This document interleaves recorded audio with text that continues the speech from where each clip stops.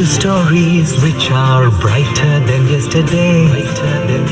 The streets have never been so quiet. The squirrels found a new hideaway. Tomorrow will never be the same. There is so much stars. They can tell you stories which are overcome and walk right into a new star. Welcome to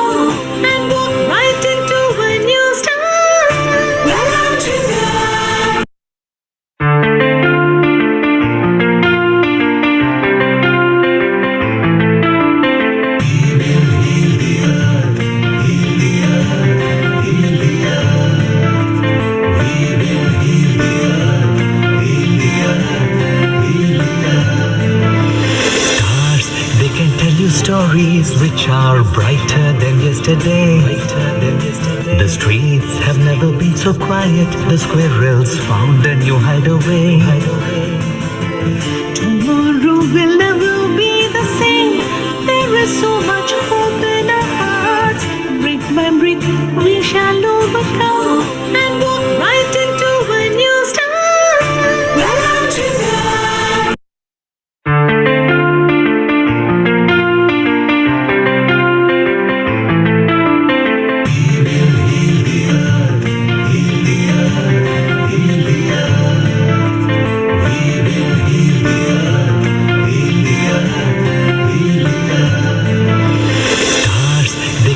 the stories which are brighter than yesterday.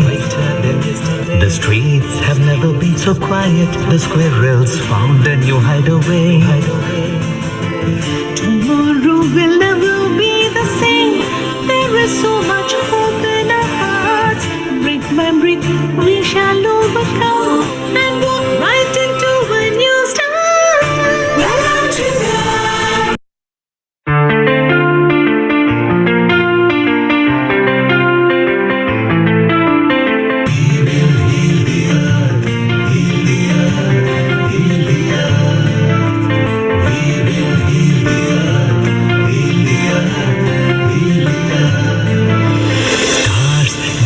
the stories which are brighter than yesterday.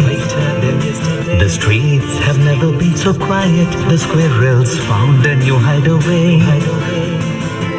Tomorrow will never be the same. There is so much hope in our hearts. Brick by brick we shall overcome and walk right into a new star. Welcome to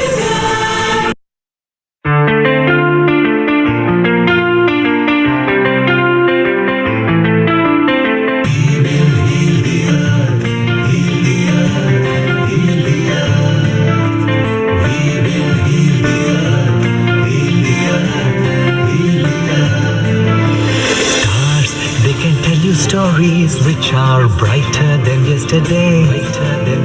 The streets have never been so quiet. The squirrels found a new hideaway. Tomorrow will never be the same. There is so much hope in our hearts. Brick by brick we shall overcome and walk right into a new star. Welcome to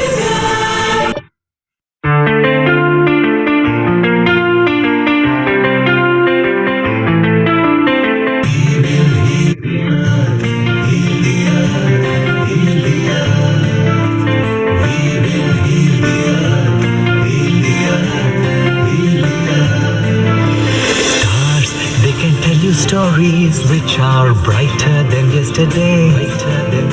The streets have never been so quiet. The squirrels found a new hideaway. Tomorrow will never be the same. There is so much hope in our hearts. Brick by brick, we shall overcome and walk right into a new start. Welcome to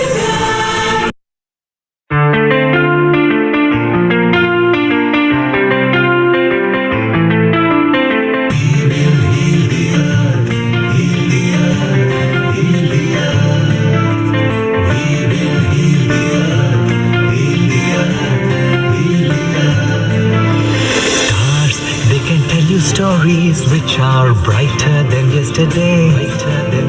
The streets have never been so quiet. The squirrels found a new hideaway. Tomorrow will never be the same. There is so much hope in our hearts. Brick by brick, we shall overcome and walk right into a new start. Welcome to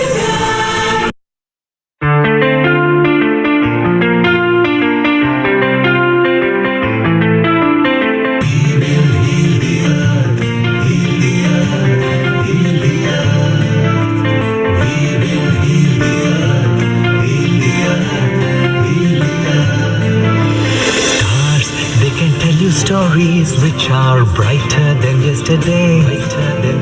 The streets have never been so quiet. The squirrels found a new hideaway. Tomorrow will never be the same. There is so much hope in our hearts. Brick by brick, we shall overcome and walk right into a new start. Welcome to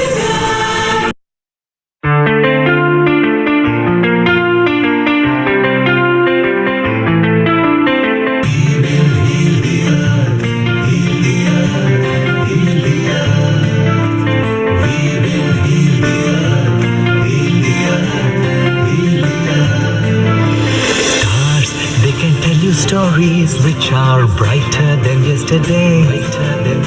The streets have never been so quiet. The squirrels found a new hideaway.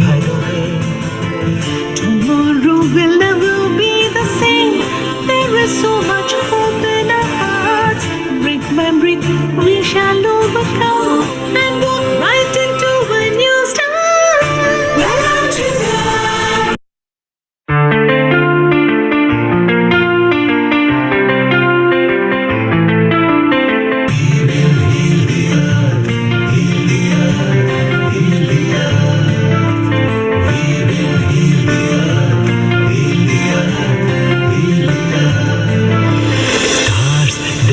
the stories which are brighter than yesterday.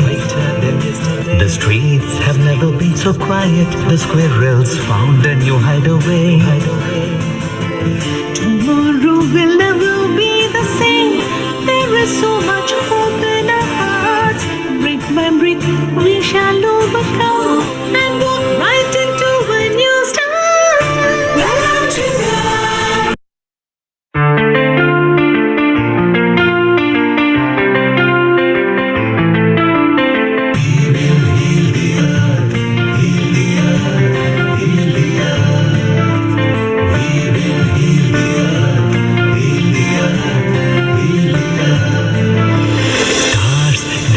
the stories which are brighter than yesterday. The streets have never been so quiet. The squirrels found a new hideaway. Tomorrow will never be the same. There is so much hope in our hearts. Brick by brick, we shall overcome and walk right into a new start. Welcome to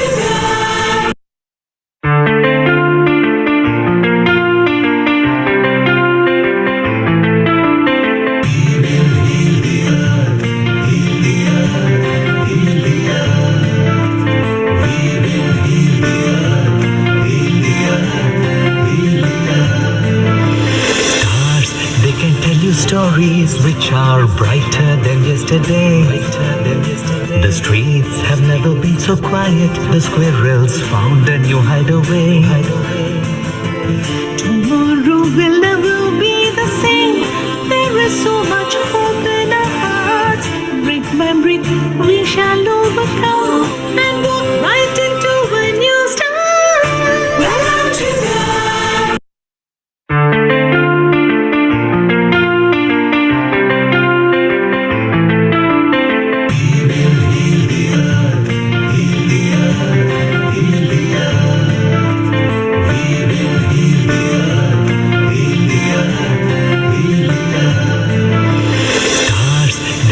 you stories which are brighter than yesterday.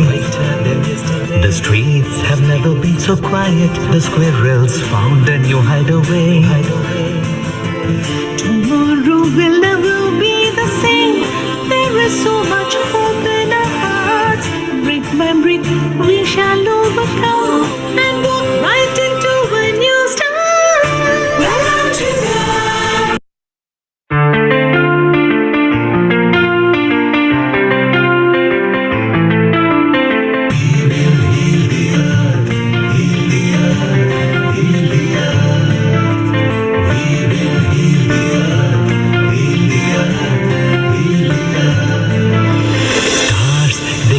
the stories which are brighter than yesterday. The streets have never been so quiet. The squirrels found a new hideaway. tomorrow will never be the same. There is so much hope in our hearts. Brick by brick, we shall overcome and walk right into a new start. Welcome to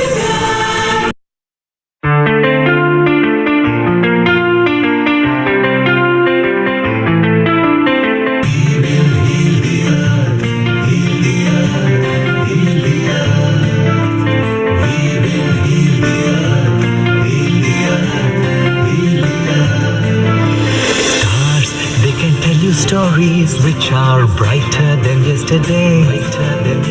The streets have never been so quiet. The squirrels found a new hideaway. tomorrow will never be the same. There is so much hope in our hearts. Brick by brick, we shall overcome and walk right into a new start. Welcome to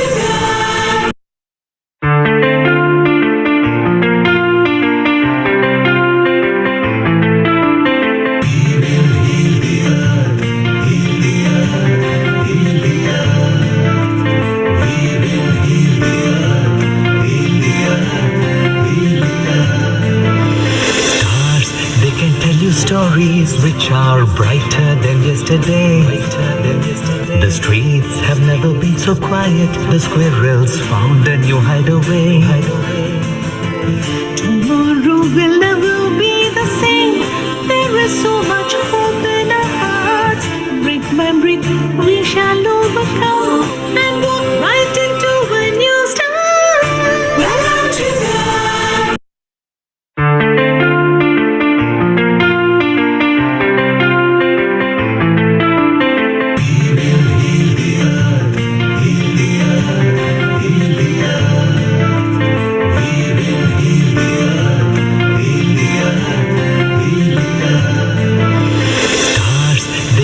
the stories which are brighter than yesterday.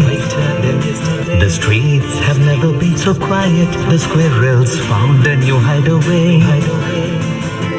tomorrow will never be the same. There is so much hope in our hearts. Brick by brick, we shall overcome and walk right into a new start. Welcome to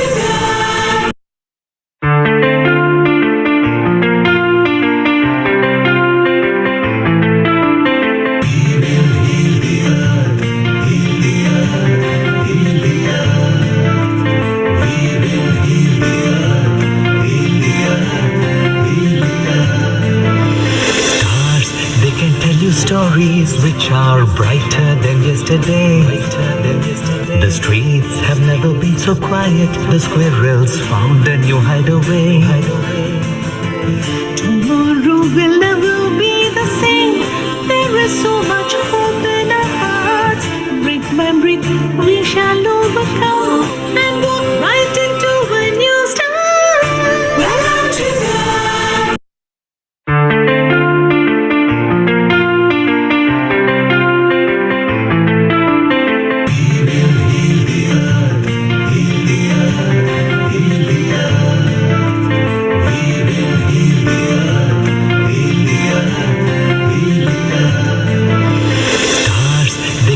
the stories which are brighter than yesterday. The streets have never been so quiet. The squirrels found a new hideaway.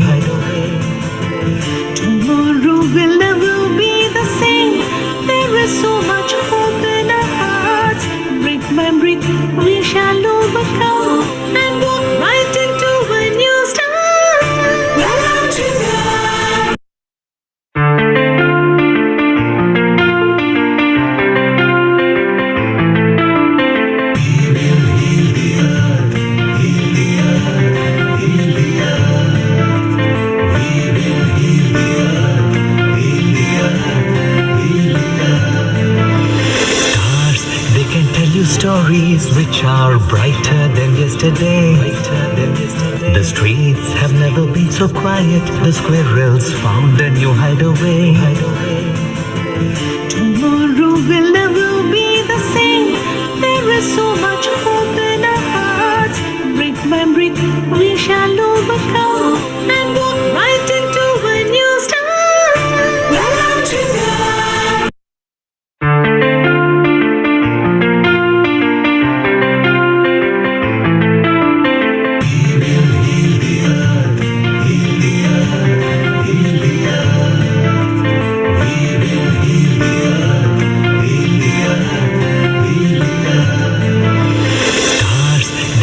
the stories which are brighter than yesterday. The streets have never been so quiet. The squirrels found a new hideaway. tomorrow will never be the same. There is so much hope in our hearts. Brick by brick, we shall overcome and walk right into a new start. Welcome to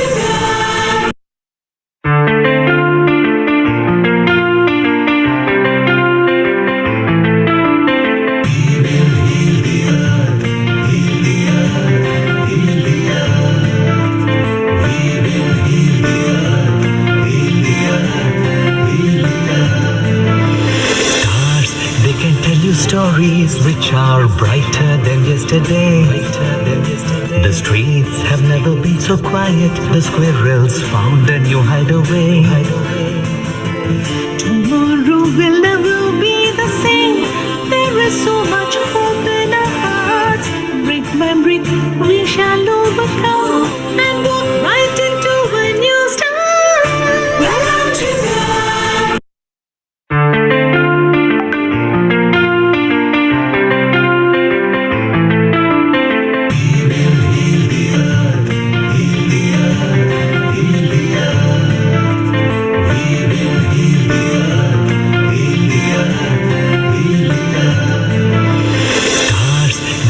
the stories which are brighter than yesterday.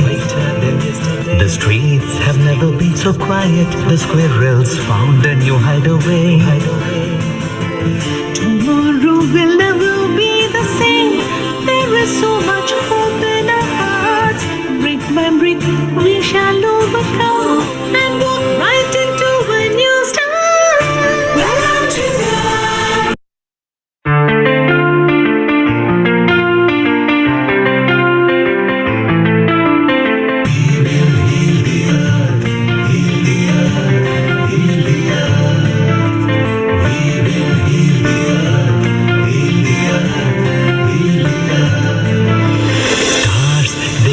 the stories which are brighter than yesterday. The streets have never been so quiet. The squirrels found a new hideaway. tomorrow will never be the same. There is so much hope in our hearts. Brick by brick, we shall overcome and walk right into a new start. Welcome to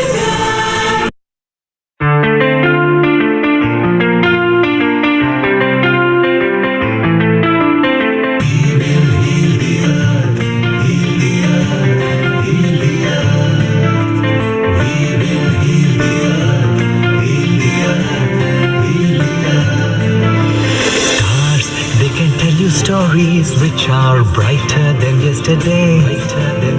The streets have never been so quiet. The squirrels found a new hideaway.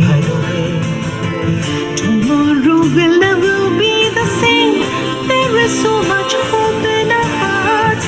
Brick by brick, we shall overcome and walk right into a new start. Welcome to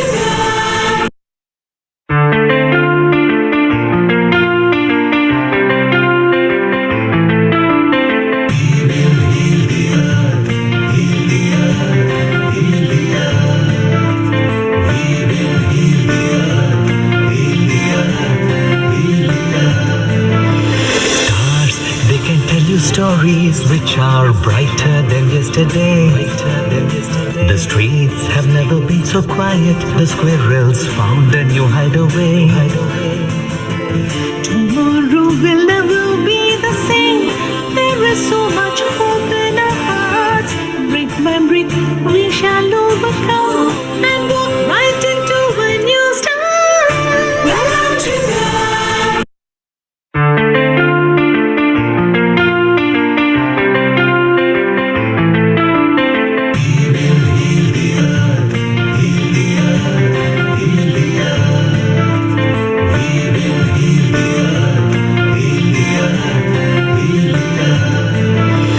Stars, they can tell you stories which are brighter than yesterday. The streets have never been so quiet. The squirrels found a new hideaway. tomorrow will never be the same.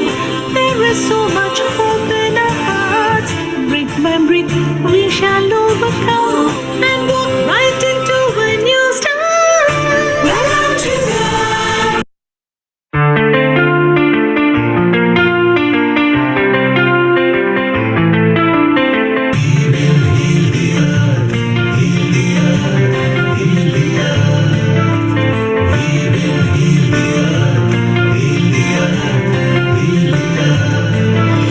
Stars, they can tell you stories which are brighter than yesterday.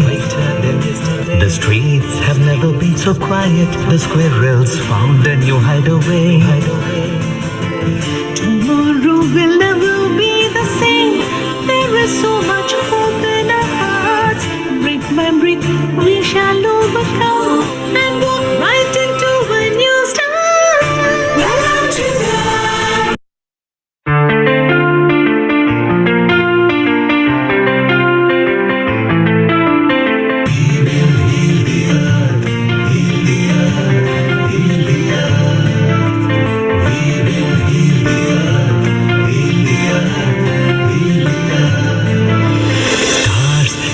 'Tell stories which are brighter than yesterday. The streets have never been so quiet. The squirrels found a new hideaway. Tomorrow will never be the same. There is so much hope in our hearts. Brick by brick, we shall overcome and walk right into a new start. Welcome to the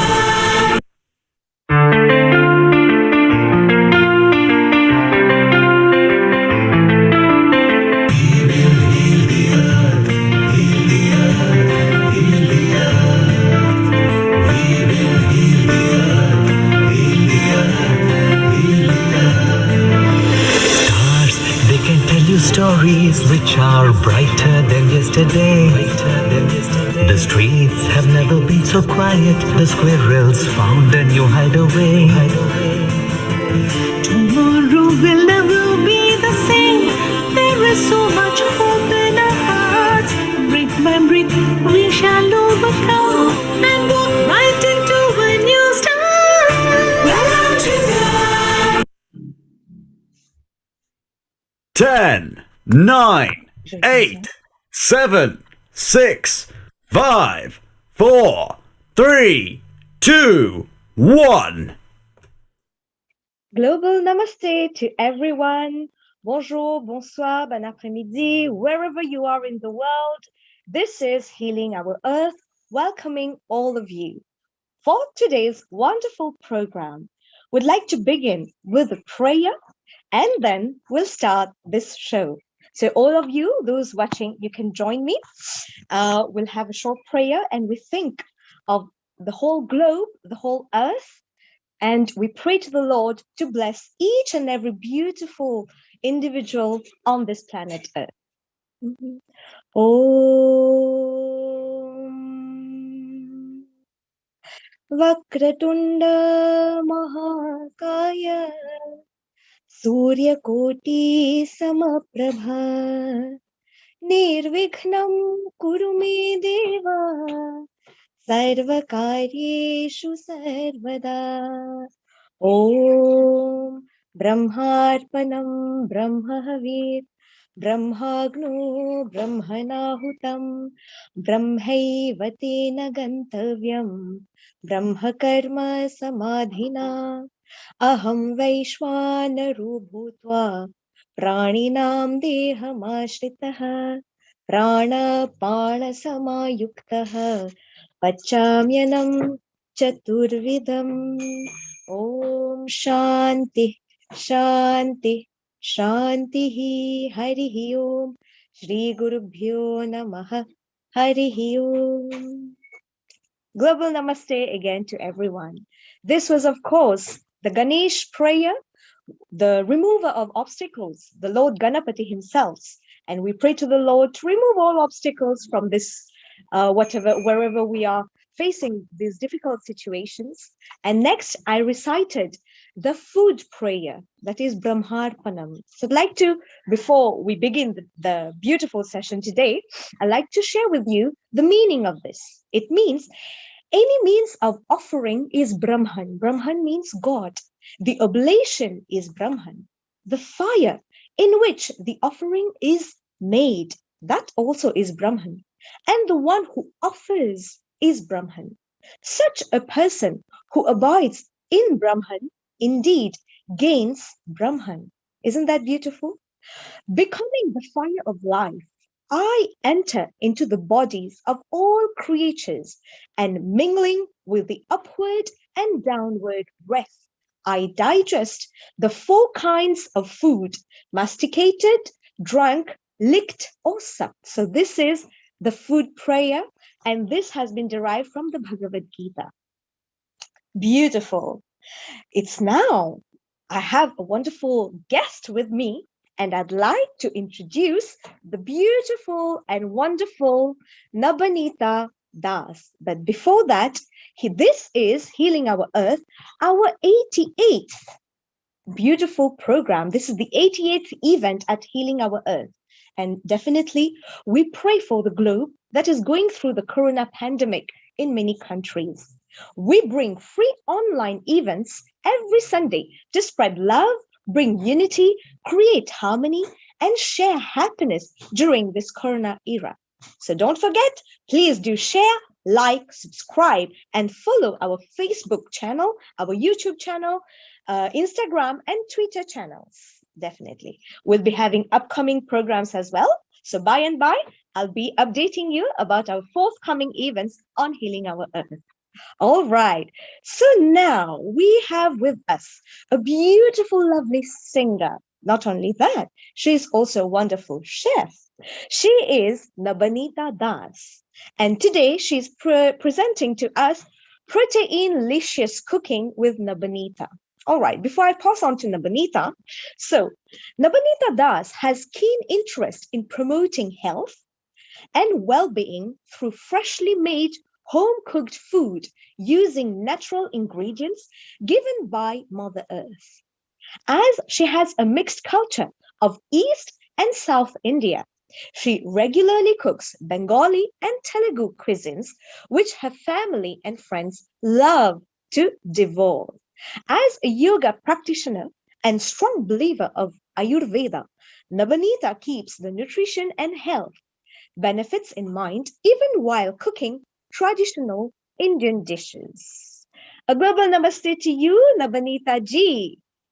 A global, very global namaste to you, Saivani ji. What a beautiful introduction with our lovely prayers that has already filled my heart. And those prayers are going to go into my cooking today to bring lots of divine positive energy. And I do truly believe in those mantras, and I chant those mantras as I take my food. And that's the whole purpose of, cooking on the hob, bringing fun into our food. Nice. That's beautiful. And of course, you deserve it. And we are very keen to know what is protein-licious cooking with Nabanita. The screen is all yours. Please tell us, what are you going to prepare for us today? Thank you. First of all, I want to say global namaste to all our viewers as well. Today, I'm bringing a very simple, easy to cook. It's called kitery in Indian language. Traditionally, in my state, in Bengal, we cook it with rice and different types of lentils. You can choose any type of lentil, but today my version will be to cook it along with pearl millet, which is, the name is called bajra in Indian language. It is extremely rich in protein. It's gluten-free and it boosts metabolism. It keeps your tummy full for longer. It's extremely delicious at the same time. So let me show the ingredients. So that Yes. Wow. This sounds really interesting. Kitery, and for those who, gluten-free people, they can also consume that. That's really very, very interesting. Very good. Yes, Nabanita. And if you are calorie conscious, this gives lesser calorie than rice. Okay, so this is pearl millet, which is pre-soaked. Okay. Because it is a bit hardy type of grain. If you pre-soak, then it's easier to cook, but you don't need to. If you are cooking straight away, you can cook. It's just that it needs a bit longer time. So today I'll be using a traditional Indian pressure cooker to cook that. But you could use any kind of slow cooker, which is even better. You can just put, it's a one-pot meal as well. Very healthy, very easy to make, and extremely, convenient because you don't need much time to cook it. Okay, so this is the pearl millet, which is pre-soaked, which I have soaked and kept ready. And then I'll be mixing other ingredients, which is the yellow mung lentil along with it.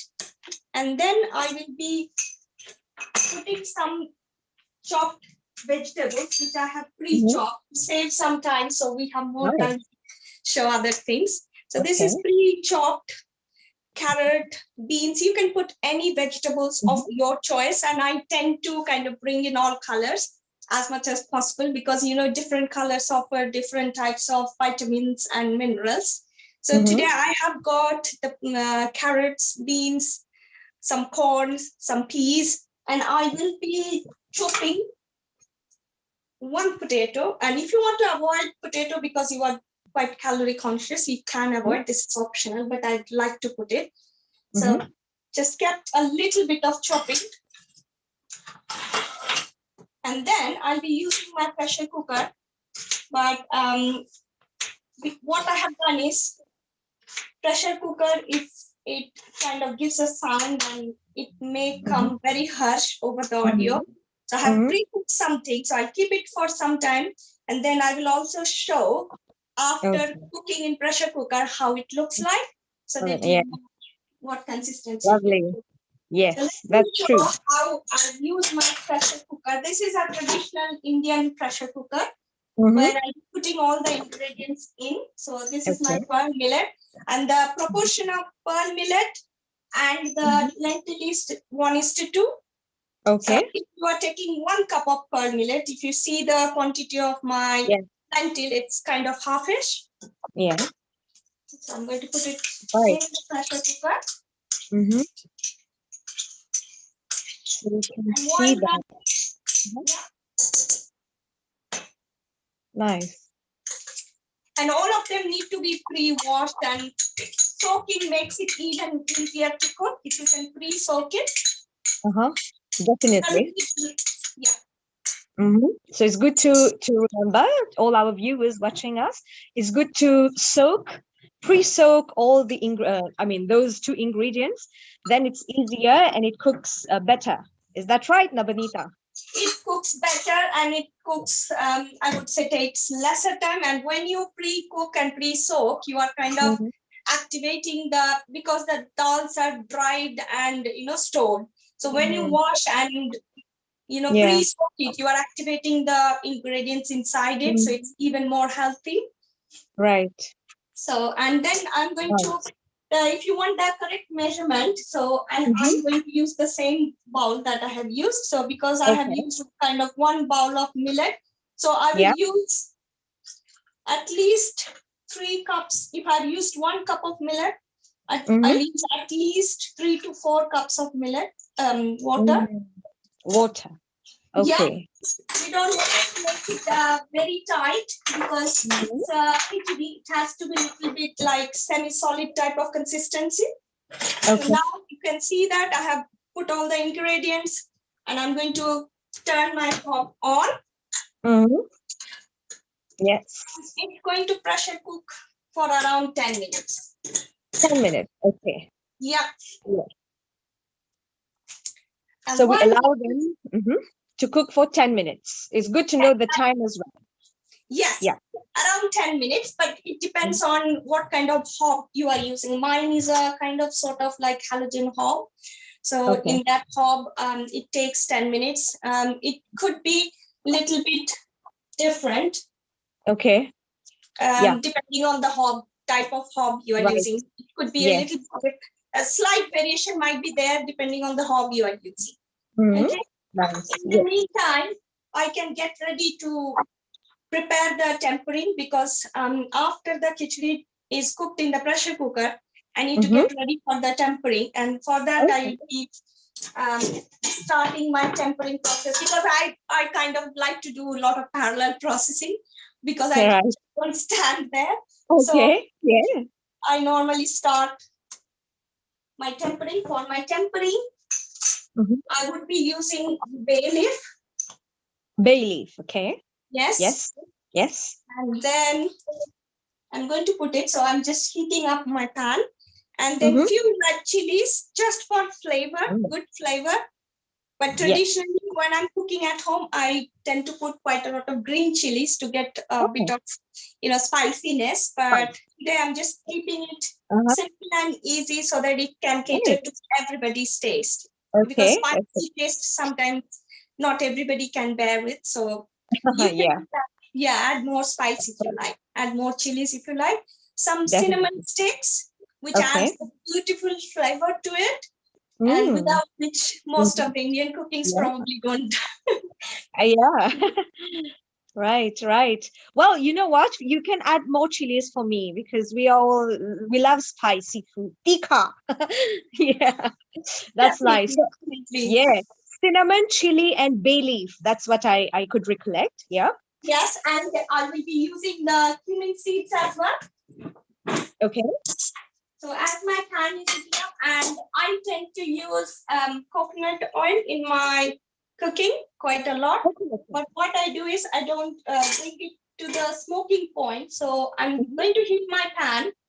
I'm putting my spice. When it's kind of at the roasted stage, then I'll be putting 1 spoon of coconut oil.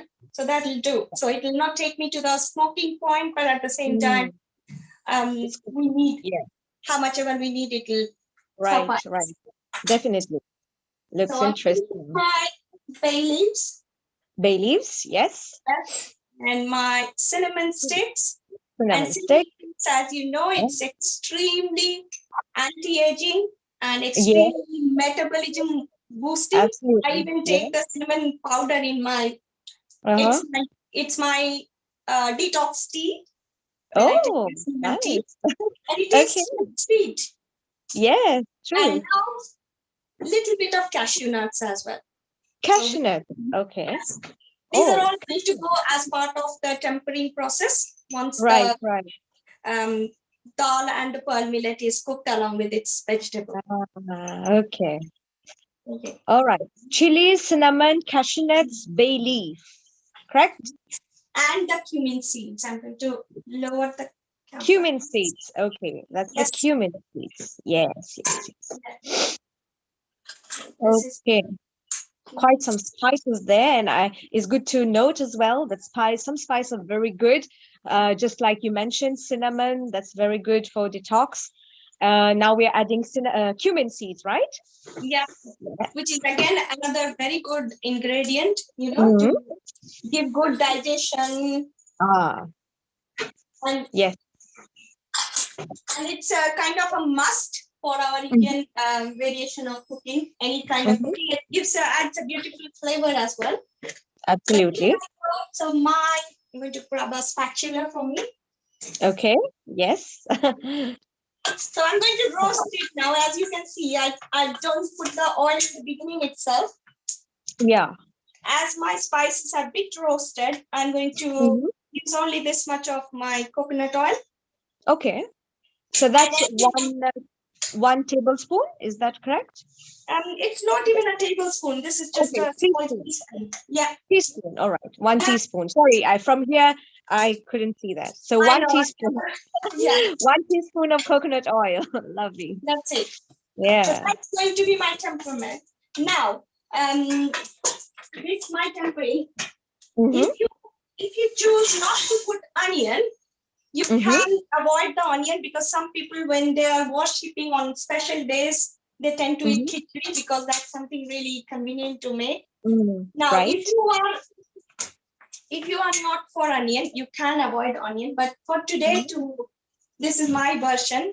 On the days I decide to put onion, I can put some onions. So Nice. my Okay. onions Yes. are going to make me cry. Oh, well, when people, wherever we're in the kitchen, we are cutting onions. That's good for cleansing of the eyes, because your eyes start tearing, and that's supposed to be very good once in a while. It has a lot of good properties, because onion also brings down the heat in the summer days. Definitely. That's the main reason. Some parts of India where it is quite hot, Yes. eat raw onion along with the main meal. So Totally. it could be with rotis, could be with rice. Yeah, right. Yeah, it helps to cool down your body as well. Yes, absolutely. One thing is, which I strictly follow, is I don't chop the onion beforehand and cut it and keep it ready, because onion has the capability of absorbing the microbes around you. And that's the main reason, even when someone is not so well, you can cut onion by their side to reduce their, Nice. I was about to say that. It's good you mentioned. There's onion, I think some citrus fruit as well, that are very good for absorption of bacteria and all. And it's good to know, the viewers who are watching us, this is very interesting now. And we should not chop our onions beforehand, as it might absorb bacteria which are in the kitchen. Then it won't be a healthy food. So you wait until you need the onion, then you chop them and you add them to your cooking pan. Absolutely. Absolutely. That's the reason I kept the onion, so that I can do some chopping in the session. Well, for now, do you have anything? Because I know you're a wonderful singer. I heard you last time. So do you have any song in mind for now, whilst you are chopping, As you said, you can, I can go on and put more chilies, and I will take that freedom to do that. And here you go, I've got green chilies, and I've got a song for that green chili. Great. But it's a very funny song, "मैं तो लड़की घुमा रहा था." Yes. लड़की घुमा रहा था, but I'm finding it very funny, so my voice is not really coming. तुमको मिर्ची लगी तो मैं क्या करूं? लगी तो मैं क्या करूं? That's my pressure cooker. It goes. Yes. So I'm not sure if I want to put more whistles, but I will show you the product after cooking. Sure. Because the whistle might make it really loud for everyone. Yeah. So while the onion is cooking, and most of the times we tend to put a bit of salt, and this is my salt. I tend to put a little bit of Himalayan pink salt. All right, some salt to taste. Yes. Yeah. Lovely. And then the onion is making me cry. Oh. In Telugu, I speak both the languages, and my husband and my children. Okay. Mummy has onion, like ulipai kottinda. Ulipai is onion in Telugu. Okay. Yeah, pardon me, and I have to wipe my. That is, yes, it's tearing. Well, you're having some nice cleansing, cleansing of the of the eyes. Beautiful. Yeah. And the food, I could hear the pressure cooker. We could see the tadka being prepared. And if I recollect, let me have Please, sizzling. Hope my other camera is able to show that. Yes, we can see that. We can see. Maybe we can see that. Yes. So Now, when my kitery is ready, now I'll leave that because I don't want any more cooker whistles. So this is what I have pre-cooked so that I can show all the viewers. Okay. So this is my pearl millet, my vegetables, And so choice of any vegetables, and my recommendation is always use the vegetables, locally grown vegetables, because we want to encourage the farmers. Definitely. And definitely the local vegetables, the seasonal vegetables. That's what even matters most. The seasonal vegetables, incorporate the seasonal vegetables, because I'm in UK.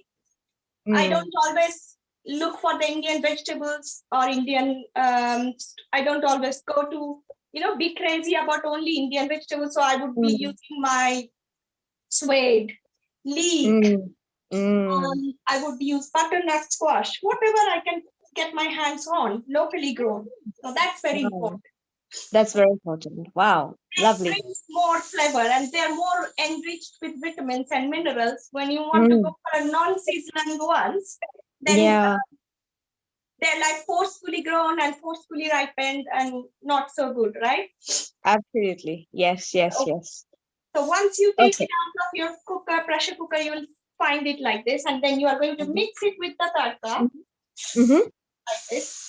Cook it a little bit. Now, so we cook it with the tadka.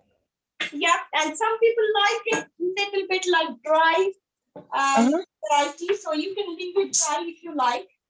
Okay. To bring my camera a little bit forward so you can see the dry variety. Yes, we can see that. Lovely.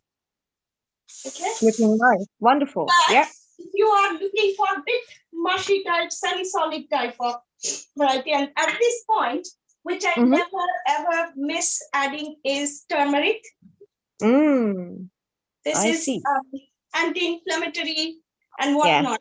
Turmeric is one of the, I would say, Mahoshar, means one of the best medicines which human beings have ever found out. And of course, because turmeric and the pepper, they go hand in hand. So I would be adding a little bit of pepper as well. Right, right. Yeah. Nice. And because I want to bring it to the semi-solid consistency, so I will be adding a bit more water to it. Okay. Okay. Some water to improve the consistency, right? Yeah. Yes. Now I will bring it down to the semi-solid consistency. And it finally will be garnishing it. And the presentation bit, we don't, Indians, we always also believe in presenting it nicely, because you look at it, the first impression itself, half your tummy, isn't it? And exactly. We say that, we eat from our eyes first, and then it goes into our mouth. So the look should be really appealing. Indeed, yeah. And because millet can be a little bit peppery type of taste, some people might find it a little bit, not so good. They probably don't like. And another ingredient which I don't forget is few ginger pieces, and which I don't fry. That is another. You don't fry? No. So the flavor gets lost, and the ginger doesn't do the job that it should be doing, because it adds good fiber to the dishes. And at the same time, that it is good for so many other things. It is even very beneficial. The raw ginger is very beneficial in the current pandemic situation, where it helps in increasing nitric oxide as well. And nitric oxide is one of the main ingredients that we need at this current situation to fight with the bacteria and virus. Yeah. So it's good if you can consume ginger in the, uncooked state as much as possible. And I don't add and fry in the beginning. So most of the times I will be adding chopped ginger from the top. It's fresh ginger that is freshly cut and not fried beforehand, because then it loses its properties. So it's better to have it fresh, and we just add them to the preparation. Yes. Nice. Okay. And now I'm going to just transfer it to the, I call it kadai. The kadai. Wonderful. And we are going to garnish it with tomato and the coriander. Okay. and a dollop of ghee, which is clarified butter, which I make at home. Ah, Bring organic unsalted butter and then make the ghee out of it. okay. Wow. That's nice. And again, ghee, many people might be under the misconception that it increases the fat and we can't have it, it cholesterol. Actually, ghee is more healthy than your margarine and other type of butter, which are not made out of, so because they are processed and they take out they are actually unsaturated fat, which are not good for our health. Totally. Okay. Yes, that's true. So it's good to use ghee rather than oil because ghee is healthier. It's healthier. Yeah. Ghee or coconut oil, like I have used. Coconut oil. Yes. Yeah. Right. That's right. Olive oil also is good. So we have few options here. Yeah, olive oil, coconut oil. Then we have ghee as well, clarified butter. It's a healthy way of cooking because this is vegan and vegetarianism. We promote healthy eating. Whenever, if we feel like, okay, we can use refined oil, but it's better to use olive oil, coconut oil, and ghee in our daily, daily usage. Yes, Nabanita. Looks almost ready. Almost ready. I'm just going to garnish it with a bit of raw chopped tomatoes. Okay. Yes. I find it really inviting with the raw tomatoes and the chopped coriander. Yes, yes. We can see that, and it's looking already beautiful. I'm sure the fragrance is heavenly there at your place. Make sure you send you parcel some at my place, yeah? So here you go. This is my dish. I don't know which way. Yeah. So this is the kitery. And as I am talking about the other dish, I have made my brinjal pieces ready, which will be cooking, which again takes very less time. That goes again, it's a traditional accompaniment for the kitery from the state where I come from. It's called begun bhaja. So I will show that. What is that? So yeah, I'm going to show that. So this is the kitery, which is ready, waiting for its accompaniment, which I will show in a minute. Okay. I'm going to use another pan now. Right. Maybe, yeah. Yes. Okay. We can talk and keep cooking. It's cooking. Okay. So that is on the cook. Maybe, yes. If you could, adjust a bit your camera so we can see. Because I think we can see the cooker. We can see the dish that you are still there. Yeah. All right. You're preparing. Right now, I'm going to just do brinjal fritters, which I have cut into kind of wedge. Okay. Yeah. Yeah. So for brinjal, it's very important that you cut it and soak it in water for at least half an hour to 1 hour. So that, kind of like there is a kind of toxin that might be there, just to get rid of that. So you soak it in water and you will find that water a bit brownish. So that's when you know that it's ready to be thrown, the water, excess water. And now I have done that already because we don't have much time in our show to do that. So I've done that. All I have to do is. Yeah, Nabanita, before, can you just adjust your camera so we can see the pan clearly? Maybe it can go nearer. Yeah, the cooking top ones. Yes. A little bit more. Yeah. Yes. I think, yeah. It should look. I think this is better. Now? Yeah, I think this looks. Oh, you can put it on the other side because maybe we can't see inside of it. Can we put it on the other side if possible? Your camera, I meant. Yes. How about now? No? Yeah, it's well, it's a bit far, but we're trying to manage. Sorry, it's the ingredients are here. I might shift it here. Okay. It looks okay. Yeah. We can see. Don't worry, that's good. Okay, so now I'm Yes. kind of ready for the brinjal fritter, and for it doesn't need much of attention once your pan is Mhm. heated.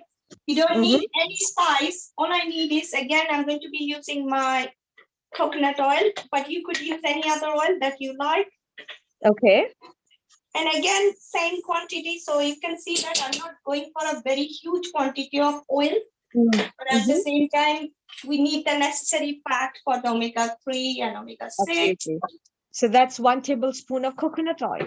That's it, 1 tablespoon That's of it. oil. Not And the more. kind of pan I use, it's very convenient, so I don't need much of oil. All I need is I need to marinate, but I don't need to marinate too much. I can do it instantly as well. Just put some turmeric into my brinjal. All right. So this is my brinjal. I'm just going to show how it looks like after I put the turmeric. Okay. And a bit of salt. Salt. So turmeric, salt into the brinjal. And the brinjal, you've cut in them into wedges, kind of shapes. You've washed them and soak them.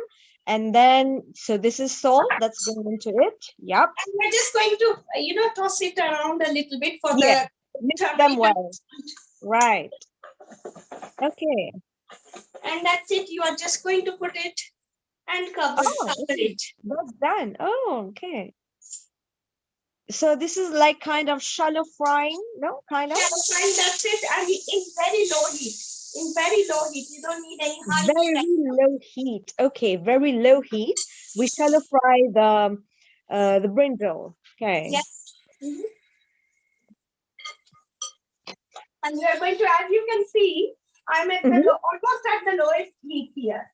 And it's going to cook in 10 minutes as we are cooking. Okay. Okay. Time to time, I have to just flip it around. Okay. Bacon. Yeah. How you call that in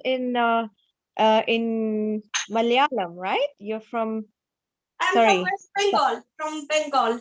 Bengal. So how you call that in Bengali? So brinjal is called begun. Begun. Oh, okay. Similar to Hindi. Begun. Okay, begun. In Hindi, you say bangan, right? Begun, right. And bhaja means fry. Bhaja. Fry. Okay, begun bhaja. Begun bhaja. Nice. You know what? While this is getting ready in the pan, it's shallow frying. Something is coming up in my mind, and this is for you. Okay. It's a very old one, but it's just 2 lines. It goes like this. Suraj sara aapas aaj sapnon ki roti pakayenge hum ऐ आसमां तू बड़ा मेहरबान आज तुझको भी दावत खिलाएंगे हम सूरज सरा. You're like a Suraj right now. You're giving us this wonderful, beautiful dishes prepared for us. Yeah. Thank you so much. Then while that is cooking, because we might run out of time, is it okay if I start showing the ingredients for the next one? Because I've planned of course. different. Of course. So this was my Bengali self, which is Bengali Nabanita. But I also represent another culture because I'm married to South Indian man.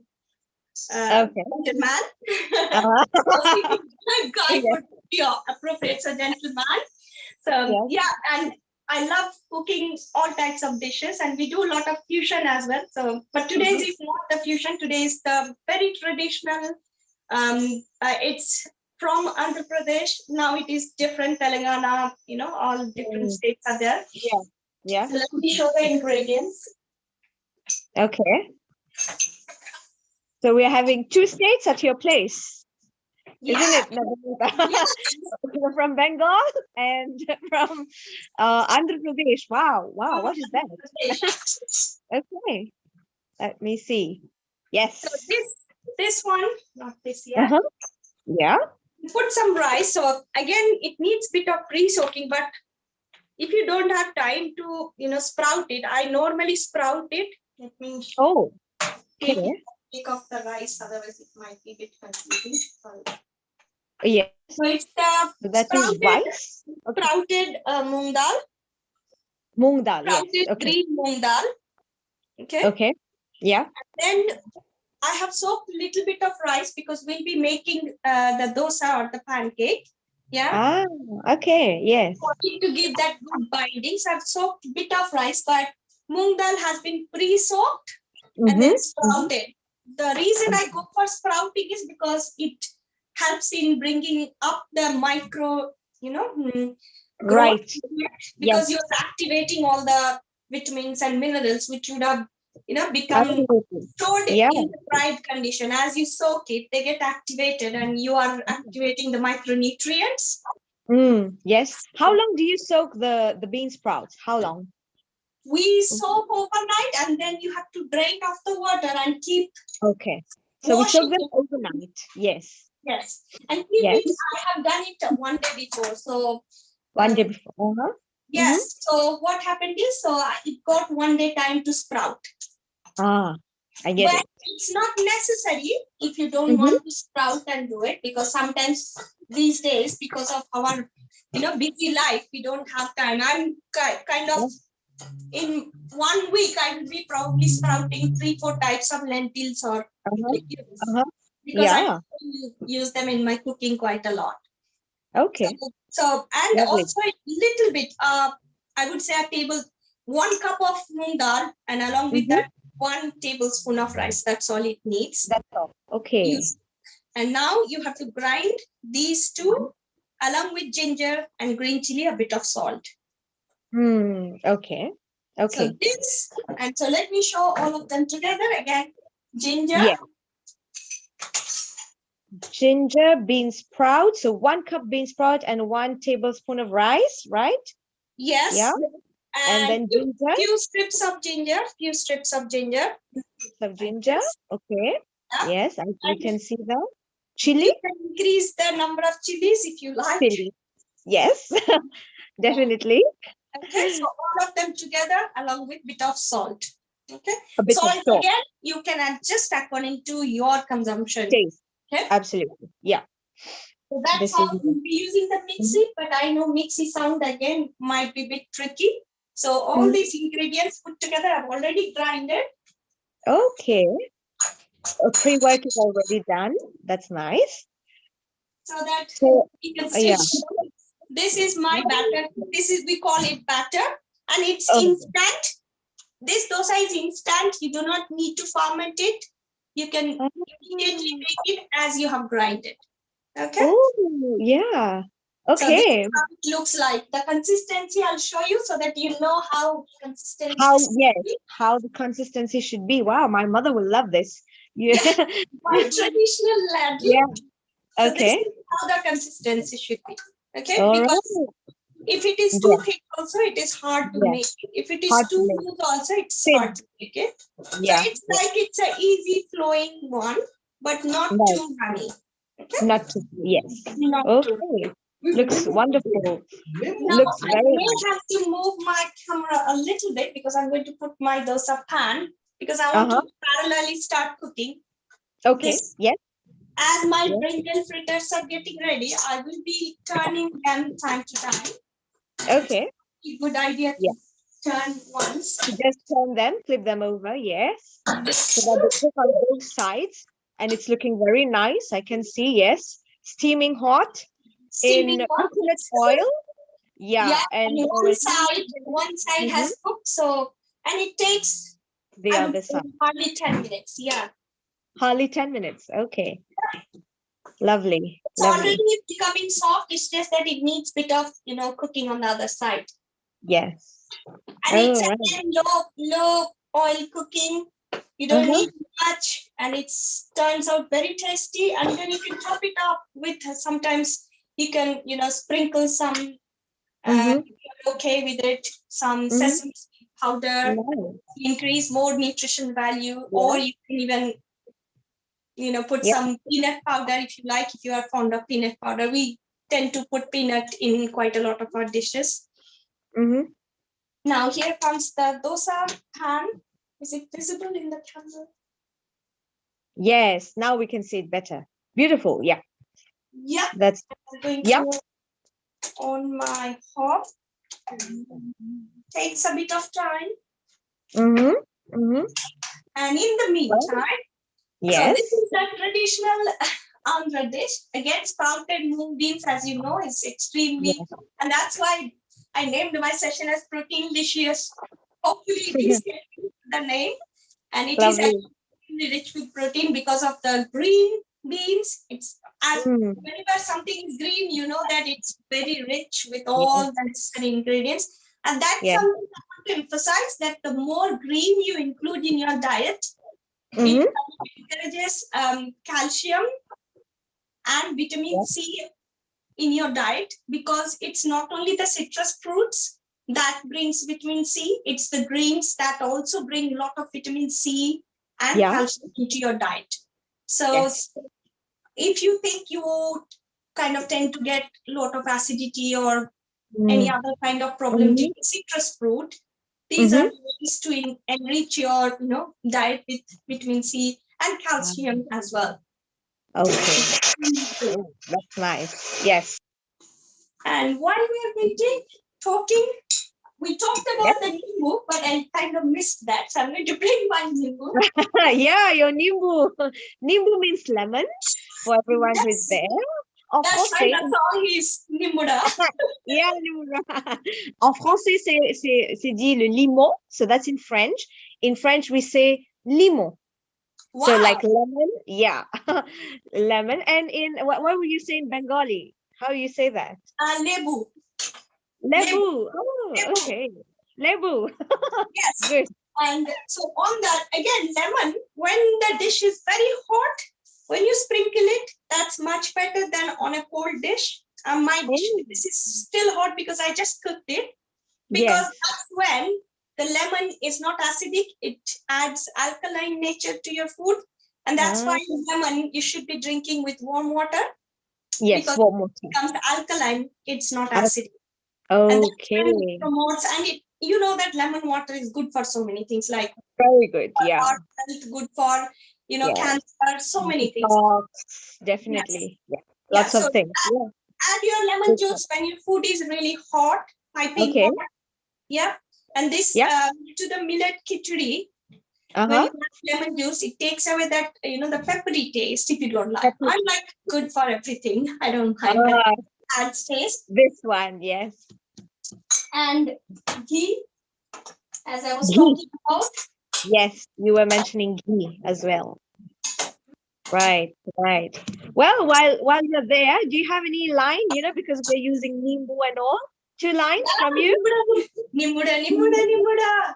Kacha kacha chota chota nimbuda laido. Laido. Nimbu. Nice. Okay. And then as Bengalis are famous for a particular sweet, very particular sweet. Have you heard of it? It's round again. Okay. Raw. It starts with raw. Ah, yes, I know. Rasgulla. It's a very famous one. I was listening to the song Rasgulla today. Oh, okay. Yeah, it says Ami Kolkata Rasgulla. Ami Kolkata Rasgulla. Karu pocket bodo, karu pocket choto, kyu lamba bodo, kyu mota choto. Which is talking about your pocket might be small or big. You could be fat or tall, but you could still like Rasgulla because I'm there for everyone. खूब भालो. और एक हलवा वाला गाना भी पसंद है ना वो वाला. That one. Which one? आ गया हलवा वाला आ गया हलवा वाला गया. Yes. That is very good, very nice. Yeah, indeed. Isn't it nice? We are happily cooking, and sharing recipes, and the feeling, actually, the cooking is like a therapy. It's like a meditation. You should feel good and then that goodness is passed on to the food. And while you're serving as well, the person serving, the person eating, everyone is having a good feeling. Yes, Yes. thank you. Yes, No, yes. absolutely. And when you're cooking itself, if you're pouring your positive divine energy into your Mm, food, and the same definitely. divine energy is going to get passed on to the person who is consuming it. Right. And the culture we come from, the culture has given us a lot of things to, Mhm. nurture and enrich and enjoy. So we should Mm. really We should appreciate. Yeah. definitely. Yes, I can And see now the batter. Yep. Yeah. yeah, Tell me. batter is ready. I mean, the batter Batter is is ready and the pan is ready. It's hot. hot. Yeah. Is it visible? Yeah. So you're making dosa, and this is instant dosa. Let me This see if is I can instant. recollect. Yeah. So All you you had need to do is soaking it one night before, so it's bean sprout, soaking it one night. Then you had you had rice, chilies, and a little bit of salt. and a bit of ginger, because what Yeah. happens is the lentil is quite heavy. It's Uh-huh. like 50 dose, so that you don't get Yeah. any indigestion problem. Yes. So Wow. ginger We can will act as see. an antidote for that. Yes. That's looking beautiful. So you actually pour a portion in the middle, and with the ladle, it's like you're making crepes, in France. So Yes, like we just crepes. crepes. We make the dosa Yeah. round and round and round. We spread it around the pan. Yeah, as I can see it on the screen, on the cooking screen. Yes. And I'm going to just put a little bit oil on the sides, just for it to nicely, Yes. on the side, so that it comes up From easy. Okay. Yeah, I can see that. Yeah. Okay. Yeah. Yeah. And that helps to.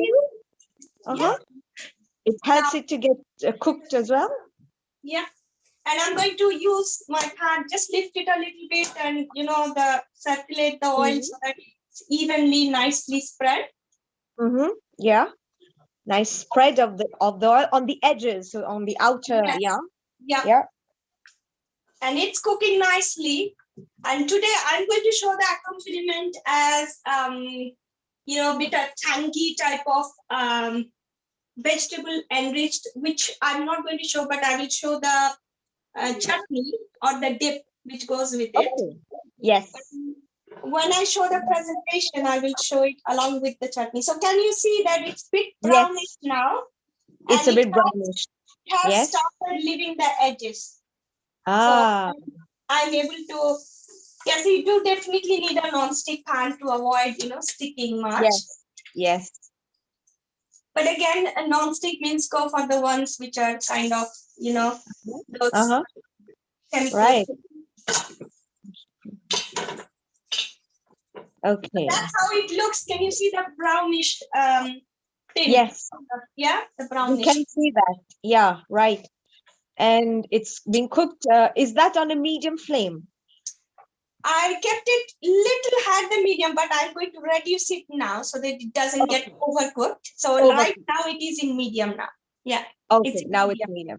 So more or less medium flame or a bit higher. Then we reduce it to a medium flame so that it gets cooked and not overcooked. That's good to note.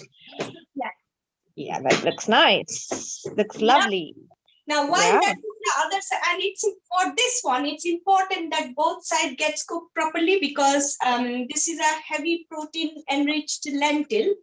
If it doesn't get cooked inside out properly, it may give a tummy problem, because uncooked lentil is not good for our tummy. It's not good, right? Yes. So it's important that both sides are very, whereas it, as compared to the traditional dosa, which is differently made, which is the fermented one, that gets very instantly cooked on the other side also. You just hardly need any time to get cooked, but this one needs proper cooking on both sides. Right. Now, wonderful. With this accompaniment is the coconut dip. So you could use desiccated coconut, or if you buy fresh frozen coconut, that will do. But I normally break coconut and then take the kernel out and chop it like this. Yes. And then that this one I'm going to show you how I'm doing. Hope the mixy sound is not going to bother. So that's No, the not at all. chopped Okay. coconut. And this is my mixy jar. So I'm going to put the chopped coconut, 1 cup of chopped 1 coconut. cup. Okay. 1 cup. Yes. And then Okay. I'm going to use 2 chilies, but you can increase the spiciness as per your It taste. depends. Yes. And then, So, yeah. yes, go on, Sevani. No, I'm just following the steps. 1 cup of coconut, the kernel, and 2 chilies. 2 chilies, it is just the minimum, but you can increase the spiciness if you like. Exactly. It depends on the person. Those who like spicy food. Yeah. Yes. And yes. And now you can use roasted, no processed salted from stores. I've just bought normal peanuts and roasted and took the kernel out, and roasted chickpeas as well. So roasted chickpeas and peanuts, 1/2 cup all together. You could put only peanuts if you like, and you could put only roasted chickpeas if you like, and you could mix, but it has to be half of the coconut that I have taken. Okay. Yeah. All right. Noted. So put it back, and then again salt as per your taste. Okay. Nice. So I normally put 1 teaspoon. Yeah. And then I'm going to grind it. Grind it. Yeah. Okay. Lastly, you added so 1 cup of coconut, 2 chilies, 1/2 cup of peanuts or roasted chickpeas if you like, or just peanuts will do. Just peanuts also will do. No problem. Yes. No I problem. kind of make a mix and match. And then lastly, you added salt. Salt, yeah. Salt to taste. Exactly. Salt to taste. Right.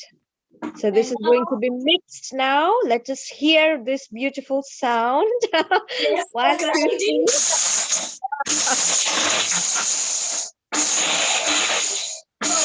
In my mix, we have an option of pulse. That means it's easier to break the coconuts because it was the bigger size because I took the fresh one. But if you take the desiccated one or the ready grated ones, then you probably don't need to do that. Now I'm going to add water. Water, okay. Yeah. How much water are you adding? I don't really check how much, but you can consider as to start adding only 1/2 cup water. If needed to, have a good. If you need more, yeah. So it's little by little. I think 1/2 cup to begin with, and then by and by. Yes. For me, I got used to, so I don't remember how much I put. So no worries. Okay. Going to do final grind. Yes.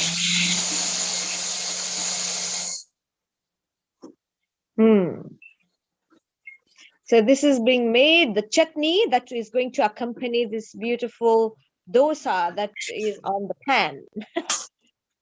Right. We use the same cup to take off. So this is I'll show the consistency I've got. Okay, and then this needs tempering. The dosa is ready to be taken off. Yeah. Yes. Yeah. And I'm going to pop it on a plate before I make the tempering for the. So I'm going to take the pan off. Yes. Now this is a special small ladle that I use for tempering. Tempering, okay. Nice. Yeah. So, but you can use any small one because without tempering, this chutney will not be complete. So this is the consistency for now after grinding. Yeah. Yeah. That's nice. Yeah. Again, for the tempering, I'm going to use a mixture of, but you could use only mustard or cumin. But I know it's quite a lot of ingredients, but you can simplify just by using mustard and cumin. I have got a bit of, it's called urad dal. Urad dal, yes. Yes. Urad dal. Yes. Yeah. So just one small spoon. 1 spoon of urad dal. Okay. No, it's a mixture of the jeera, the cumin, mustard, and the urad dal. Okay.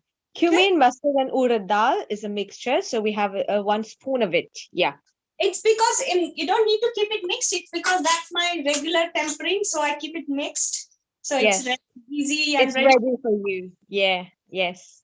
You That's maybe true. my favorite coconut oil again as it Okay. ready to pop. So I'm going to add my oil only when the seasoning is kind of roasted, It's done. ready to pop. The mustard Yeah. will start popping when it is ready. Okay. Yeah, you'll hear the sound. Yeah. So you're adding oil? Is that oil? I will be adding Okay. oil. And once Once I add it's oil, ready. and I can add some curry leaves, but I don't have the fresh ones today. I have bought the dry ones. Okay. Curry leaves. Yeah. That's also very good. They have good properties. Yes. Yeah. A lot of It is- medicinal properties, and curry Yes. leaves is one of the most important ingredients if you want to have a good hair. Good hair. Oh, good hair. Oh, Yeah, okay. you boil the curry leaves, and then that water, or if you use that itself is good. Also, to consume raw curry leaves itself promotes hair growth. Okay. Wow. This is something to learn because lots of girls, we like our hair to be healthy. Yes. So you soak them and then we apply on the hair or we drink it. No, you can eat raw curry leaves if you can manage. Yeah. Otherwise, you can actually, I think you can heat up coconut oil and put the raw curry leaves in it and use that oil, and you can boil curry leaves, use that water to wash your hair. To wash the hair. Okay, that's good to know. Different options. Yeah. Okay, we can see the tadka being made. So Yeah, you added you added coconut oil there. Yes. And the tarka is nearly ready. And the dosa is ready, and the brinjal fritters are also ready. Oh, So yes. all of them are ready. I'm going to show in my bowl. The presentation is So also for you, tea time is ready for you, I guess. yes. Yeah. For me, Absolutely. it will be dinner time ready. It's 6 o'clock here. Yours is 3 o'clock British time. Yes. Okay. Yeah. And Lovely. we tend to add something called asafoetida, which again improves digestion. Asafoetida, yes. So It's called hing as well. Yeah. For those who know, hing, yes. just a little bit of it. Yeah. A little pinch of hing. Right. Yes. Just pinch. Nice. And almost all done. So in the meantime, let me show my kitery. Yeah. Ready? The nice kitery is ready. Yes. I know we might run out of time now. So there you go. My tempering is ready. And it's on top of the chutney.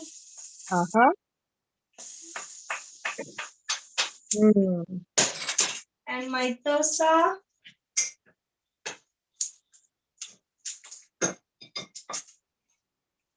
So that was my dosa. Oh, wow. Beautiful.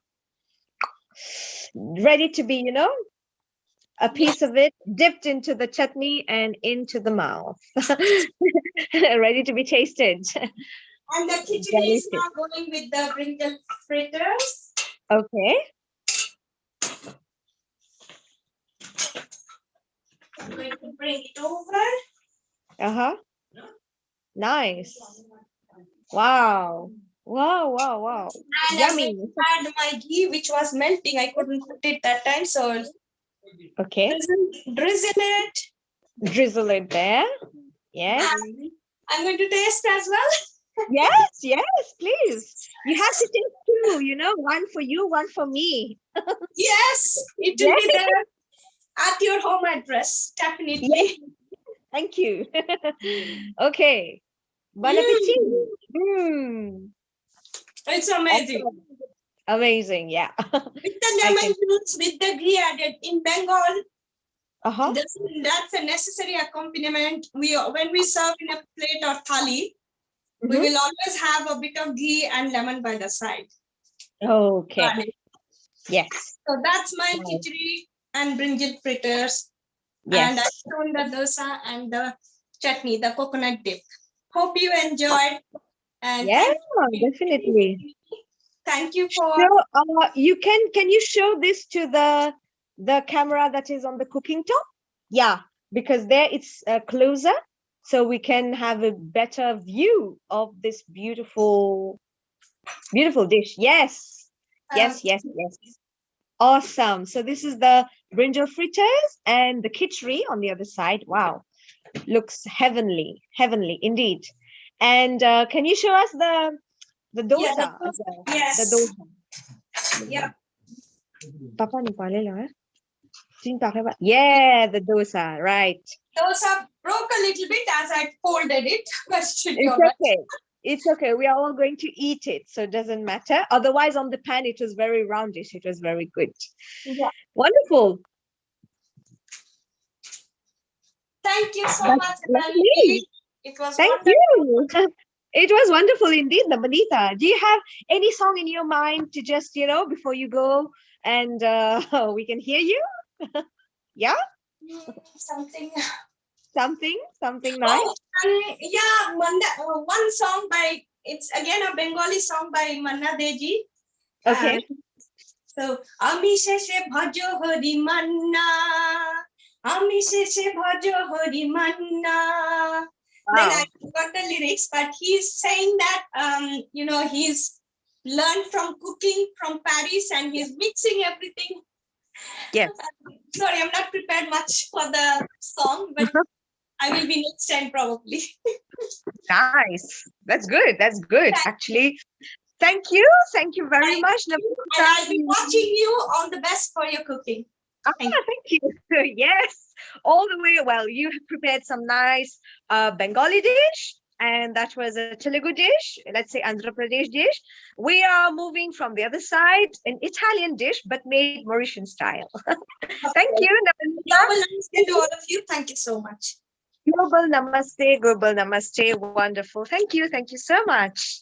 All right, people, viewers, healing our earth. Welcome back. We have now moved from this beautiful, lovely dish of protein-licious cooking with Nabanita, and now we are moving to Mauritius. So that was from UK, flying down to Mauritius, our island, myself, and my father, Mr. Anil, who we are going to share with you a wonderful, beautiful a recipe, Italian recipe. Global namaste. Global Dad. namaste to you all, to all the viewers, Neil Sahab, and all the viewers, Honey G, we're missing you tonight, Yeah. and all the viewers and Healing Our Hearts Global. Oh, buonasera, since we are preparing an Italian dish for you. So, buonasera to all the viewers of Healing Our Earth. Buonasera, bonsoir, good evening. Yes. Now we'll present to you the menu is. All right. So yeah, just a minute. Yeah, we are going to show you this. Right. Okay. So this is called, any guesses from our viewers? No, not yet. This is called tortelloni. And tortelloni is a nice Italian dish. Yeah. Yeah, so Italian dish, there are many Italian dish. So we have also famous, pasta, spaghetti, pizza, and all the, variety of dishes that you have. But you have tortelloni of the family. So they are like this, and ravioli, so they are in shells, they are like in shells already prepared. So you have two types, normally the vegetarian and the non-vegetarian. And the vegetarian is usually spinach and ricotta. Ricotta means cheese and spinach is a spinach. So easy spinach and cheese. So and this you have to get it from like that from the supermarket. You have to get it from Tesco, Asda, Sainsbury, Mark and Spencer, or any famous food court. So they're like this. So they're nicely prepared. You know, tortellini shells. You know, nicely prepared, and children love them more than the pizza. Even adults, you know, you'll fall in love with them. So make sure you fall in love with them, not with me. All right. So here they are. You just now you just have to put some water on that and put it on a low flame. Right, here you are. You put some water till they are lightly soaked. Lightly soaked. Yeah, So that will be about a cup of water. That's Or, the, a cup and a half. or two, a cup and a half and two. And two, yeah. And then you put it on low flame. On Just low put flame. it on low flame. Yes. Yes. Right. Well, I remember that when we were very young, we used to not so much like it, but my mother would, she's very much creative. And to make us like the taste of Italian, then she would sing to us. So I'd like to share this.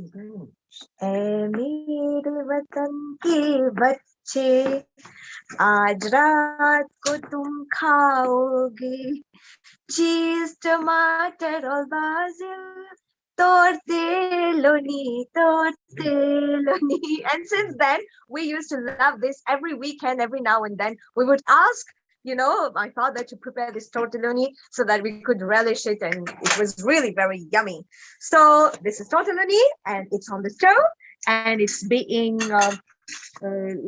slightly, and this dish is prepared, in minutes. Instead of having when you're having a long day's work and you're tired, you're driving back home, going through a supermarket and just get some ready-made dishes, and you just eat and that. So it's good you get that meal, and initially it's very easily prepared. It's easily prepared in a minute. You can prepare it in a minute. So by the time you get home and relax a little bit, and you have your tortellini ready in minutes. Right, in minutes. So, and in the meantime, you will need you will be having, prepare it. So in minutes, and you have to take some precautions in that, so that it doesn't overboil. It doesn't overboil, and the shell doesn't get broken. So you just have to boil it very lightly, and make sure, and have an eye on the stove, and make sure it doesn't break. So this will take minutes. Normally they tell you on the packet, in how long they take. Normally 7 minutes, 6-7 minutes, like that, till they become fondant.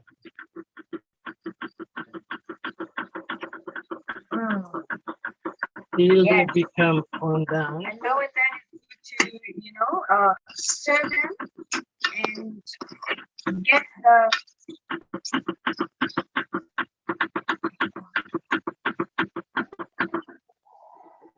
And now you just have to turn them lightly like this. Now, you see this, they start to swell.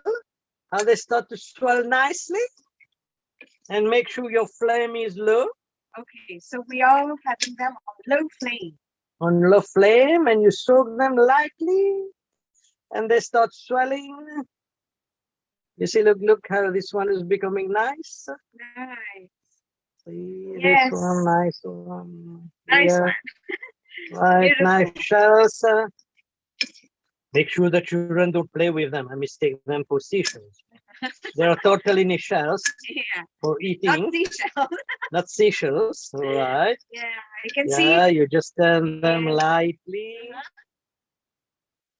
Okay, A couple of minutes more, they will be almost ready. Yeah. almost done in a couple of minutes. You see how fast they are? Even of a hard day's work, it's very, very, very easily prepared and fast and a very nice meal. Different. It's a different meal. I The can usual, you see see Simaji has joined us. how they are belching. Yeah. Global Namaste, Seemaji. It's lovely to see you. Yeah. Maybe your phone is mute. How are you, Sarah? I'm fine, thank you. Global Namaste. I'm all right. How are you doing? You're looking very pretty, very nice. Thank you very much. It's been an exhausting. Yes. So let me just show you what we are up to. So we are making today Italian dish Mauritian style. This is called tortelloni. And maybe I can show you there. Yes. So these are the nice shells that's being Wow. boiling. Yeah. Yes. Delicious. And these are spinach and cheese tortellini. Wonderful. Spinacho. That looks absolutely marvelous. It looks absolutely Oh, delicious. thank you. Okay, almost done. Yes. Right. Okay. Almost done. Nicely swollen, bulged tortellini. Yeah. You just have to now put them in the nice bucket. In the meantime, you preheat your grill. Right. Ah. And that's it. So you prepare them in. Voila. That's it. So these are the nice cooking dishes. We are spreading them individual serve. So that's a serve for an individual person for yeah, one serving. Looks very delicious. Ah, thank you, Seemaji. Very, very delicious. Yeah, and it's healthy as well. Yes. So being in tropical island, we really like this Italian dish. Now we're going to add also Mauritian touch to it. Which is that will be a secret. My father is going to tell you about that. Yep. I'm excited to learn. I'm excited. Yes. Yes. Because well, it's just that how we prepare it. Otherwise, the usual way to prepare, we roast it, then we add the cream and all that. We have some secret recipes, secret creativities that we are going to add here. And yeah, in a short while. So this is pasta bake sauce. You have it also in supermarket. Like I said earlier, it's a very rapid dish. Everything that's purchased from market, from food hall, and then so you spread. That's it. Some sauce, pasta sauce bake. Well, there are different. Sauces.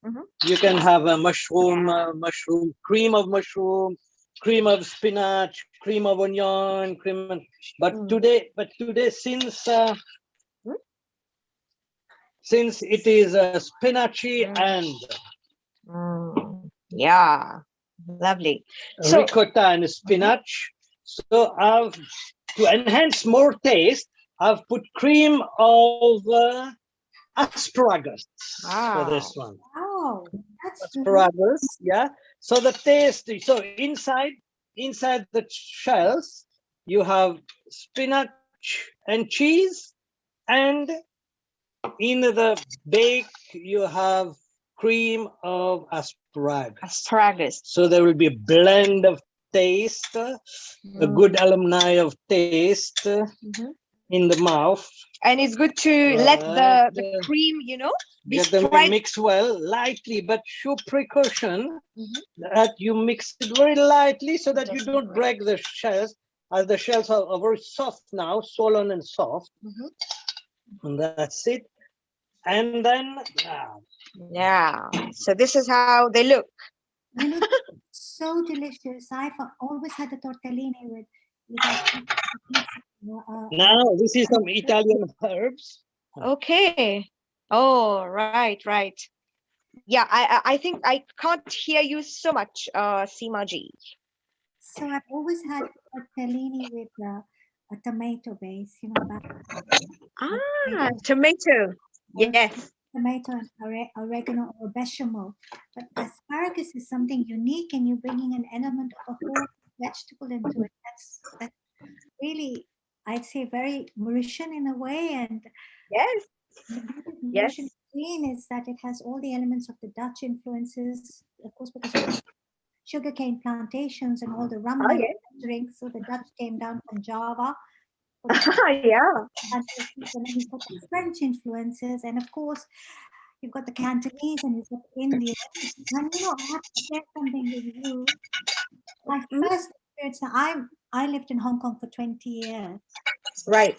And my first experience of Cantonese cuisine was Oh. Oh, okay. I was holidaying. I grew up in Kenya, right? Yes. Holidaying in Mauritius, and that was the first time in my life I tried Cantonese cuisine. Oh, wow. Wow. That was Somewhere lovely. in Cupid or Port Louis. I can't Cupid, yes. Port Louis, that's the harbor. Cupid, that's in the highlands. So right in the middle. Yeah. I have very fond memories of the seven sands, the seven colors of the sands, Seven colored chamarel. and Trobic. Trois Beach. Wow. You should come again. This time you'll meet me also. Saivani. And the Sega dance, the Sega. That's what I remember. Sega, yeah, the Sega, the traditional dance. Yes. All right. So I'll move you back to here.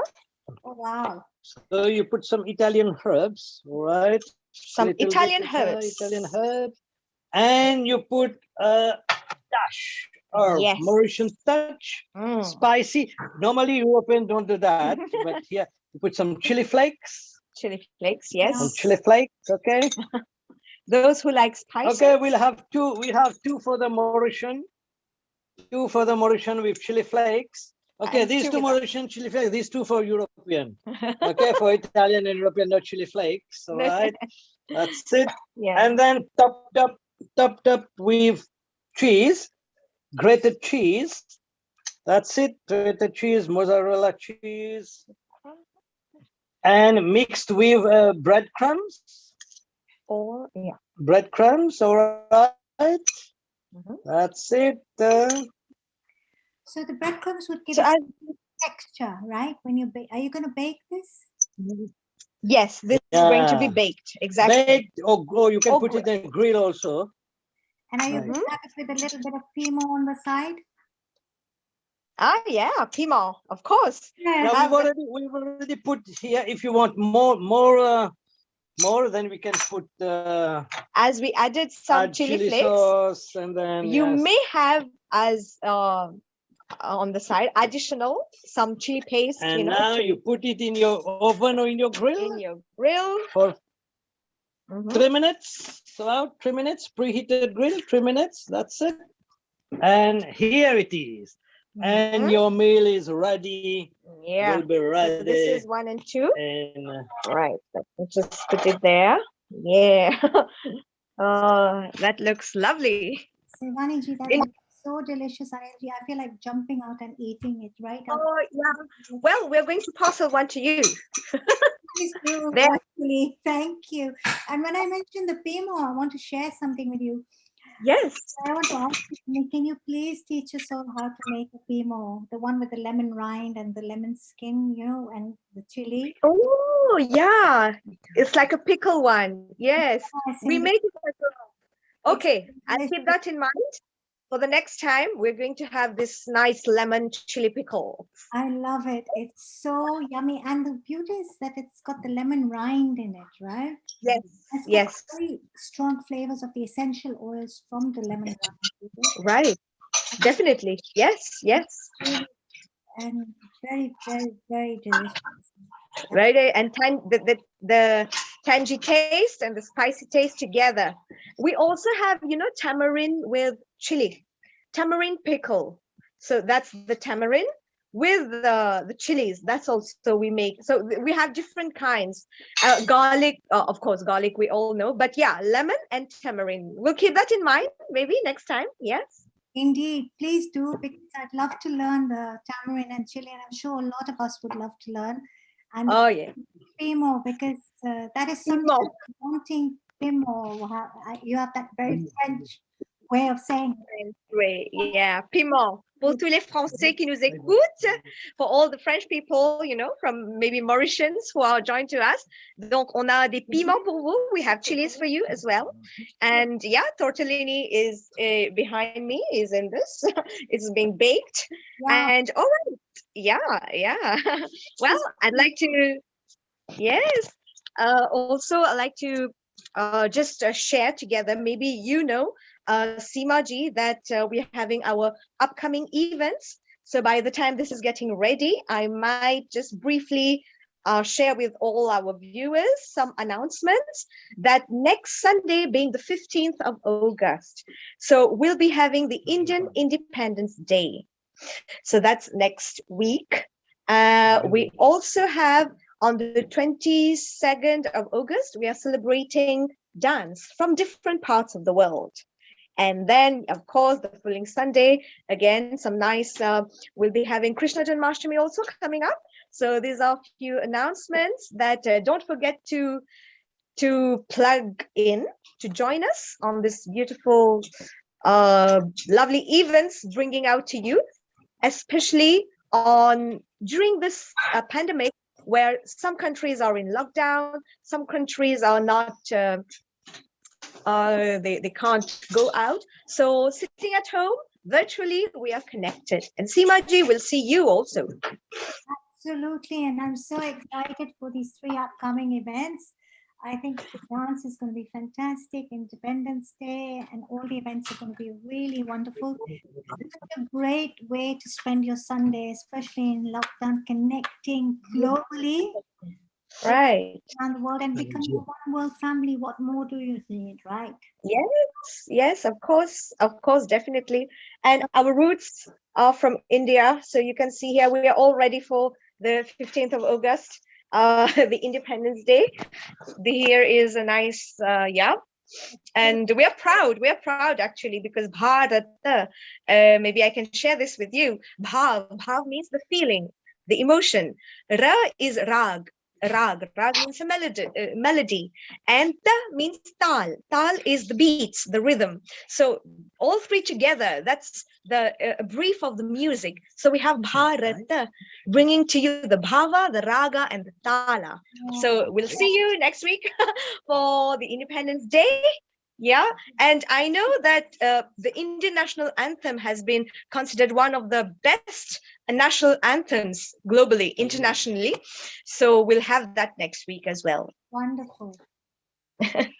That's going to be quite exciting. I spent an extensive amount of my life living in India, so I'm visiting my grandparents. So India, Yeah. and my roots too are from the northern part of India. So Yes, very much looking forward to this. absolutely. Me too. Right. So we are almost, 1 more minute to go. Yeah, so as you can see, this is the Independence Day on your screen that's being shown. We are having this next Sunday, 2 p.m. to 7 p.m. So that's Sunday, the 15th of August. We are celebrating the Indian Independence Day. And then on the, so next we are having on the 29th of August, we are having the Krishna Janmashtami special. We're going to celebrate and enjoy together the birthday of Krishna, definitely 2 p.m. to 7 p.m. British Standard Time on Healing Our Earth. Right. What auspicious occasions, an Independence Day and Christian birthday. Yeah, right. Yeah, they're a very, very sacred month. Yes. Yes, yes. And some people are celebrating Tej as well in some parts of the world, Tej. And we're also having the Raksha Bandhan, the special Rakhi festival, yeah, for our brothers and sisters. So this is a good time to thank the siblings and to tell them to protect their siblings as well and to share gifts. This is most important, not to forget. You have to give them gifts. That's what my daughters are most looking forward to, is tying rakri or we call it rakri or Rakhi. on their brothers, Yeah. because they get a little nervous at that time. So they're like, Mommy, when is rakri? We have two occasions. We have Tika, which is by and Yes. rakhi, and oh my God, really look forward to that thing. Looking forward. Yeah. Photo their brothers and squeeze their brothers out for anything they want. Yeah, I bet. Yeah, I'm sure. But that's nice. No, we have so many events lined up, waiting for the people to celebrate them. Yes. Yes. Okay, so our dish tortellini is almost ready. Yes, Simaji. I'm looking forward to seeing the tortellini. That was my next sentence. Oh, okay. Yeah, we are about to show you that.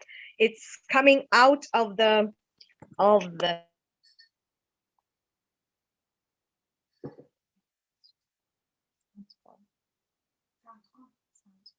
Nicely golden. Yeah. Okay, nice. Here they are. So Italian dish on Indian banana leaf. So in Italy, we share many things. The faces at times, the culture are common, and the flag also, the colors are common. So, and at times you have a blend of faces, the métissage of that. So Mauritian and Italian. So Italiano Mauritian dish, tortellini, presenting you, healing our heart. So nice, crummy, and you see nice the golden color. So it is there. And that's it. That the chef. Oh wow. Mamma mia. Oh, great, Giovanni. Looks very, very delicious. Crepata, the tortellini. Oh my God! Wow.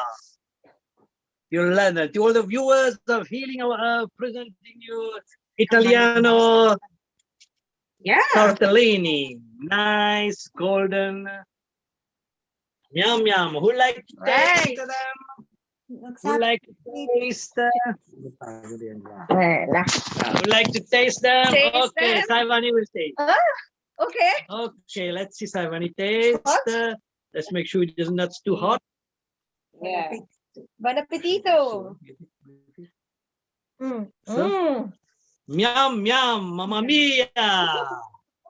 Oh, pasta. Wow. Wow. I'm not joking. This is serious. This is serious tortelloni, no joke. Wow. Yeah. Who would like to taste the next one? Nil Kumar, Hariji, Kamlesh Bhai, Simaji, who is next on the line? Thank you so much. That is such a No great... one? Okay, I'm next. Thank you. Well, as you can see, this was very fastly done, rapidly, because the baking, the preparation, the cooking, and the spread of the sauce, then you can add some more flavors to them. We added some chili flakes. If you want some more chili piment, we can add some piment, some chilies again. And crush the chili paste also if you want it more spicy. But even now it's very lovely. It's lovely. The taste is very nice. And being in Mauritius, we are bringing to you tastes of the world with a Mauritian touch. Yeah. Yum yum. Mamma mia. Very, very lovely dish. And I love the way you put the chili flakes on top. I mean, that just looks... I guess that fits the spot, right?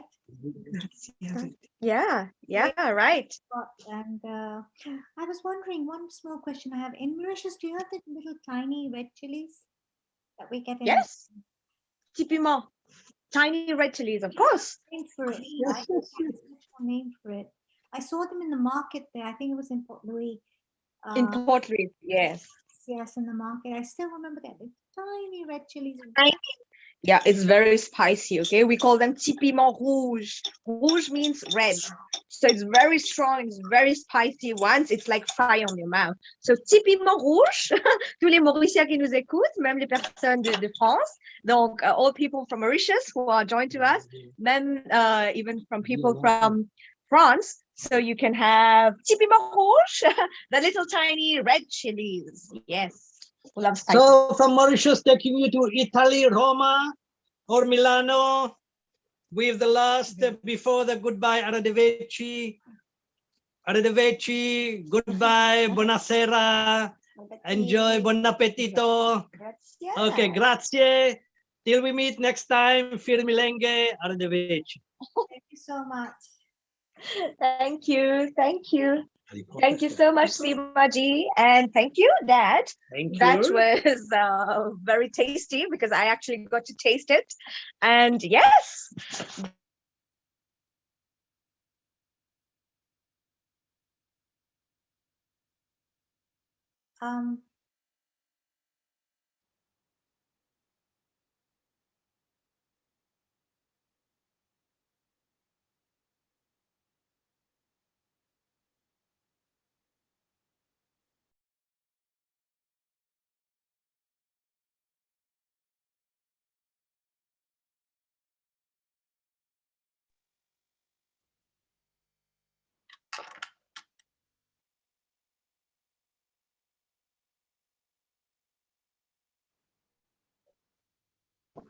Yes. Thank you so much. Thank you. Thank you, Seemaji. Thank you very much. Global namaste to you. Gracias. Gracias. Oh, this is Spanish. Grazie, grazie. Okay. I can see here Mita Ji is also here and she loved it. Also, Hansmukh Bhai. Yeah, Hansmukh Desai Ji was also here and he really enjoyed it, I suppose. Lovely. So when we cook, just before I pass on to the next host, one of the loveliest lady I ever know, I'd like to share with you that nowadays we all know that it's important to eat to stay alive. But some people, is it that we eat to live or do we live to eat? That's the play of words, because some people, they eat lavishly, they spend lavishly, and some it's from a very young age. I think many times we said it also before. I like to repeat it again. For children, some kids, they take a lot on their plate because they find it, wow, will I get this dish again? So then by the time they are eating, they get filled up, so they can't finish it, and then all the food goes waste. So it's good for parents to really teach the kids how they should be eating, what they should be eating, and how much they should take on their plate. Finish a little bit, then take some more, and then finish that, by the time. It doesn't matter if you go 5 times to take, but it's important not to waste the food. And this reminds me of a beautiful song that has been composed by my mother, which says, "Food is God and God is food. Do not waste your food. Food is God and God is food. Do not throw your food. As is food, so is the mind. As is the mind, so are the thoughts. As are the thoughts, so is the conduct. As is the conduct, so is the health. Food is God and God is food. Do not waste your food. Food is God and God is food. You must eat all your food."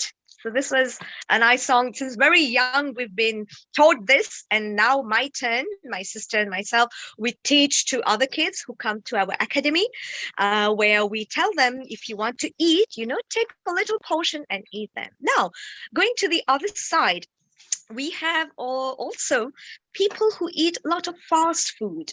Well, during this pandemic, when there was the lockdown last year and this year in some parts of the country, some parts of the world, we found that we have to cook ourselves. And now we realize what is the hard work behind to cut the vegetables, to prepare them, what dish to cook, what go with it. Is it a roti? Is it rice? Is it all the ingredients or all the vegetables all around the year, because it's locked down? So in Mauritius here also, well, we've been told not to waste. And also very rarely we used to go out and eat. But nowadays we could see, well, I would say 3 years back, people were very much into the fashion of eating outside, fast food. So in a very beautiful spiritual gathering, we heard, we listened, and there they were saying that people now, the food has become very much commercial, and it's very much related to money. So the money that we are earning is going for food.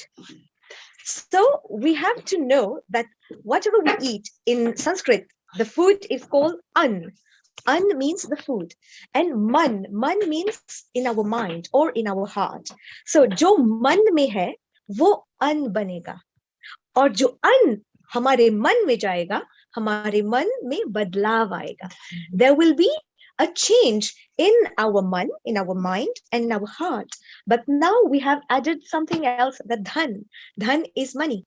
So dhan, which goes into the food, and we are eating it. Many people, then they fall sick, they don't feel good, it affects them, because we don't know the person is preparing them in what kind of mindset, in what kind of situation. Some people, the boss is screaming behind, he's having to fry the chips, and he's got to serve the people in the drive-through, so he's in a stress mode, and all the stress is going into the food, and we are taking this French fries and we are eating them.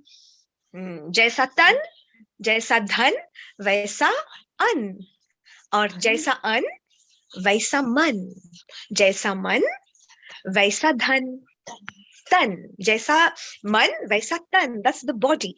So this is a play of words in Hindi. Dhan means money, and when we have the money, we are supposed to earn it for our family, to take care, of course, to buy food. But many youngsters now, they usually go out for food. So the dhan, the money, is going into the an. An is food. And now this an is going into our cells, that goes into our mind, that is man, that's our mind. So our mind also sometimes is changed.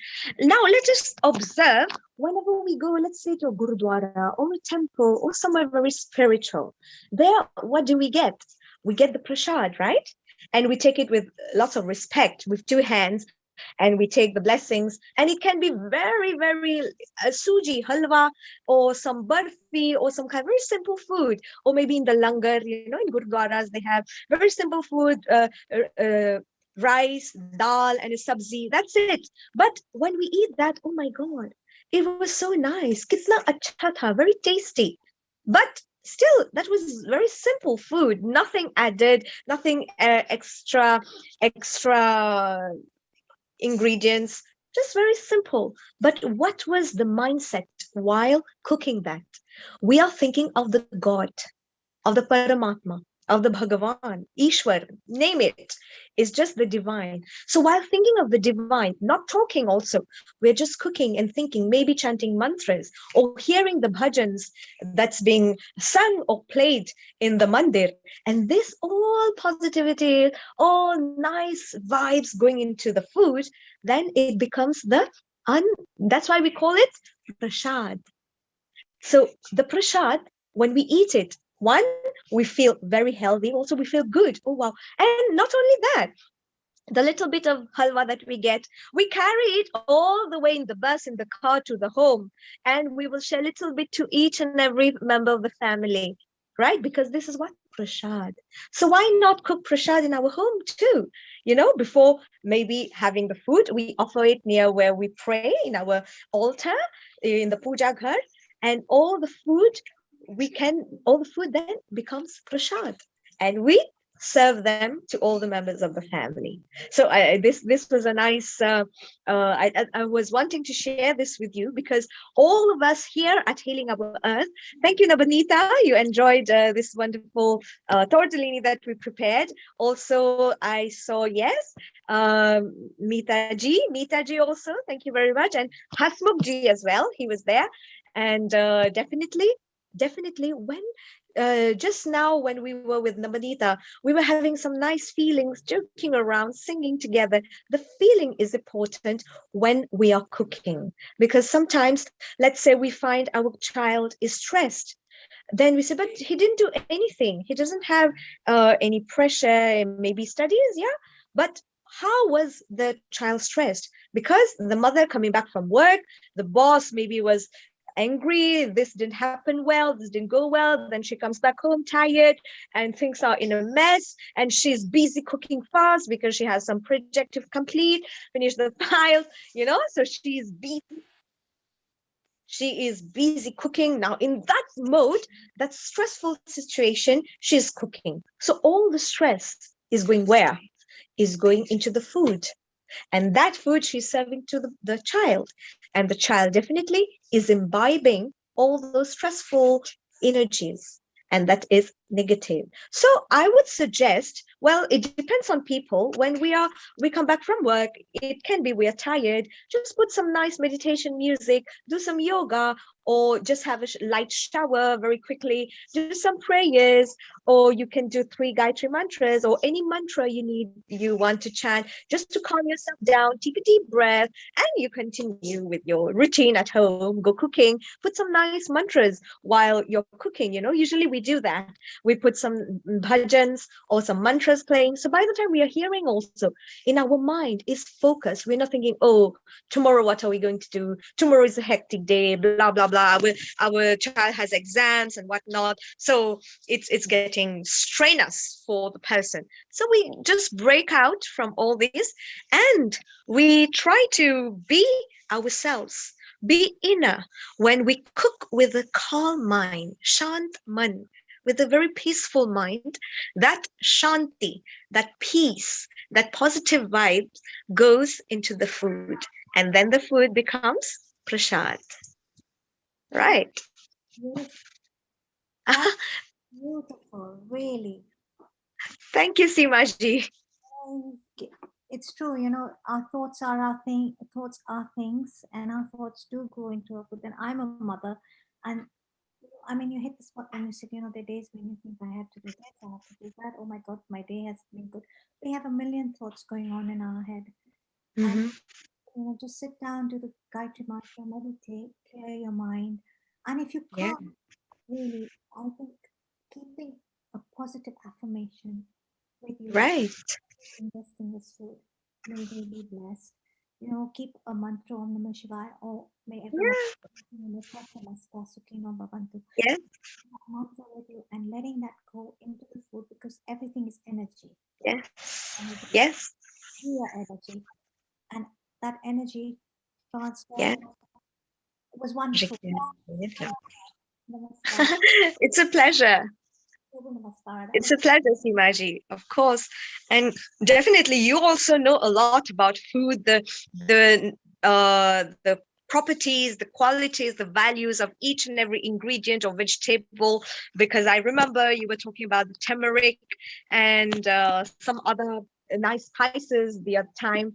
And it's good to know as well, because in Ayurveda, that's why we call Ayurveda, it helps us to have a healthy lifestyle. And one tip I like to share also, turmeric is very good for inner, beneficial for the body internally. But also, let's say we are cutting some vegetables and we got a little cut, in our hand or fingers. So immediately, by the time we go and wash or get the bandage and the cream ready, for to heal it. So we can take turmeric, the powdered one, the turmeric, and we just sprinkle on the wound in the kitchen. It heals fast because it helps to absorb all those bacteria, and turmeric has healing properties as well. So I'm sure you must be knowing this, Simaji. I thought of sharing it with all of you.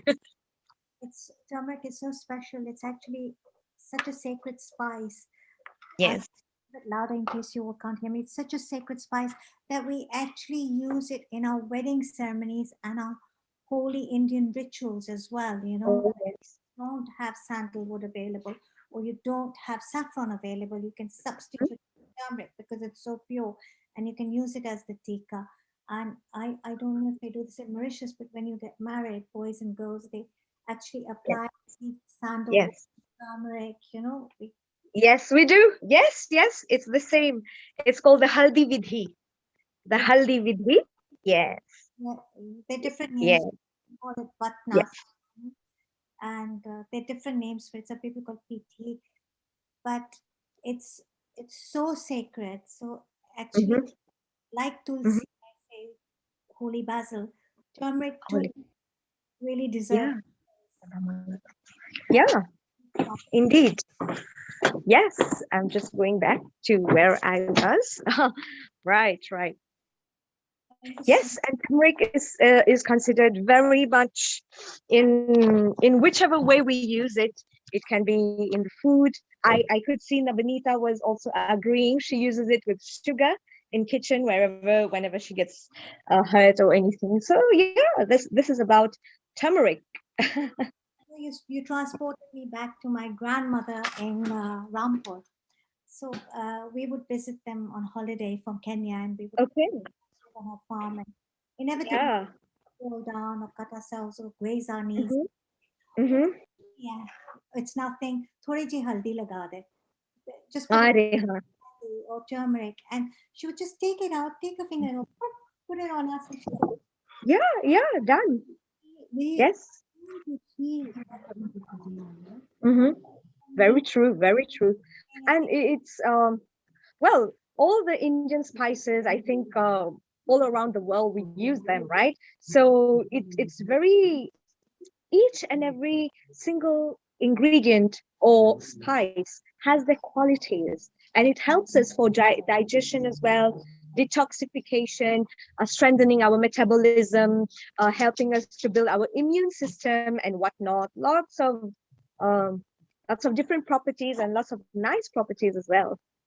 It's so interesting how we are all going back to basics. Back. Yeah. Yeah. Plant medicine. I mean, Mhm. Right. Hippocrates said, "Let food be thy medicine, and medicine be thy food." And that's exactly what it is. Going back to Yes. basics. And you spoke about the Yes. fast. Everything so peaceful. Yes. Just simplify, go back to basics and have food that is really real. Mm-hmm. Mm-hmm. With this pandemic, we had a wake up call, literally, Mm-hmm. we need to go back to food that has more prana, more energy, food that's Yes. real, and simplify because less is actually more. Right. Yes. Yeah. Very true. Very true. Inside and bring your thoughts into it and make it stardom Mhm. because it is for Mata Annapurna. And It's Anna, Annapurna. Yes. and our kitchen Annam. is actually the home of Annapurna Mata, Yeah. Right. Yeah. and Just. we remember her for the person who actually the farmer, the transport. So when we say Yeah. Annadam, the person who made the way for this food to come to us, made it. Right. So energetically, we give that energy out to everybody. So thank you so much, Sevani ji. That was beautiful. Thank you. Very safe. Thank you. Thank you. Absolutely. Thank you for sharing also and being together here. And Annapurna, yes, definitely. And we say that when the mother Annapurna is there, never will food be a lack, in dearth in in the house or in the home. That's why it's important not to waste food, because The waste, it's like we're disrespecting first all the hard work of all the farmers, the people working in the fields, taking the pain to, doing so much of hard labor to plant the seeds, to nurture them, to water them, and then to harvest and then cultivate them, sell them. It's a lot of work, sell them in the shops, and now we take it, we are cooking it. So the person who is cooking as well, this also. And not only that, the person who is eating. Now, just imagine if we are wasting them. Even it can be even one morsel of food. It's like we are not respecting that. And also one of my great, my father, also my mother, my parents, they taught me, if we leave, some food in our plate, and each and every person does that, let's say in my family or people in the whole Mauritius. So let's imagine how many plates of food we will get if we, collect all of them. And to imagine some people are starving to death. So that's why we should just be conscious, and as far as we can, try not to waste food. Take as much as we can. If it's spices, chilies, and all that, we can understand. But yeah, and this is learned at a very young age. Kids, children, tell them, because children can have really, they can be very greedy when they see like nice stuffs, pizzas, French fries, burgers, and all that.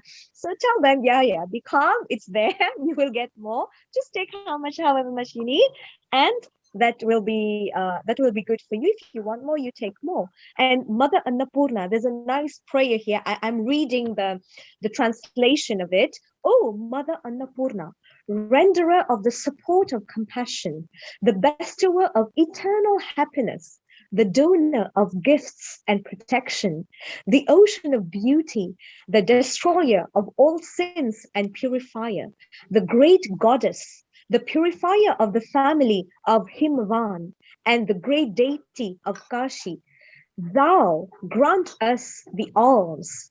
O Mother Annapurna, the renderer of support of compassion, one who is adorned with ornaments made up of different kinds of gems, wearer of golden laces dress the space in between those who shine with the pendant of garland pearls.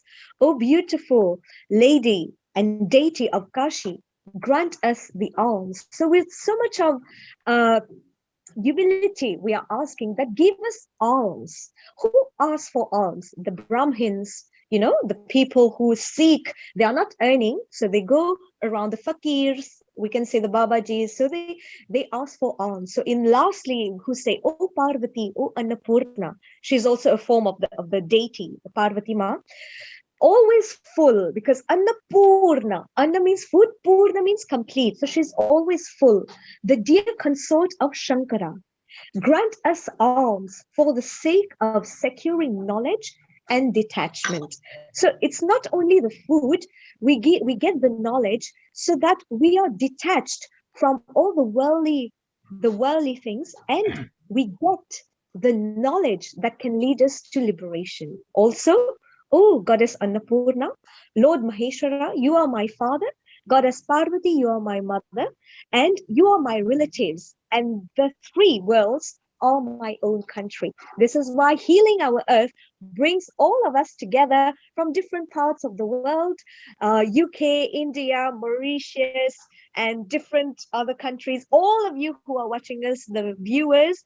So we are very thankful to you that you've joined in, and we hope you liked it. There's some more coming, and we are very much impatient to know what's in next. So, the goddess of food, the goddess of nourishment, she's the form of the Shakti, and the food, the grains that give us all the Shakti, the strength to do our work in the daily life. Also, not physical strength, but mental strength to be able to think properly, to take decisions, to take initiatives, as well as to be emotionally stable. So these are the qualities of different kinds of food.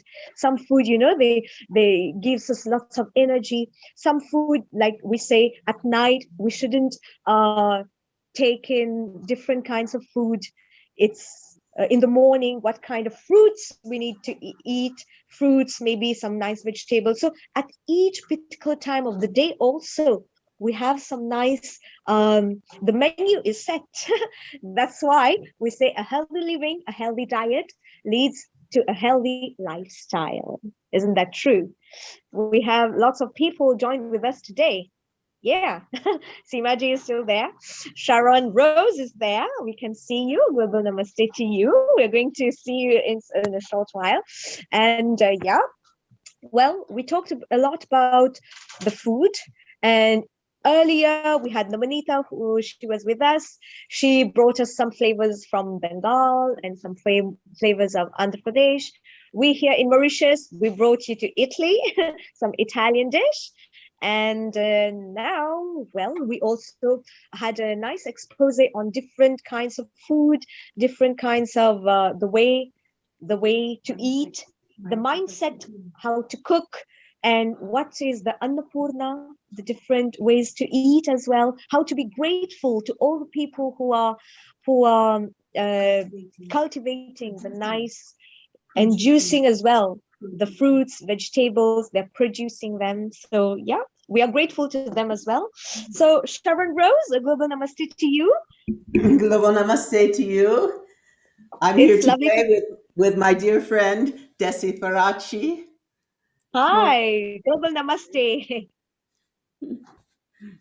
It's lovely to have you both with us. Do you have any thoughts on what we've been talking about, or any other things you want to share?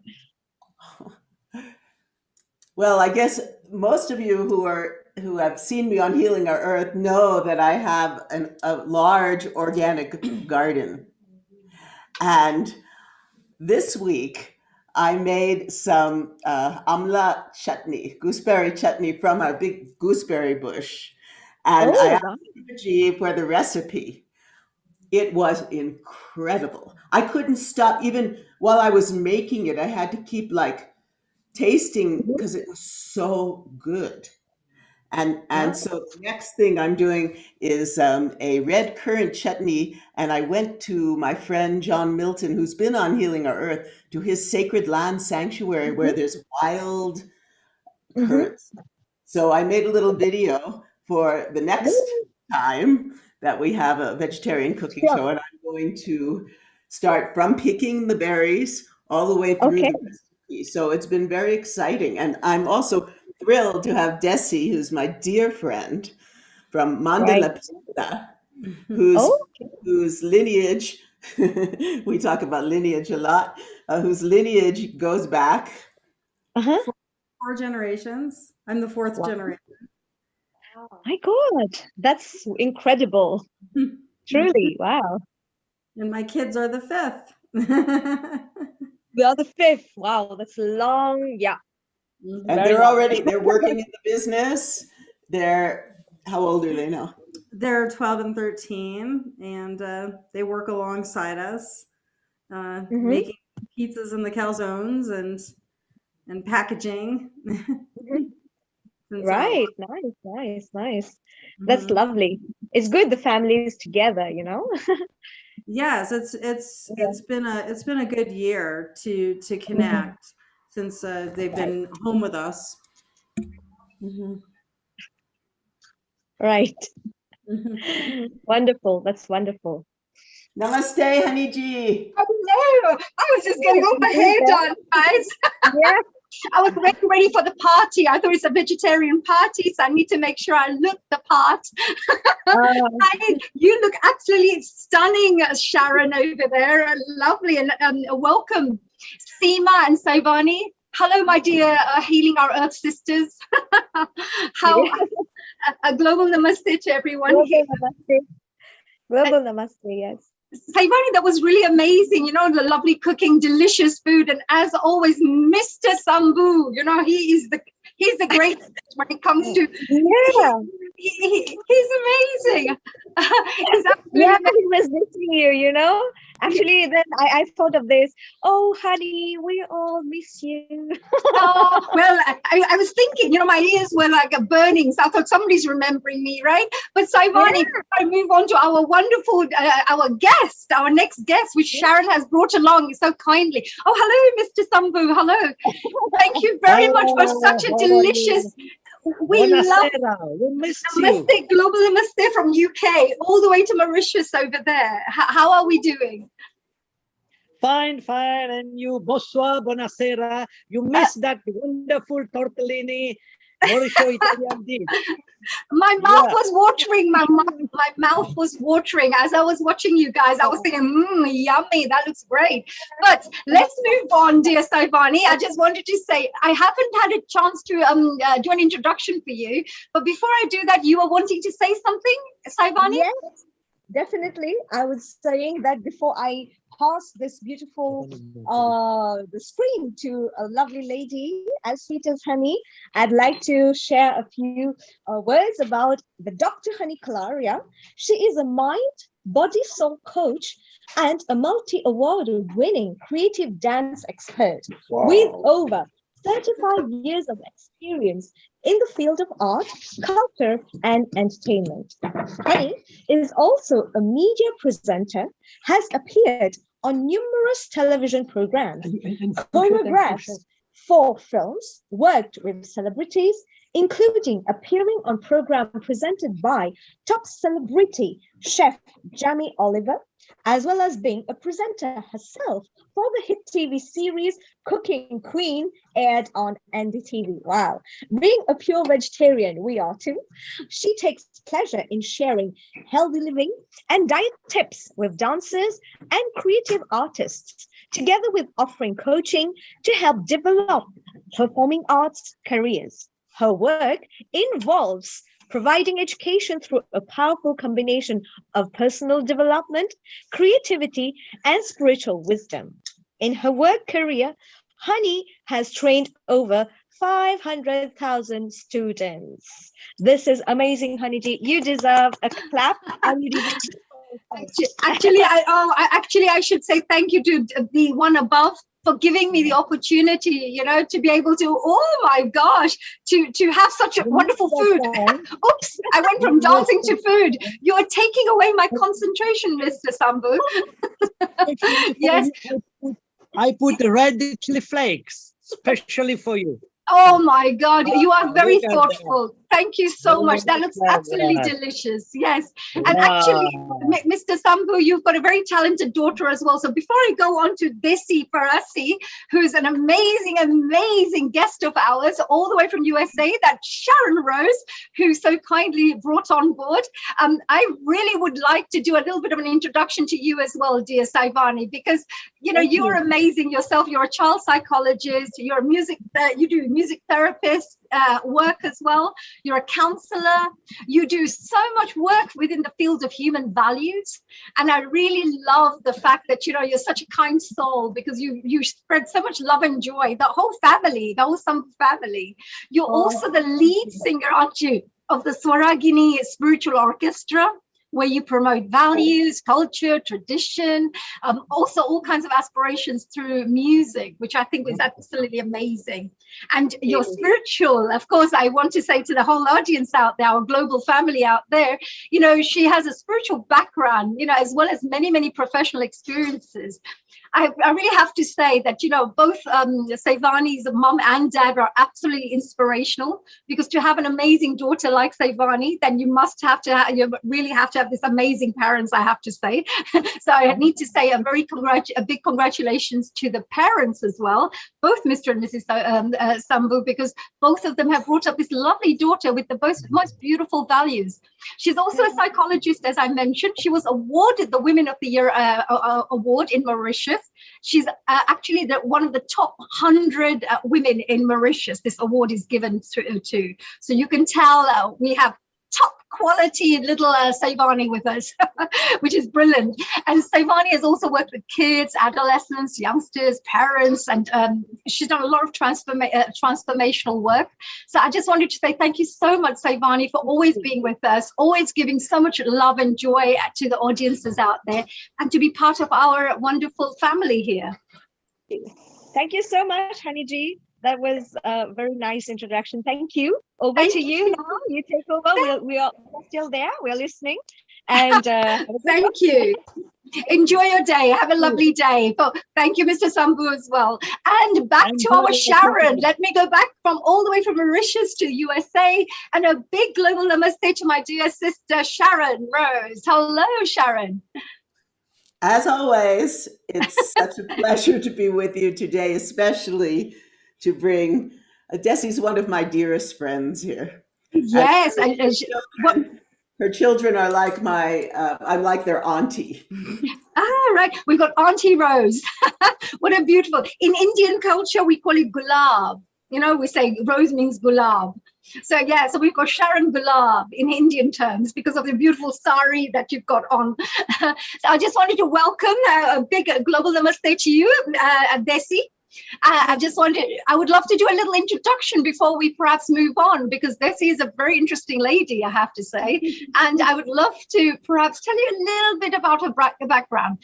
First of all, as you know, she is Sharon's wonderful guest here. She has been brought on board by our coordinator, who is Sharon Rose from America, meaning that Sharon is our American coordinator.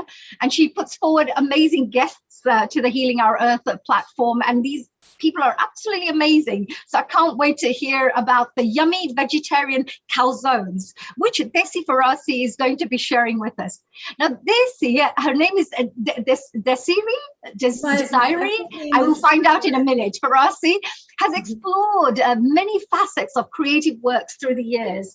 And she's been she's been an entrepreneur all her life. And she's also worked as a professional artist, a design consultant, percussion facilitator, and a restaurateur. Wow.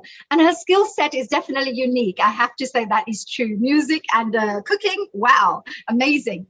Now, currently what she is best known for is being a co-owner of the Mandala Pizza LLC, which she runs with her husband, which is fantastic, Greg. So thank you, Greg, for having such a lovely wife. And I'm sure you're making amazing pizzas out there, which we will come to try one day when we come to America. And she's also created a wholesale frozen Italian foods business, which is distributed regionally in Colorado. Wow, she's a businesswoman, not just a wonderful cook.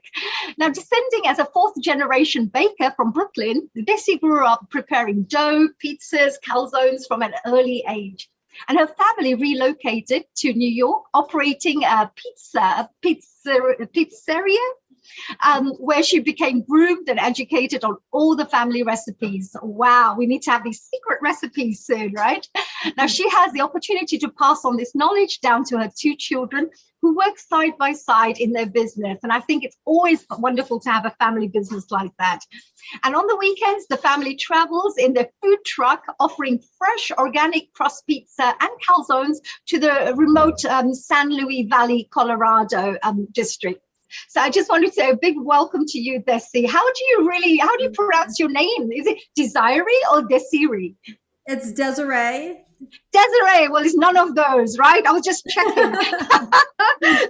That is a beautiful name. Desiree, what a lovely name it is. And a welcome to Healing Our Earth. What a fantastic background. You're an entrepreneur, you're involved in the food industry, and not just that, it's been passed down from generation to generation. What does that feel like for you to be part of this wonderful family? Well, I feel very grateful, and I didn't think I was going to continue in the family business. I actually left the family business by the time I was 18 and to pursue a fine art career.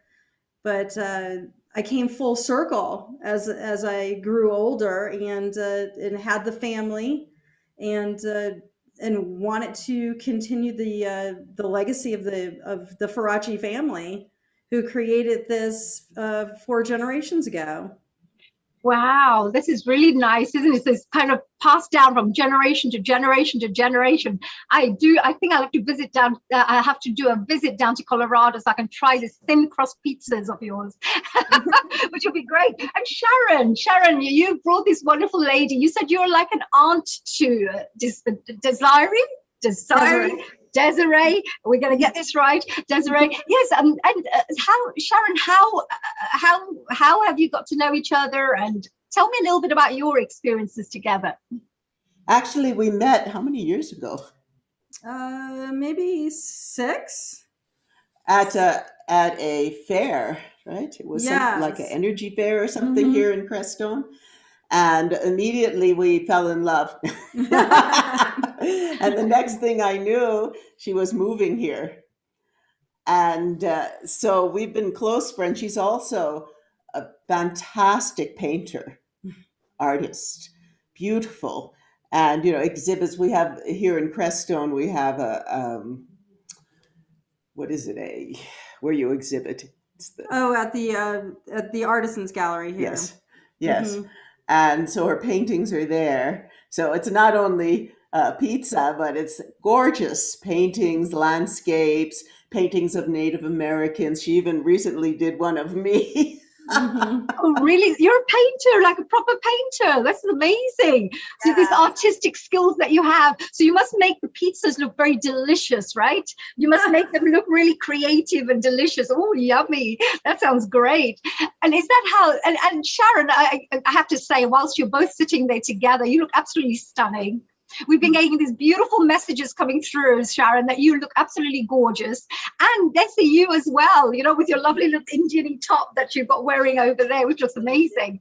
So what will you be sharing with us today? Tell us, what will you be sharing? What is it that you're going to share, your secret recipes or what? Well, down at our production facility where we make our frozen pizza line, we made a video of how to do a vegetarian calzone that we call the Zen Zone, and it's a very popular dish for us selling through the stores. Right. What is calzone? Because I mean, of course, we hear of pizzas and pastas, and you hear of all these lovely Italian foods, which I love. But what is calzones? I mean, I don't quite know what they are. What are they? You start off similar to making a pizza, but instead of adding sauce into it, we put the ricotta and the mozzarella, and then we fold it over, and it's a cheese-filled pocket, uh, basically. And then you can add whatever vegetables or toppings you want inside of it before you fold it. And Right. So with our wonderful audience members out there, we've got a global international audience sitting out there watching this wonderful program right now. So those people who maybe weren't aware of calzones, that's what they are. So it's going to be cheese. And can you put your own little vegetables and things in it, or is there a particular recipe that you have to follow? Well, traditionally, it's mostly meats in it, but I only sell a vegetarian style, so you can put whatever toppings, whether it's meat or vegetable, inside of a calzone.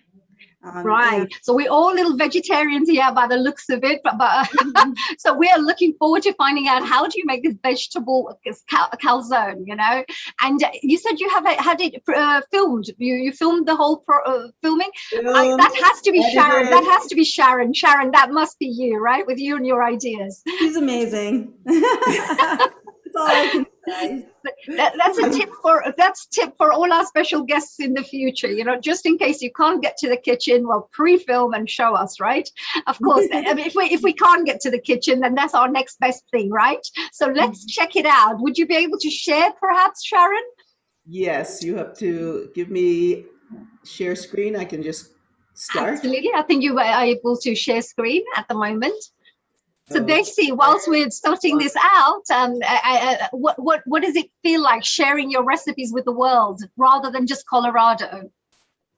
Oh, it feels great. I mean, of course, it's kind of typical for Italian families to not share their recipes.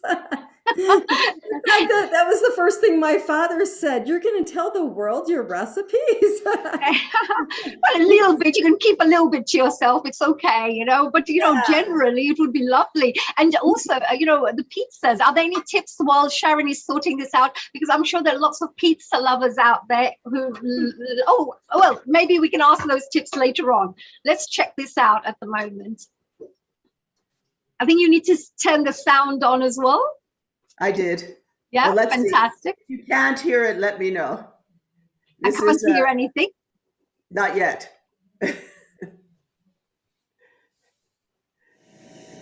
Hello, my name is Desi Veracci, and I am in my Mandala Pizza manufacturing facility.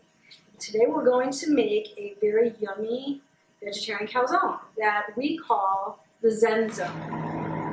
We're going to prepare our vegetables for the Zen Zone calzone, cutting up some organic green onions, fresh organic basil, as well as reconstituted organic sun-dried tomatoes. Well, for the dough, we use fresh yeast, but you could always use the yeast, the dry yeast in the store, the fast-acting. Oil going into the dough mixture. And after that's all mixed up, then the flour goes into it to get mixed. After we get the yeast, salt, and oil dissolved really well, we want to add in our flour immediately so we can get saturation.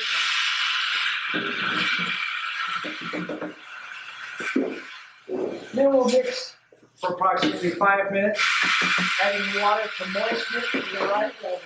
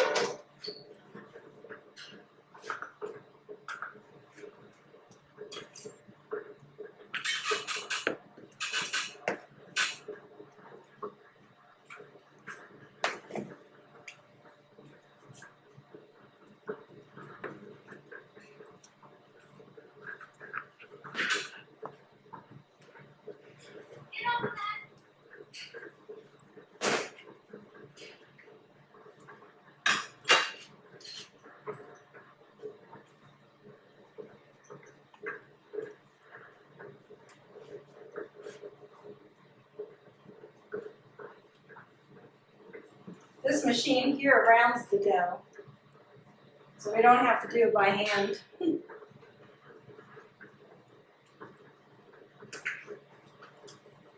So you're going to start off with dough, and I have made and sat overnight and rolled an 8-ounce dough. I do recommend that you go online to find a dough recipe for pizza that works well for you. And then you're going to need some flour. I prefer organic. Ricotta, also known as ricotta in Italy. The Americans call it ricotta. I pre-mix it.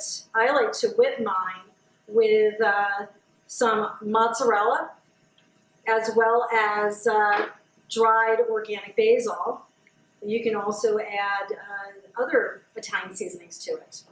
We're also going to use today organic green onions, reconstituted organic sun-dried tomatoes, and fresh organic basil. So after your dough has sat and proofed for the night, we're going to get a little bit of flour on top of it, on both sides, and roll it out.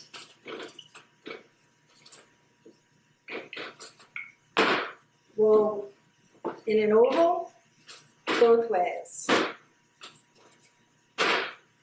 And then you can take it with your hands and just stretch it out a little bit to get it the thickness that you would desire for your calzone. Okay, so once you're done rolling, I am going to transfer this dough onto a pan that can go into the oven. Throw a little bit of flour on it. And then we're going to scoop our ricotta. For an 8-ounce dough, I am going to use 1 pretty fat tablespoon of the ricotta that I mixed. And spread it out onto your dough on half of it. So you can see how it's half spread out. It's very important to leave the edges dry so we can seal it at the end. Then you're going to take your mozzarella and fill it. Fill that same area over top of the ricotta. Next, I like to add some Parmesan and Italian spices. You can also use Asiago and Italian spices. Now it's time to fill your ingredients. I'm going to stick a heaping portion of my green onions. The basil you could either put whole, but I like to break it up into pieces.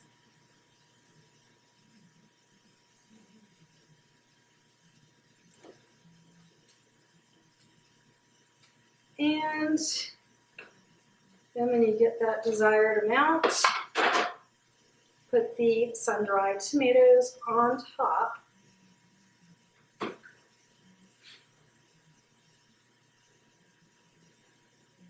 Keep in mind that calzones do not get sauce typically inside.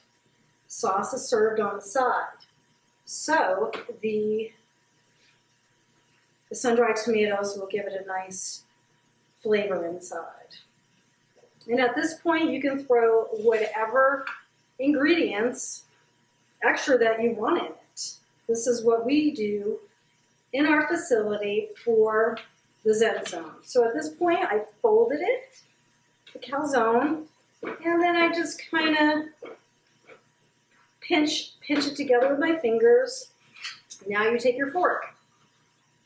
And this is where you want to press in with your fork on the edges. That's why you want it to keep it dry.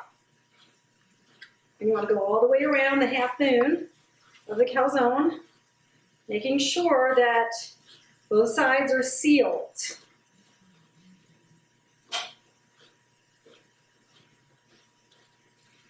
All right, now, once you're done making sure that your edges are sealed, this is a very important part. You want to poke the top of it with your fork, or it's going to blow up in your oven. All right, so we have our preheated oven here to 425. And we're going to set it in. Could be on middle shelf. And we're going to cook it for roughly about 30 minutes, depending on your oven. And we will show you the results when it's done. Now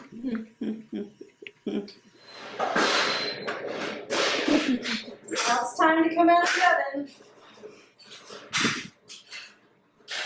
Ooh, it's looking really nice and golden. And in the middle of cooking it, I ended up glazing it with a little bit of butter, but you could also use ghee. Now I'm going to cut it in half.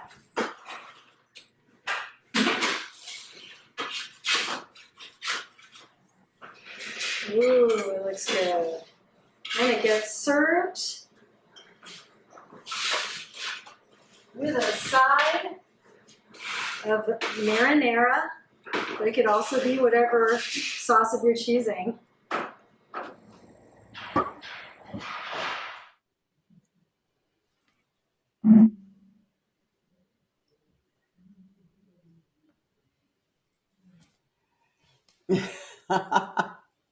Well, that was an amazing.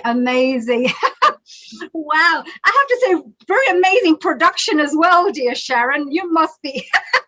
Did you film that? Tell me the truth. I filmed it and I edited it, and I learned some new every time I edit, because I just started editing. Mostly I work with really experienced editors, but now to do, especially for Healing Our Earth, because I love you so much, I've been taking it up myself, and every time I learned a new technique. This time it was color correction. Right. Look, we're always learning all the time, right? Every single one of us, including all of us, you know, we may be sometimes professional presenters who work on different projects, but we're always learning something new every single day. So, and Sharon, we truly, truly appreciate your wonderful dedication as well. What a wonderful film. And Desi, you must love this. You are so lucky to have an aunt like Sharon, right? Definitely. Wow, that looks really delicious, actually. I wonder what other people would be saying right now. They're probably, the mouths must be watering right now, right? From the other, from people who are watching right now. So tell us, if we wanted to become a good Italian cook, any tips that you could perhaps pass on? Because, you know, so there are some people who love multicultural cuisine. And, you know, especially like myself, I like Mexican a lot. I like Italian, I like Chinese food as well. All vegetarian dishes in all these different multicultural cuisines. So is there any tips you could perhaps give us from the Italian food point of view? Well, from my own personal point of view, always pick the best ingredients.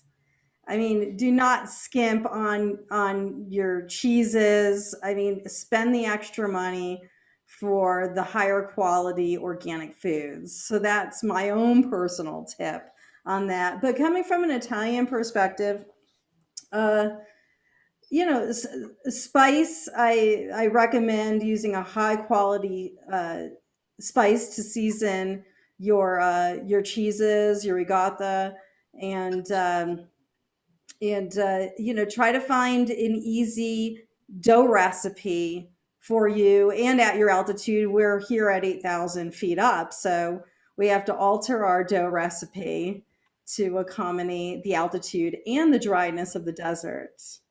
And but there are many great recipes you could do. In our facility, we also make lasagnas and manicotti, as well as pizzas. So there's lots of great Italian recipes out there that you can do vegetarian without using meat. And we make spinach lasagnas. That's like a really great alternative. Right, that's really tasty. Yes, because you have all these wonderful vegetables. Especially there are parents out there, you know, we want to ensure that, you know, we have healthy foods for the children. So sometimes we say pizzas aren't considered so healthy because it has lots of cheese and of course the bread, and you know, but if you can maybe top it all up with lovely vegetables, etc., then you can actually turn it into a nice, delicious but very healthy meal too for your children. Maybe a small little pizzas, you know, with lots of vegetables on it. So the children get, you know, you can cheat a little bit. Tell the children that you're going to have a little pizza, but give them loads of vegetables as well. So what about, you know, like when we do all these different cooking, etc., I know that Sharon does a lot of organic, you know, she grows a lot of organic foods. Sharon, what do you think? You know, how about, you know, how would you make a delicious, healthy pizza using your organic foods that you grow? Well, to begin with, because we live in such a beautiful community here, we trade. So we just harvested 3 full boxes of basil. And Desi has chickens. Well, I do too, but they're young. So I gave her a whole big bag of basil in exchange for some eggs.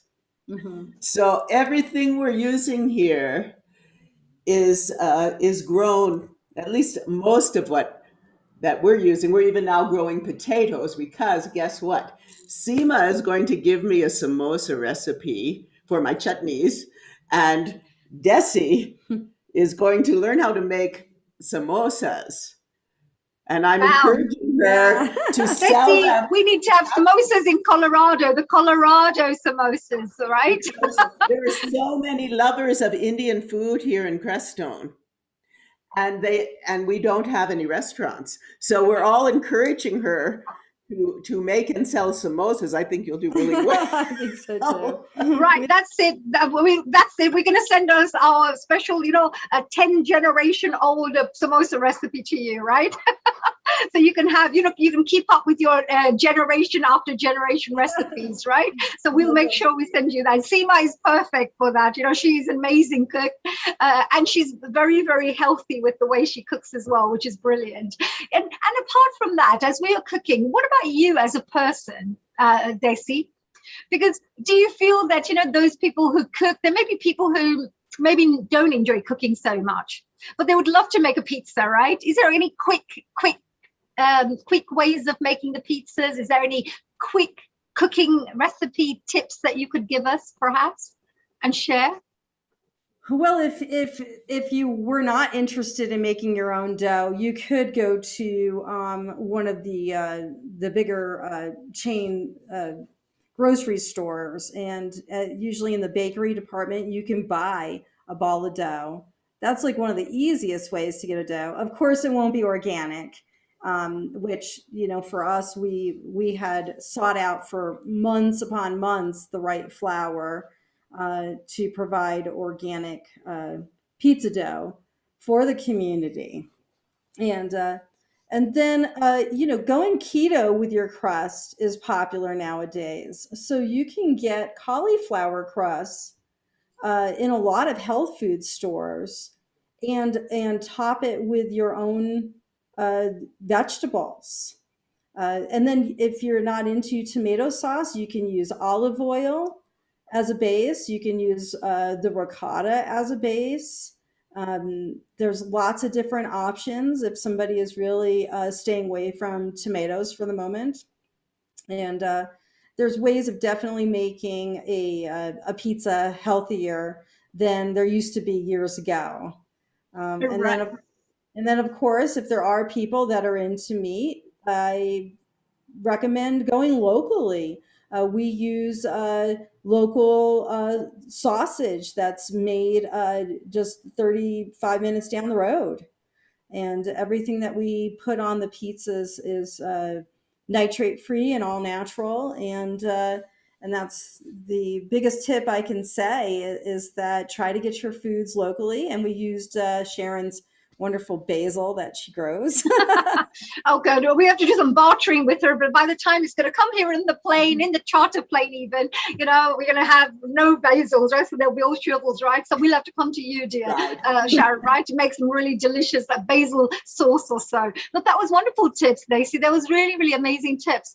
Because what happens is, we and nowadays we live in a fast life. People are like, moms are working as well. They come home, they want to cook, they don't have much time for doing things. But we would really want to share with the audience members here that it doesn't take long to cook really nice, healthy meals as well. There are alternatives which will perhaps fit in with your time schedules, but at the same time, like you mentioned, perhaps purchase organic foods and organic vegetables, keep those there. So if you're cooking, maybe the base may not be as healthy, but you can at least use nice organic vegetables on top. You mentioned about the fact that you could perhaps purchase ready-made bases. Mm-hmm. So perhaps in the supermarkets, you can just buy a ready-made base. It may not be as delicious as the one we make at home, but you can maybe fill it up with a thicker layer of vegetables rather than a thin layer. So you're still eating a pizza, yes, but at the same time you have more vegetables coming through. And is there anything else that you would say from the Italian side? Did you have to study anything else? Because coming in as a chef, you have your own line. You sell frozen pizzas, right? So you distribute. Tell us a little bit about that. How did you come up with that idea, and how is that going for you? Well, we've been now doing production for the stores for about a year and a half, and we started right before COVID hit America. A lot of people think that we started it after, but it's not true. We were a little slow in our restaurant. We had a restaurant here for 3 years, and wintertime is very cold, and we do not get a lot of tourists. So I had created this frozen line to keep my staff employed because I did not want to let anybody go during winter season. And that's kind of how it came about, to put the pizzas in the local stores. But then it ended up taking off, and it took off so much that we decided to close the restaurant and just go fully commercial, offering the pizzas frozen in the local stores that are now distributed even up to Denver and Colorado Springs. So we're slowly expanding, and nothing's easy. It's still a lot of work. It's being in the restaurant or food industry is a lot of work. always. I'm sure it is. But I have to say, I admire, and I would like to say big congratulations for you to be so kind, to think of those people who you work with and who work with, with your company. Because you actually, it's a lot of companies have unfortunately had to close down because of COVID. There are so many people who've gone out of job, out of work now. They've lost their jobs. So to have a really good, kind employer who actually, is very considerate and thinks about their employees, and also for, it's God always, I believe, the higher forces, when you do good work for others, you'll always get some kind of reward back. And now all of a sudden you've got your own lovely production line and your own your own business, which is fantastic, whilst you were actually thinking of others along the way, which is great. Sharon, you must have tried Desi's lovely pizzas, because we cannot taste it, right? We saw the wonderful way she cooked, the professional, setup that you guys had. Tell us a little bit about the taste. What is Desi's pizzas like? What are the traditional recipe pizzas like? And how are they different to the ones you buy in the supermarket? Well, I like spicy food. Yes, being a bit of an Indian, I think you're half Indian anyway now, right? Yes. So she has, some secret sauce that's really delicious. And then what I like is that, she has these different titles, names of the different pizzas, but you can improvise too. You can say, oh, I want more of this, or I want more of this. And that's wonderful. My son, when he came to visit, he keeps telling me, I love that pizza. It's one of my favorite pizzas I've ever had. And he lives in LA. Well, he went to San Diego. Yes. No. But also, I really like the fact that she went into this wholesale business just before COVID, so that people could go to the store if they wanted a pizza. And, she has these frozen pizzas that she makes. It's partly, for people to take home and bake. And the Zen Zone and other kinds of pizza and lasagnas, yes. So I feel that that was a really wonderful thing to do for the whole valley here, so that people, if they wanted a nice pizza and everything was closed, they could just go to the store and buy that and take it home and have Desi's delicious mandala pizza. Yes, that's amazing. Yes, so it sounds delicious the way you're also saying it. And look, other people are also mentioning. I say that because, of course, the love that you put into your cooking as well, it also adds, lovely positive vibrations to your food. So that's also true, because when you're really passionate about what you do, rather than just another business, you take pride in what you're cooking. You want people to have a delicious meal, etc. Did you know that there were 350 pizza slices eaten every second in America? Wow. Every second there's 350 slices of pizza there. Loads of people every second, tick tick tick tick tick. Can you imagine how many pizza slices would be eaten in a minute, in like an hour, in a day? Amazing, right? so in pizzas, they traditionally had it round. So they normally make round pizzas. Is there any reason they start doing the rectangle ones? Because nowadays, of course, they do all different shapes. Is there any meaning to it, or do they come from different parts of Italy, or why is that so? Well, there's the Sicilian style, which is a rectangle, and in fact, when my family had the first when we had the bakeries in Brooklyn. They only sold the Sicilian rectangle style, and it's thicker, and it definitely has a lot more bread than the thin crust. And it wasn't until my family moved to upstate New York, in I believe it was 1971, that they were doing both styles of pizza. And that's where I grew up, in that particular location. So I started making pizza probably from the age of 5, I would say. Wow. So we've got a kid chef. Yes. We've got a Desi kids chef, right? Yes, that's amazing, right? I remember rolling dough with my grandfather, and the whole family had to participate because there were no big machines back then to roll. We all had to go back there and roll, 50 doughs at a time. And we all participated and learned at a very early age. And I'm appreciative. I think maybe back then I was not as appreciative.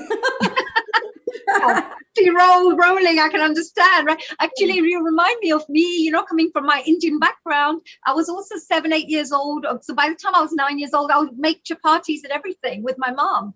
So I could, I used to, because she had to go to work, when we moved to UK. So I would then feed my brother and my sister, so it's a good thing, because when you learn this, when you're at a young age, you'll never forget, because sometimes you get very busy when you become an adult. But what you've learned when you were young, how to cook, all the wonderful, valuable gifts that a parents can give to you and grandmas and grandpas can give to you, I'm sure now you're going to be passing on to your children. Yes. And I can see at times they fuss a little bit that they don't want to learn, but I know deep down inside, they know how important this is. And they're brilliant, and they're my best workers, my kids. Oh, wonderful. How many children do you have? Who's part of the family business now? I have 2 girls, 12 and 13, and then, of course, my husband. And Greg, right? Yeah. Greg, yes. So we mustn't forget our dear Greg, because he's part of the family tradition, right? Yes, and he's a potato biologist, but went into the business with me to make this happen. And oh, what a wonderful, very committed husband you have. Very nice, right? Very inspirational. So I'm sure. Sorry, Sharon? He's very fortunate. Greg has really stepped up, I have to say, to really assist in this enterprise. Mm-hmm. He's her partner on every level. And I couldn't have done it without him at this point. I mean, because it's very hard to find the right staff. That's wonderful. But I have a couple of people who are with us right now. They may be just joining us. Maybe we could ask them if they have some questions for you. So it's interrogation time, right? It's interrogation time. Let me see. Now we have Himanshu as well. Himanshu Mehta with us, joining us. He's actually a yoga practitioner from India. Let's find out. Let's see if he would like to join us, and perhaps if he has any questions for you from India, because in India we have, of course, Indian pizzas. So what they do is, from what I know, is when I travel to Mumbai, we had the tomato paste would be made out of Indian-styled tomato paste. We have Indian style, and even the food on top has this Indian spices on it, which was delicious, coming from an Indian background. Hello, Himanshu. Global namaste to you. Global namaste, Hani. Global namaste to both of you. Yes, Himanshu ji, you're doing an amazing job. You've been our Healing Our Earth, special yoga practitioner, our in-house yoga practitioner, doing an amazing job, making sure that people out there are doing the yoga, keeping fit and healthy, thanks to you. Yeah. Are there any questions perhaps from you that you may have for our dear Desi in terms of pizzas, cooking, Italian, Indian, anything there? Oh, I was really engrossed listening to them, and they're doing great. Both of them really amazing. And I heard from you that every 1 second, how many? 350 slices of pizza. 350 slices of pizzas okay, so are eaten. we calculated how much in 1 minute. That comes to 21,000. Yes, can you imagine? Can you imagine how much that is in an hour? Oh my gosh! Now we know why we need memberships in the fitness gym clubs, right? Exactly. Yeah. Yes. Yes. No. So, are there any questions that you may have before I maybe go on to Sushma as well? Because I think we've got Sushma Banam joining us very shortly. Okay. Any tips on nutritionally active pizza? I mean, because pizza, of course, it's not that nutritious as such, but can you give some recipe on that to make it more of a protein and less of carbs? Yes, I would recommend you either make Vegetarian, of course. make a cauliflower crust at home. That's very popular nowadays. Or Okay. if you do not have the time, you can go buy a cauliflower crust, and that way you skip all the carbs Uh-huh. from the dough itself, and then of course add as much vegetables as possible, organic Yes, of course. vegetables. All the fibers. Yep. And vitamins. Yes. Yeah, that's right. And I really do like olive oil base. Okay. Try that out with Sure. some garlic and fresh rosemary, Yeah. and or even a really high quality dried rosemary. It's so good in Yeah. olive oil base. By the way, Haniji, we just had a lovely dinner of a party of Pani puri. You know, Golgappa Pani puri. Oh my gosh, I everything. wanted to see the mouth watering. Hold on a second. Excuse me. Maybe Daisy, she may not be aware. Probably you can explain to her what's Pani puri. That's very popular everywhere. Yes, Himanshu is being very naughty because what he's done is he's asked you how to make really nice, healthy foods. Whereas in India, we make something called pani puri, which is a lovely, it's a crispy little ball. I'll show you right now. I'll show you right away. I'll show you. Oh, well, maybe you want to add samosas and pani puri in your shop, right? Yeah, you should. I mean, it will sell like a hotcake. Really, I mean, it will sell a lot. Yeah. Yes. Everybody, especially the females, they love it. And men, of course, they follow the females. So definitely. Absolutely. So whilst you're preparing that, Himanshu, don't go, stay there. We're going to be showing you this pani puri. Meanwhile, let's have Sushma here. A global namaste to you, Sushma. And thank you for joining us here today. Hello. Look, gorgeous, gorgeous, glowing and smiling as always, dear Sushma. And so are you, honey, always. Thank you. It's an amazing show today. Really amazing. And I was just listening in and, I was asked to show the video. So thank you for giving me an opportunity. The food, doesn't it bring everybody together? Communities, countries. And do you not find, honey, we all like food from another nation better? I love Gujarati food. I'm Punjabi, and my daughter-in-law, who's Gujarati, loves Punjabi food. So it's a good mix, and it brings people together.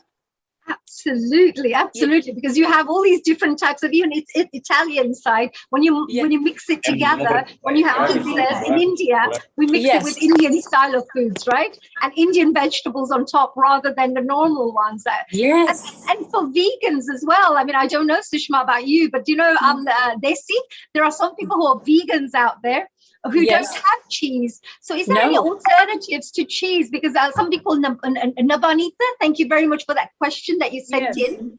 Yes. Sorry, I didn't see the question, but basically, yes, nowadays we're actually really lucky. Before, if you were vegan or you had allergies, that was more the case where people couldn't have it rather than being a choice. There was actually nothing much, but now you can get vegetarian cheeses, vegan cheeses, vegan desserts. You can get a whole section you've probably seen that is devoted to vegan. And it's really quite exciting, actually. And it almost makes you want to be vegan because the choice is great. There was a time when my friend used to come over who is vegan, and I used to be all panicked. What will I give him to eat? Right? But nowadays, there's so much there. And, we have our own vegan fact sheets if anybody wants it.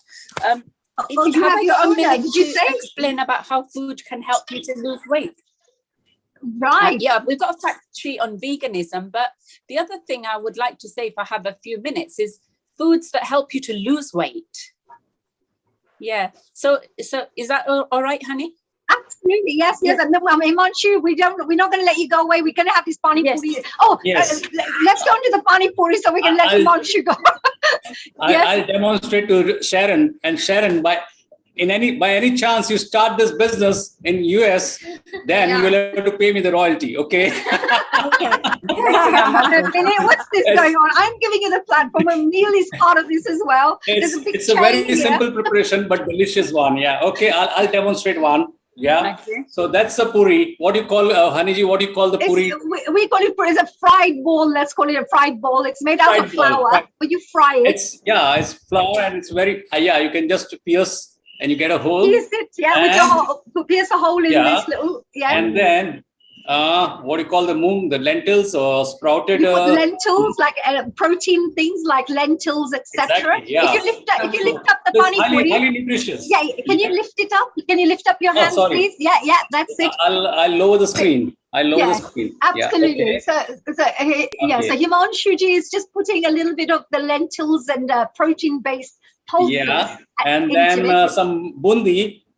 So this is bundi, small Indian tiny food. ones. Yeah. Some Indian food. Yes. Yeah. And then I put a sweet chutney. So there's a sauce. There you go. Your basil sauce. Sharon, make a sauce out of your basil and your herbs that you have, and there you go. You put that in there. Now in seconds you will find all the women mouth watering. I'm already watering. And then this one is jaljeera kind of what you can say, mint water with the mint leaves. Mint water, not meat water. Mint, yeah, it's mint. Mint. Not meat. Yes. So and that's it. And you just pop in. Go on, go for it. Show off. Absolutely amazing. Thank you. This is what they do. You bring it in a plate and you put these little balls, fried balls in it. You put whatever you want in it in terms of pulses, and then you put some sweet juice in it or spicy juice. You put that into it, and then you eat the whole bowl together. So sometimes people have competitions, like how many can we eat? How many I had? Haniji, how many I had? This was the 41st one. Oh my God! Yes. Well, I'm going to go to Sushma now because we need to talk about healthy meals now. 41. 41. Now, come on, go and do some yoga exercise. Thank you for joining us, Himanshuji. Thank you for that. Thank you. Hello, so Sushmaji. Yes. So you made our mouths water so much with the Golgappe. So you wanted to share something with us. So Sushma is going to be, Desi, this is something for you as well. So we're doing some cultural exchange here on Healing Our Earth. Some ideas. We're going to go back with some of your pizza ideas, and maybe you want to put some samosa and Indian healthy meal ideas in your restaurant, in your production line. Yes, please, Sushma, please go ahead. Yes, very enterprising. So, if in Ayurveda, there's a different type, we class food as different. And if you can have a diet that's low in kapha foods, kapha is the kind of energy. We have kapha, vata, pitta.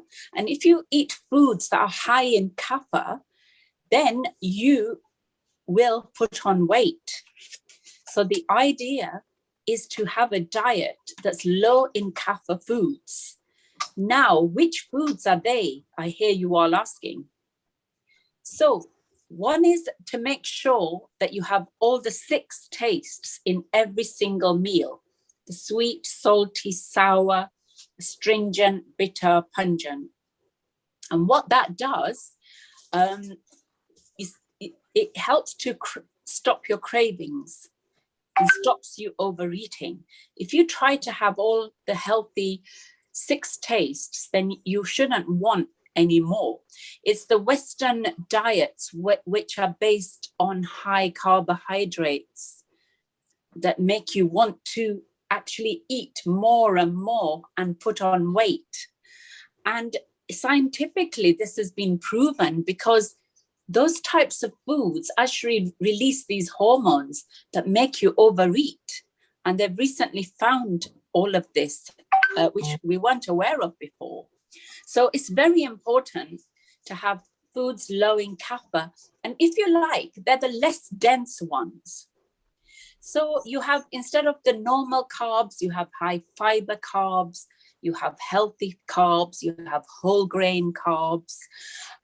Instead of heavy dairy-based products, you try to have other more fruit and vegetable-based ones. Not that you can't have the others, but try to see where you can reduce that kapha energy. And there's a whole program based around that can actually help you. So you can always ask me for a fact sheet on this group. And if you want to lower your cravings, if you want to stop overeating, then you follow a low kapha diet.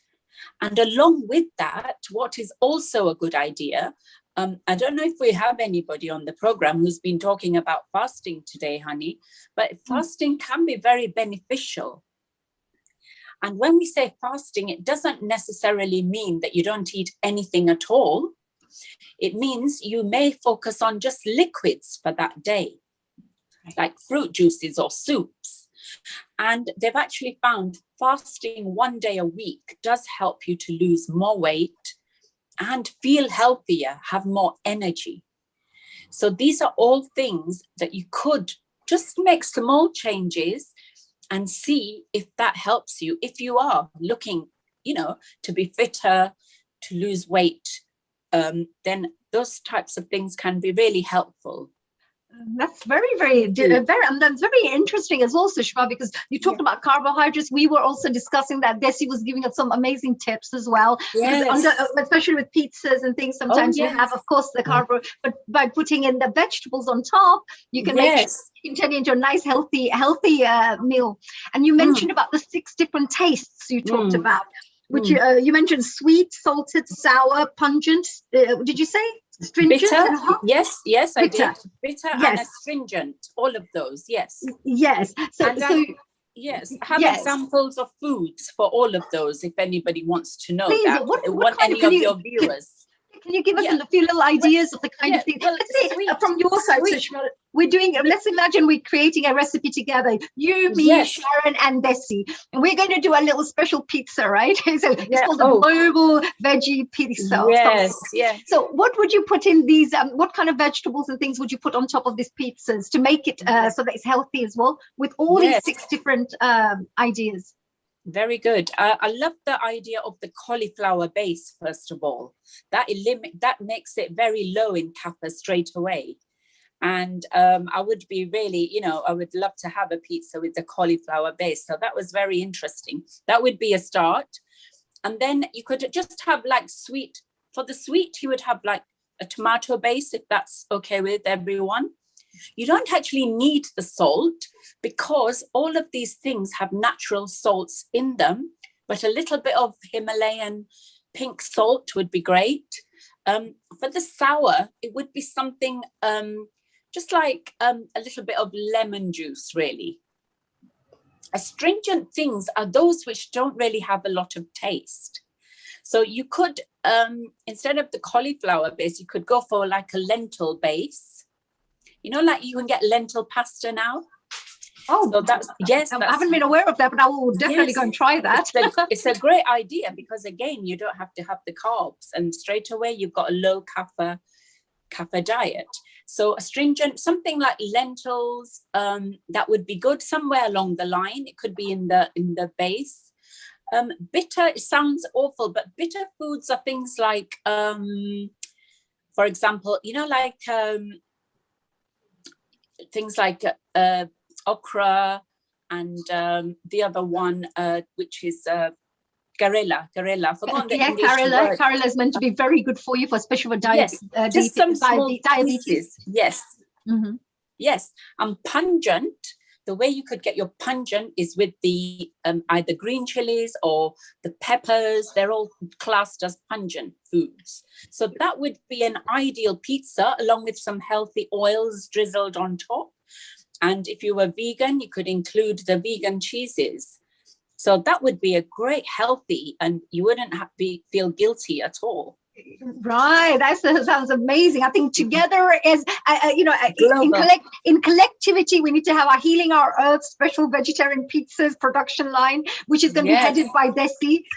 Yes. We're going to have an UK distribution network for you as well here. A great business proposition. Yes. Yeah, that was wonderful, Sushma. That is so amazing. I hear the cauliflower. I heard the sweet, with the tomatoes, the Himalayan salt as well. You could mention the lemon juice for the sour, lentils maybe for the stringent side. Yes. Karela, maybe a couple of here and there, a little bit. Small pieces. Yeah, to put in with, and then you talked about the green chilies maybe, or jalapeno peppers, as we said, exactly. which we put on pizzas as well. So that would be yummy. And actually, I don't know if you know this, but my auntie, really, she's about in her 80s, and she shared a really very healthy recipe with me. Like when we make chapatis or when we make flour and dough, instead of putting water to make the dough, you make a juice up with radish juice, radishes and celery and whatever you want. You make a whole liquid juice out of that, put a bit of water in it so it's all like full of healthy things. And you make a dough with that so that nobody can ever know that you put all the lovely, delicious vegetable things, and you can just eat it with curry or whatever you want to eat it with.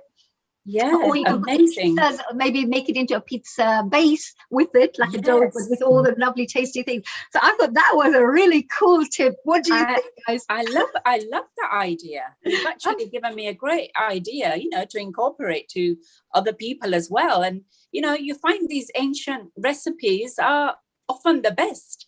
I'm really impressed. I love that completely. Yeah, actually, my grandma, my auntie did it because the kids nowadays, they don't like all this, like the really good, delicious foods that we make. So they keep saying, "Oh no, we don't want this. We just want some crisps, or we want this or that." Kids will like that. So when you give them the chapatis, which we eat anyway as our daily foods most of the times, Indian families would. So instead of giving them the chapatis were made out of water, they will make it out of all these yummy things. Make it a little colorful because you have the kind of a reddish color to it, but it's like you make it fun for the kids, saying, "Oh, lovely red chapatis, have some," Yes, and they eat this. Yes, so I think this is a really great way to eat it ourselves if we are very bad and naughty as well with our food. I love it. So thank you, Sushma. That was a really great tip. Thank you very much for joining us here. If there's any final question that you may have for Desi and or Sharon whilst they're here, Sharon is somebody, as you know, she loves growing all these organic vegetables and things. She's a pro-organic and natural, she loves growing natural fruits and vegetables at home, at her house. And of course, Desi with her lovely, many generations of delicious recipes in the Italian field. Is there any questions that you may have for them before we finish off, Sushma? What the herbs that we get here for Italian food are often like the dried mix. I mean, is that what's your advice on herbs? Because I love to add these Italian herbs, but I'm never really sure how to get the best flavor. What would you recommend? I know you mentioned basil earlier, but is there anything else? Well, I put together my own spice mix, and I love Frontier Herbs. I don't know if you've ever heard that brand, Frontier. Maybe it may not be here, but yes. Yes, I'll find out. Yes. But typically, if you get an organic, it's a higher quality, and I mix together basil, oregano, garlic, a high quality garlic powder, onions, thyme, marjoram. I even do crushed sweet bell red pepper in it. A little bit of a hot chili pepper, red, and parsley. I mix like the whole batch to make my seasoning that goes on every single pizza. So I would say just play around with the mix, and you can throw in 10 different herbs in it, and it really flavors the pizza or sounds lovely. lasagna or anything like that she make. It's really good. Wow, that's really lovely. That's a really good question, by the way, Sushma. Thank you. There's a lovely question. This is, are there any particular herbs that we should bear in mind when we're making Italian pizzas and Italian foods? Is there maybe 3-4 of the main herbs that you could perhaps suggest? Yes, that would be oregano, basil, and garlic is one. That's the main 3. You can do a little bit of rosemary or thyme. You know, sometimes they're a little strong. You have to back off of it a little bit.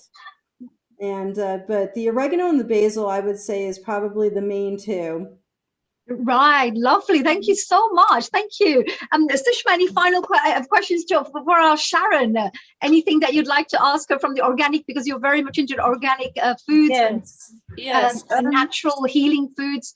There was one question actually, just before Sushma asks Sharon, from Latta and Nabanita. They were asking, is there any alternatives to yeast? Like, could you use yogurt or lemon or milk or anything else as a raising agent?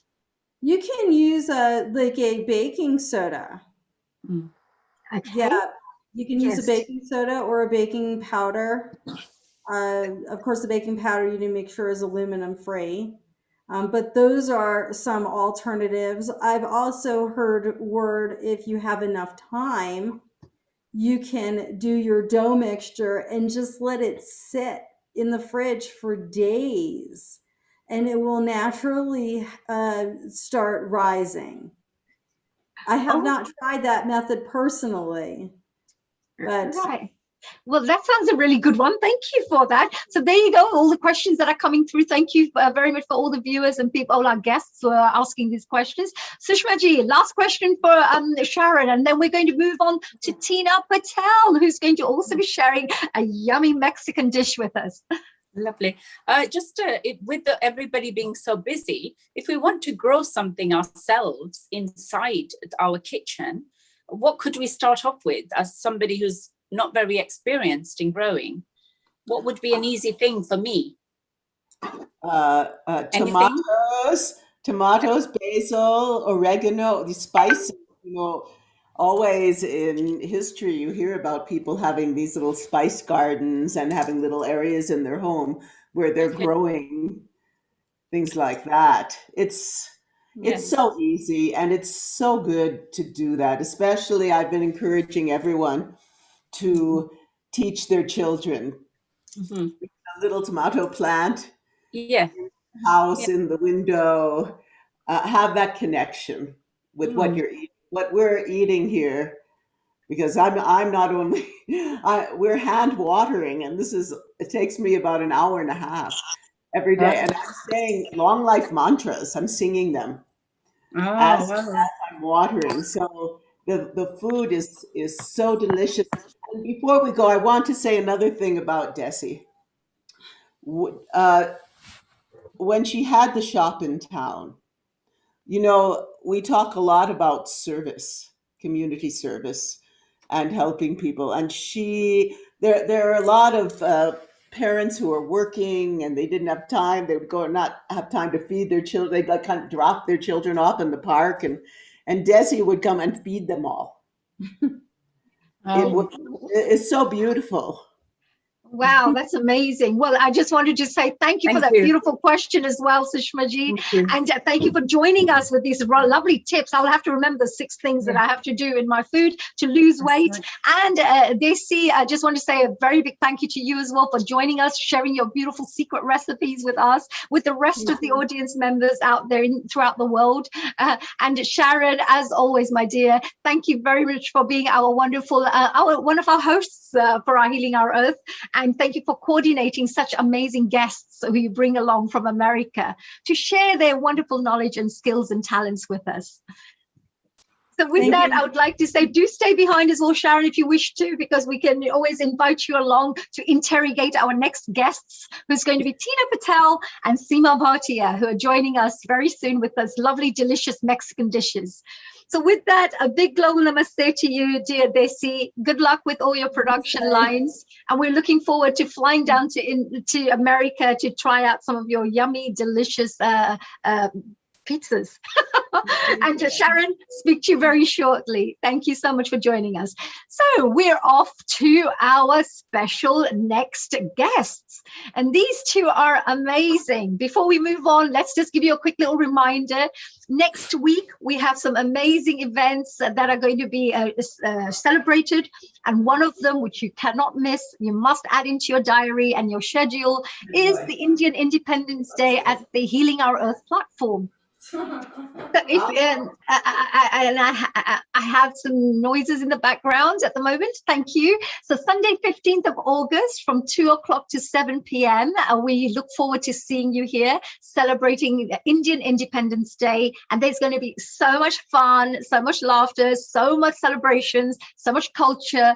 All sorts of things will be there on that one show, lots of variety. So don't miss it. We then move on the 22nd of August to celebrating dance, where me and Sharon will be taking you on a journey to all the different types of beautiful dance forms around the world, quite a few of them. So you'll get a chance to meet some really amazing guests from around the world who'll be sharing all these tips and advice on dance, as well as health and well-being, as well as perhaps performing some wonderful dance performances for you. And from that, of course, this is all from our Healing Our Earth. We have our Janmashtami special, which is definitely a global online celebration for the whole world to come together on the Healing Our Earth platform. This is going to take place on the 29th of August. You cannot miss this. This is so much fun. The Janmashtami special is going to be spiritual, it's entertaining, it's going to be fun. Then you're going to love the music, the singing, and all the wonderful celebrations that we're going to be sharing with you. And apart from that, I have to say today is a very special day because it's 8th of August, which is 8th of the 8th. And it's our 88th event on Healing Our Earth. What an amazing day it is. 8888. So there's something very special about this number 8 in a Chinese culture, I believe, where they say 8 is a very lucky number. So today is a very lucky day for all of us, I hope. So moving on to Tina and of course Seema. Let me do a wonderful introduction. A big global namaste to both of you. How are you? Looking very gorgeous, both of you. We cannot hear you, my dears. So whilst they get the sound sorted out, I think you need to use your second camera sound. So whilst we're doing that, I am going to do a quick little introduction. Let's start off with Tina. Tina Patel, who's just going to join us, and she's going to give us a little bit of taste of Mexico. So Tina moved to England after getting married. So she's a wonderful lady here. She was born in Kenya. She was also, somebody who loved cooking from a very young age. And she started learning cooking from her mother. She was a very talented cook, of course, as you will be able to tell very shortly. And from a very young age, Tina learned to cook, and her skills and knowledge of cooking have been growing ever since. Tina takes inspiration from online recipes and her mother's cooking, as well as many dishes she makes are creative and intuitive. So that's very interesting. And she enjoys cooking a whole variety of cuisines, which includes Indian, Mexican, Chinese, and Italian, which are 4 of my favorite. All 4 of them are my favorites. Tina will be demonstrating how she'll be making a really, really delicious, yummy Mexican dish. It's called, let her tell you a little bit about it. But it's a Mexican fiesta. But she'll be sharing a little bit about this. She'll be also making a bean chili of some sort. We'll ask her about that very shortly. But let's move on to Seema as well. Seema is also going to be joining Tina. She was born and raised in Nairobi, Kenya as well. So we've got 2 little Kenyans here. Her culinary interests began at an early age, founded on a family food business. So just like Desi, here comes another one, a little entrepreneur. Seema's passion, along with her extensive travels in Asia, have allowed her to follow her culinary passion and grow her knowledge on food as medicine. That's something you will find a little bit really interesting, because I love this part about what Seema shares.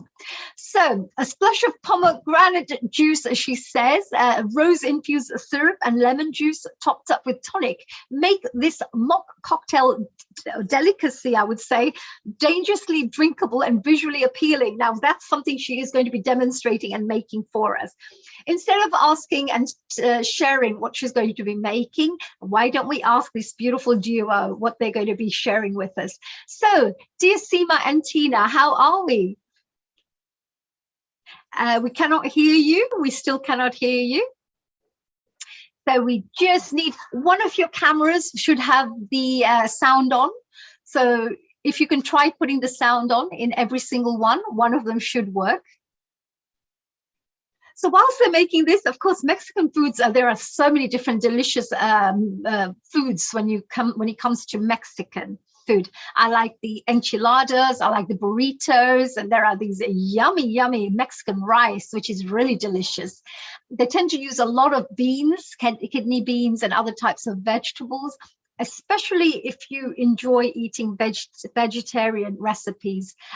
When it comes to Mexican foods, you will find them absolutely delicious. So if we can get the sound sorted, there is no sound at all, a little technical hitch. And whilst we're waiting, let me see if I can get Sharon back on track whilst we get these people sorted. Seema and Tina, Kamlesh, if you can hear me, if you can sign off from the main Seema and Tina and sign back again, kindly join the computer audio. Sign back out from Seema and Tina. When you sign back in, connect with computer audio. Honey, go ahead. You can take over now. Thank you. Thank you, dear Neil. See, it's so good to have a technical team there. And to have, of course, Neil himself, right? The creator of Healing Our Earth. Whilst we're waiting, I have to say a very big thank you to Neil Kumar. He's the one who set up the Healing Our Earth platform amidst when COVID started, the coronavirus pandemic started. And it was a really amazing thing to do, because his aim was to, of course, keep people a little bit more uplifted whilst we were going through a tough time, and also to be able to bring some wonderful education and entertainment, information to all these wonderful people around the world. And we have been going from strength to strength since April 2020 till now. So I just wanted to say a very big congratulations to Neil as well for doing an amazing job, and what a wonderful contribution to the world. And we all feel very proud to be part of the Healing Our Earth team. Personally, myself, of course, being a production director here at the Healing Our Earth, I also would like to take this opportunity to say a very big thank you to all our special guests, because all our special guests come along and join us on a voluntary basis. Some of them are coming from all over the world. They are very renowned, and they contribute their time and their knowledge to share and to inform the world, to transform people's lives in a positive way. So I would like to say a very big thank you to all those people who make Healing Our Earth a platform possible. So, and of course, our technical team and Nishit Kotak, who's an amazing gentleman. He's the one who actually deals with all the technical aspects of our Healing Our Earth. So a very big thank you to Nishit as well for really doing a grand job and bringing this knowledge to the world. And now, Thank you. Seema and Tina, you've joined again. Can you speak up, please? Can you hear us? Thank you. Can you Okay, if you remain muted now, Honey, take it over, and a good luck to all of you. Thank you very much. And a very warm global namaskaram to everybody.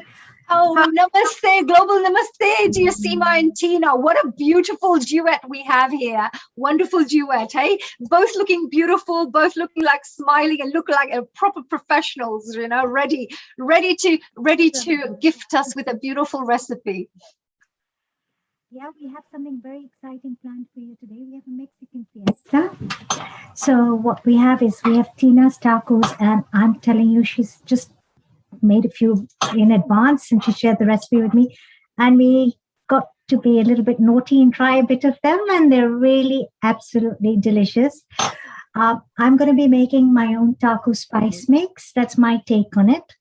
And Tina's going to be adding it into her beans, which are going to serve as the perfect stuffing for the tacos.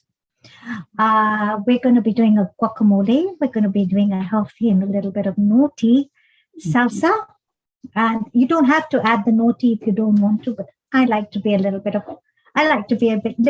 naughty sometimes, don't we, Tina? Yes, of course. I like that bit. I really do. The salsa bit sounds yummy.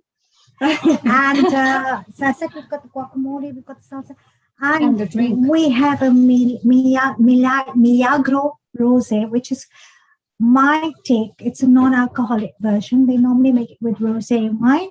So we're using a rose-infused sugar syrup, which I've used brown sugar for, and we've prepared the syrup. And we've got pomegranate, heart-healthy pomegranate juice. And we've got lemon juice, which is very rich in vitamin C. And we're going to top it up with tonic water, or you could add a sparkling club soda to it. And a very traditional Mexican dish that is known as esquites. Oh, is it called? Can you say that again, please? Esquite. So is it when you have burritos, we have enchiladas, and this one, what is the difference between these ones? So the esquite is actually a traditional corn dish which they serve during the Cinco de Mayo festival in Mexico. Your voice has gone a little low. I'm sorry. Your voice is a little low. The Cinco de Mayo, the 5th of May festival. Can you hear me? Yes, we can. Thank you. So the 5th of May is a very celebrated day in Mexico, or in Mexico, as they say, because it celebrates Mexico's win over the French dynasty, or the French rule in Mexico, which was, I think, in around 1862. They conquered in the battle. So they celebrate Cinco de Mayo. So even though it's not the 5th of May, we are celebrating with Mexican food here today with a couple of the dishes like the tacos and the salsas and the guacamole and the esquites, which is a corn dish.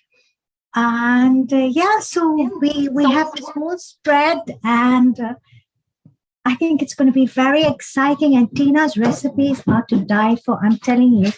Yes, they actually look very delicious out here. So what I'm going to do is I'm going to give you the platform. Please go ahead. And then maybe at the end, I may have lots of questions for you. So it's all yours. Please do go ahead and present and show us what you can, what you'd like to share with us, whilst I write all the recipes down myself for myself. We have a mini PowerPoint presentation for you with the recipes. So I'm just going to ask if we can share them. You should be able to share it. Your sharing should be on. So if you'd like to share. And we have somebody secretly in the background helping us share. So of course, thank you very much, Healing Our Earth, Honey, Mr. Neil Kumar, and the whole team for having us here today at your vegan vegetarian kitchen. We have a Mexican fiesta planned for you, and we have Tina's tacos. As you can see, her recipe has a cup of cornmeal, a cup of plain flour, half a cup of chapati flour atta or whole wheat flour, a teaspoon of oil, a pinch of salt, and you just knead the above into a pliable dough. Now, was it a very stiff dough or was it a medium dough? Medium, just medium, so we can just roll it easily. We do need to still do it like a chapati, similar to chapati, and then shape it up into a taco shape. So and deep fry it. And Tina demonstrated a few to me, and I tried one, and I forgot to poke the discs with the fork, and it became a full fluffy puri instead of a taco. So she's going to be making her tacos. After that, I'm going to be demonstrating a taco spice mix, which has 4 tablespoons of Kashmiri red chili powder. That's the Indian in me. And the pili pili, which brings the African in me out. 2 tablespoons of cumin powder. A tablespoon of smoky paprika, just to give it that flavor. Some garlic powder. You can go with 2 or 3 tablespoons. A tablespoon or a teaspoon of minced onion powder. Now, I like to go with a teaspoon, but if you want to be generous, you can go with a tablespoon. Play around. Let your creative juices get flowing. A teaspoon of oregano and some black pepper. Tina is going to be making her taco bean filling. As you can see, it's got olive oil, a red onion chopped, ginger garlic paste, a tomato cut into cubes, and 1 to 2 cups of boiled kidney beans that are slightly smashed. Right? Yeah, I have done. I boiled it and mashed it. Okay, and this is a recipe that is going to want you guys asking for more. And the method is here, as you can see. You're gonna. How do you do this, Tina? I just fry some onions in a bit of olive oil, put some fresh tomatoes, garlic, ginger, and chili paste, and then put some taco spice as well, and then just put the boiled, mashed kidney beans in it, and fresh coriander, and that's salt and black pepper. No water, nothing. Nothing. No water, nothing. No. And then just mix it. It's nice and thick. So when you put it in the taco doesn't fall apart or doesn't go soft. It still stays crispy. Oh, wonderful. I'm excited for this. And I'm already hungry. And I get to try it, so I'm one of the lucky ones today. We have the healthy and a wee bit of naughty salsa that is going to serve. We're going to serve along with the tacos. With the tacos. Yeah, on the top. Yeah. So as you can see, we've got, about a heaped cup of finely chopped cherry tomatoes. Now, I opted for cherry tomatoes because they're slightly sweeter. Yeah. Okay. And a red onion, just a medium-sized red onion or a small red onion, some green chilies against the pili-pili or the chilies. And you do know Mexican cuisine uses a lot of habanero or green chilies, as some garlic. And the naughty is a teaspoon of tequila. Now, this is totally optional, okay? A question I'm faced with very often, is tequila vegetarian or vegan? Yes, it is actually. It's from the blue agave plant. There are some versions that have a worm in it, but of course, we're not using that version. We're using the vegan vegetarian version. That's the naughty. If you don't want to use tequila, go with vodka. No problem. You don't want to use vodka, you want to go straight up without anything, that's fine too. Okay? And you can go with honey, agave, or maple syrup just to balance out that tang, because we're going to add some lime into it. And you want to balance out that tanginess with the honey or the agave. And you want to have the perfect yin and yang of flavors there, because we have lime, and then we've got cilantro, as they call it in Mexico, or coriander or dhania, as we call it in Swahili, or in Hindi, hara dhania or kotmir in Maharashtra, and salt and freshly cracked black pepper, guacamole, avocados, healthy fats again, mashed up roughly. No guacamole is complete without some lime in it, garlic, green chili again, the green chilies again, and of course red onion and salt to taste. Now you'll notice that this guacamole recipe doesn't have tomato in it. We have the salsa with the tomato, so we don't want to make it too much tomato. Yeah. So I took the tomato out of the recipe, and you know what? It works beautifully. Okay, and we're going to end with the Milagro Rosé, which, as I said, is pomegranate, fresh lemon, rose-infused syrup, where I use some brown sugar, top it up with club soda and tonic water, and that's it. We're ready to roll. So I'm going to say welcome, and let's get going. Yeah. Right. We're going to start off with making the taco dough. Okay. So if I'll go this side. Yeah, we go this side, and we have another camera which we need to get. Maybe we need to stop screen sharing over here so we can get into the other camera. Perfect. Yeah, perfect. So I'm going to stand behind you. Yeah. So we've got can you see that? That's cornmeal, fine cornmeal, 1 bowl. And then so is that polenta? No. And then I've got plain flour, just a plain flour, just a little bit less than a whole bowl. And We've also got the atta for making roti, and just a wholemeal atta, and that's just half a bowl. Tina, is this polenta flour? Yeah, it is. Yeah, it is, but the fine one, not the coarse one. So this is not what the Punjabis would use for makki No, atta. no, this is a fine one where it makes it a little bit more easier to roll as well.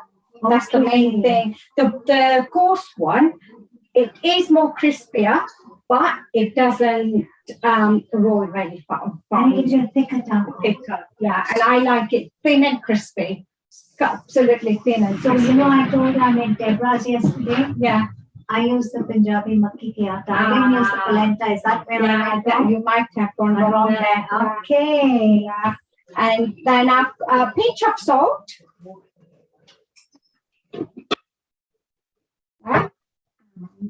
Just a little bit, tiny bit of oil. That's just the sunflower oil. Yeah, just about that. And just mix it together. You can't see. Go this way. Mine. I'm just going to mix this together and make a nice soft dough. So it's a medium pliable dough or a soft dough or soft wet dough, medium pliable. Medium, Medium not very, pliable. yeah, not very soft, not very hard, just easy to roll. Just the same texture, you say, like a chapati dough? Yeah, or chapati. Or for pizza or something like that? No, pizza's too soft. Soft. This is roti. Roti. Yeah. Chapati dough. Yeah. Okay. I just get So like that. a Sorry. So I'd say something like flatbread dough. Yeah. Pretty much. Yeah, that would be just right.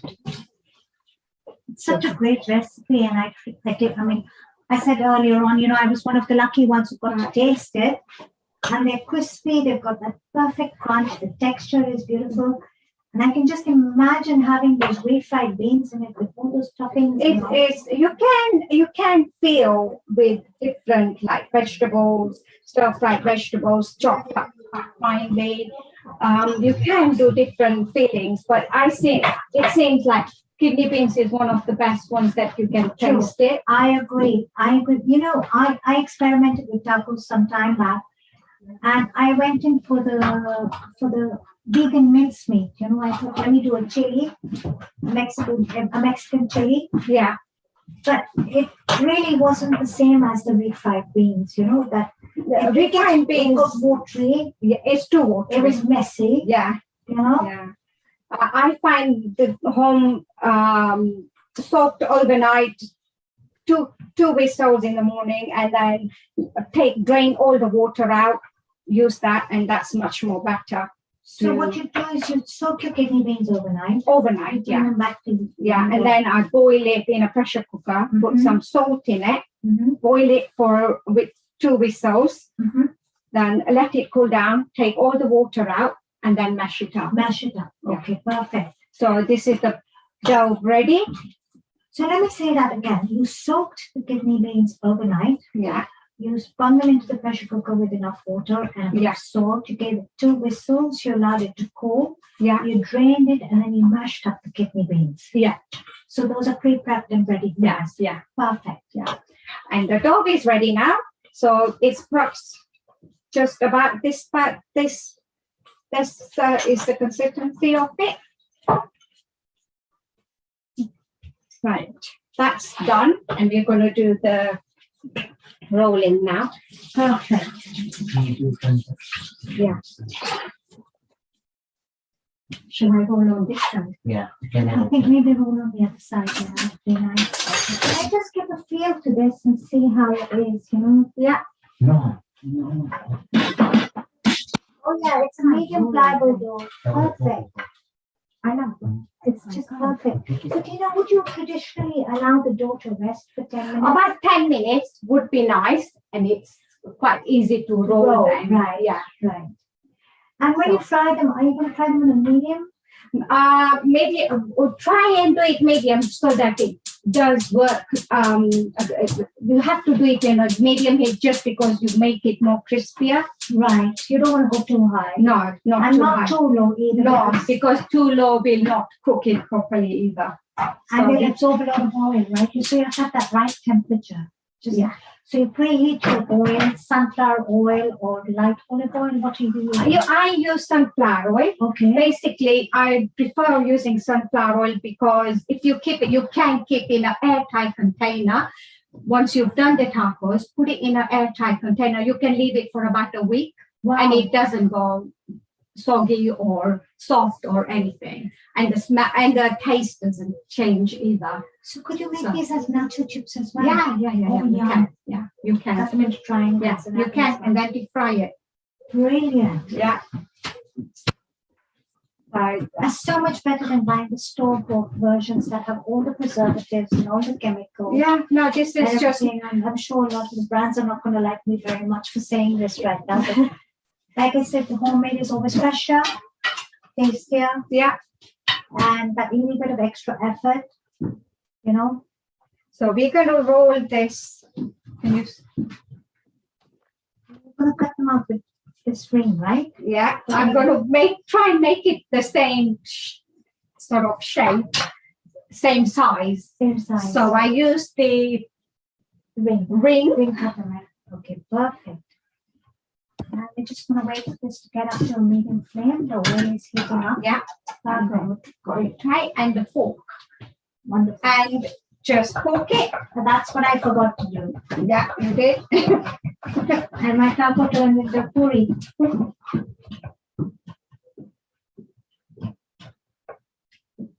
Wonderful. So that's one ready.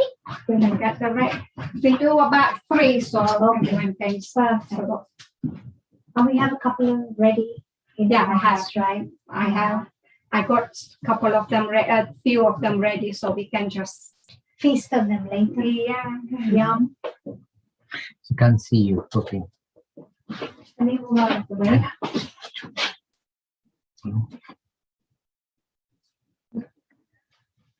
Right. Do it in this side. This side. Well, You can't do it. okay, leave it. It's okay. Maybe you want to just hold up the. So I need these are the 2 main things that we need. Okay. Because we need to hold one at the bottom and flip the other top bit. So you need on the tongs. You need the tongs, and you need the like spatula. So this is the way. So the oil is not ready. Okay, that's fine. And you fold it over, right? Yeah. Why does that happen to us?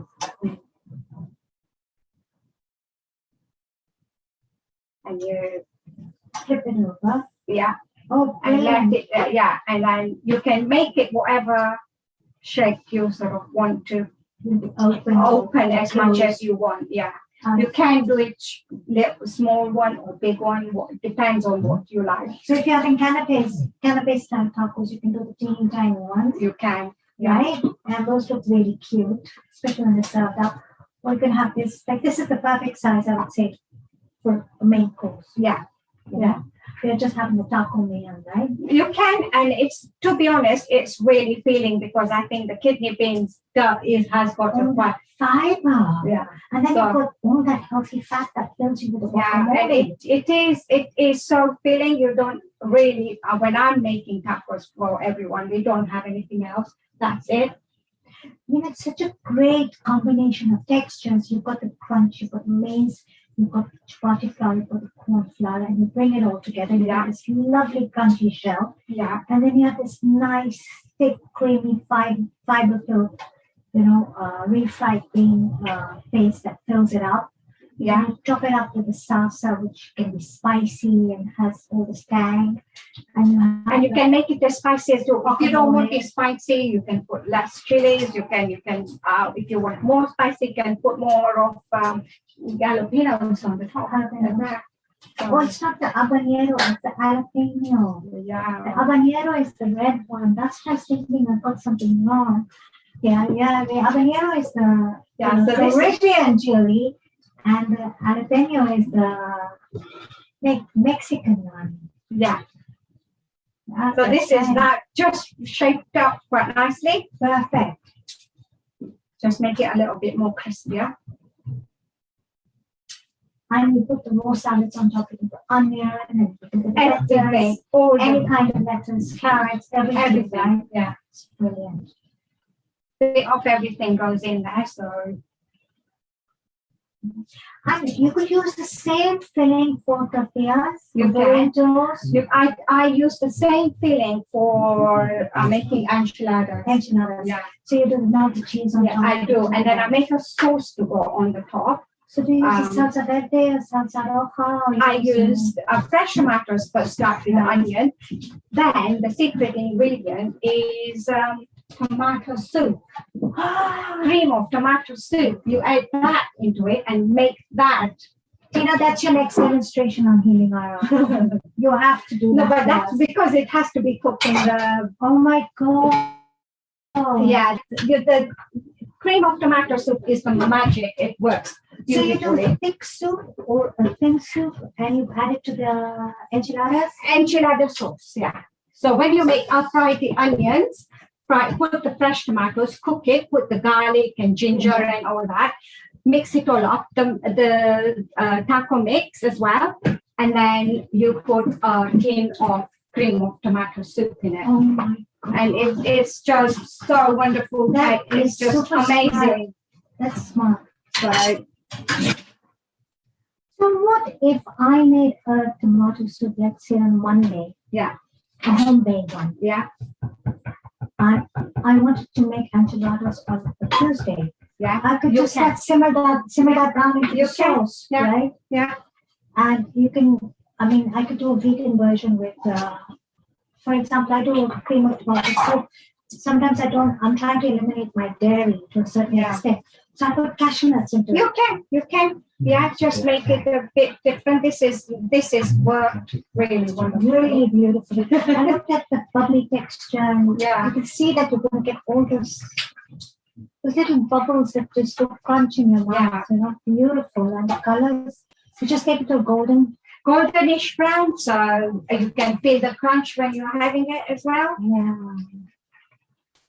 And it really dries up really fast. It does normally. If the temperature of the oil is right, in the right temperature, it doesn't take long. I've made before 150 for a party, and it's taken me a couple of hours. Wow! But it does. It's quick and easy, just the right shape as well. This reminds me of the typical Kenyan kitchen when all the mothers would get together. Yeah. All the aunties and the mothers, and they would be they would be making biscuits together. Yeah. Our home was famous for that because we had this big house with a patio. The big angan or the big patio. Yeah. Seema, can you hear me? Yes. Tina is using camera 3 and she is actually rolling, but we can't see anything. So can you adjust camera 3 so we can see the worktop and the rolling so the audience can enjoy what is going on? Thank you. That's the correct camera. Now, if you can raise it up and pointing to where she's doing the rolling, perfect. Now it's gone portrait. So can you make it landscape, please? Turn it around to yes. And now adjust it. Okay, beautiful. Thank you. Over and out. So that's just been rolled, and I have just cut it with a cutter, just so that all the tacos are the same shape, same size rather. And then with a fork, you fork all around it so it doesn't pop up. Maybe you want to hold it up and show them the thickness of the taco. The thickness is just this much. Because the thicker it is, it's not as crispy. So the thinner it is, it gets more crispier. And it reminds me of my mother-in-law making matris, Yeah, matris is that size, yeah. Do you remember that? And then turn it round, then flip it over. Beautiful. This is such a great recipe team now. Oh, sorry. I love it. It's fantastic. Look at all the little bubbles in that packet that we've done. Shall I make one more? Make one more. Let's show them how to make one more. And because we've got the camera there, they can see thickness and everything. Yeah. And this is how the color should be, just what the color should be. Delicious. So if I wanted to do nachos, I could just make the disc, poke it up and cut it into four. Yeah, you can. Triangles. And Yeah. I've got the nachos Yeah. thinner or thick. And if you use the wheat flour, the atta, it makes it crispy. It does crispy. make it crispy. It does, Yeah. indeed. So that's like reddish brown. Beautiful. So we're just going to wait one more just to so that. If I wanted to, you know how I emphasize so much on turmeric. Yeah. Right? And a lot of dishes, I try not to use food coloring in my dishes. Yeah. Because a lot of the food grade colorings are synthetic unless they're really pure and natural. Yeah. Now, if I wanted to take this to a deeper yellow version, could I put in a pinch or two of turmeric? I'm sure you can. I don't think there would be any difference in. They won't alter the taste then. Because it would be a very minute amount, right? Yeah, it can. Yeah, it will. Okay. Again, same way. I'm just going to. Wonderful.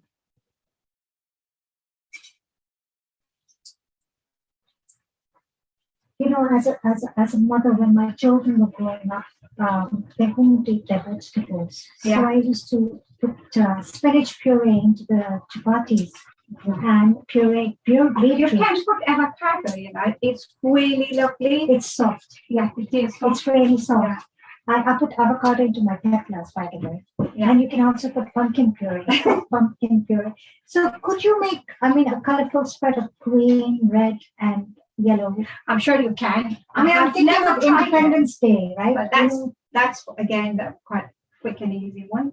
So that's done. The colors of Independence Day, Independence Day tacos, Independence Day chapatis, Independence Day this, Independence Day that. Yeah, we can make green and red and a white. White. White, You can use for white. You can use white corn flour. Ugali, maize meal. Yeah, you can get it. You can buy it. Yeah, but it's going to give you a thicker taco. I've never tried it, but we can try it.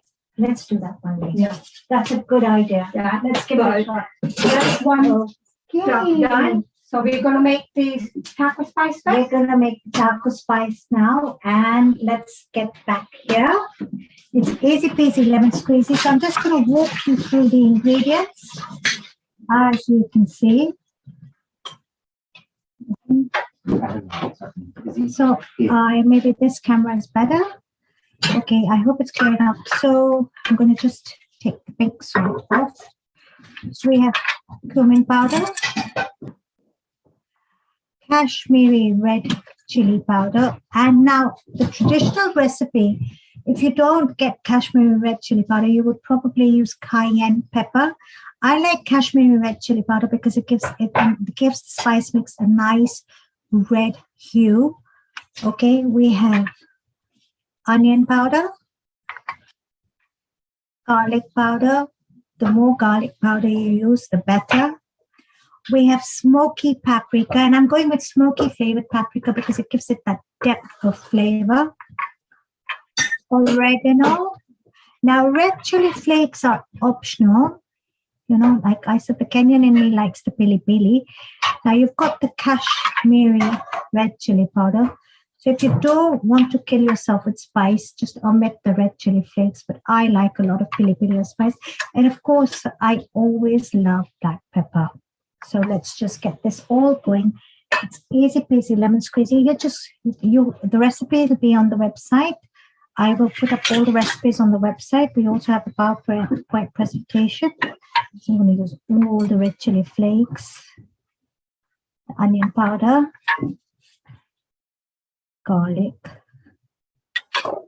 It's about 4 tablespoons of Kashmiri red chili powder, cumin, oregano, and a teaspoon or 2. So I'm just going to eyeball this in of black pepper. Mix this all up. Yeah. Get this all out of the way.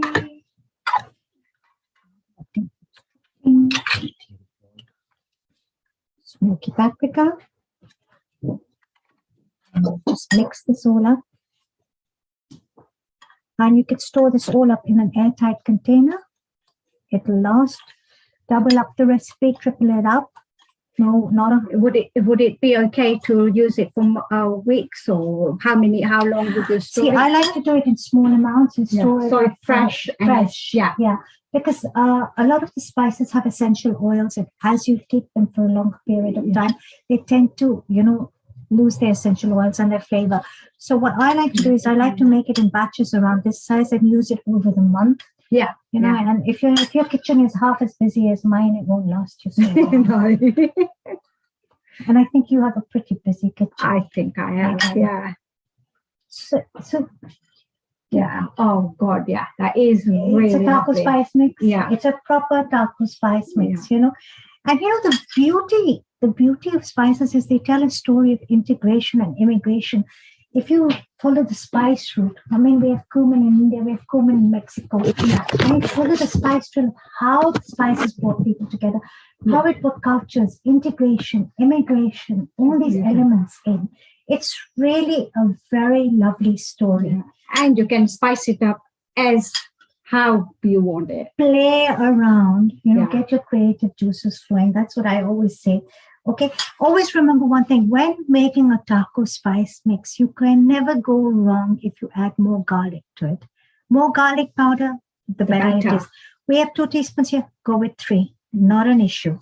So here's your taco spice mix, and we're going to go into the beans now. Wow. Right. So I'm going to just show these. These are the beans that we bought. I soaked it overnight, the red kidney beans. In the morning, took all the water out, washed it, put it in the pressure cooker, put enough water and a bit of salt in it, and pressure cooker it with 2 whistles. Drain all the water out and mash it up with a masher. And that's it. That's all I have to do. Take all the water out, as you don't want it to be liquidy. Otherwise, the tacos will sort of feel soggy and not crispy. Yeah. And you want the tacos to be crispy. So that's the magic to it. I'm really excited to have these this evening. I think you will. I think you won't wait for anything else now. So you've got 1 onion? Yeah. 1 onion and 1 tomato. And then I've got olive oil here. Brilliant. And are you working with light olive oil? Yeah, just whatever you have. I just can. So yeah. And just a little bit of olive oil. Okay, brilliant. Yum. Bueno. Like it's in Mexico. Que bueno. How nice. I know. There you go. Mix it.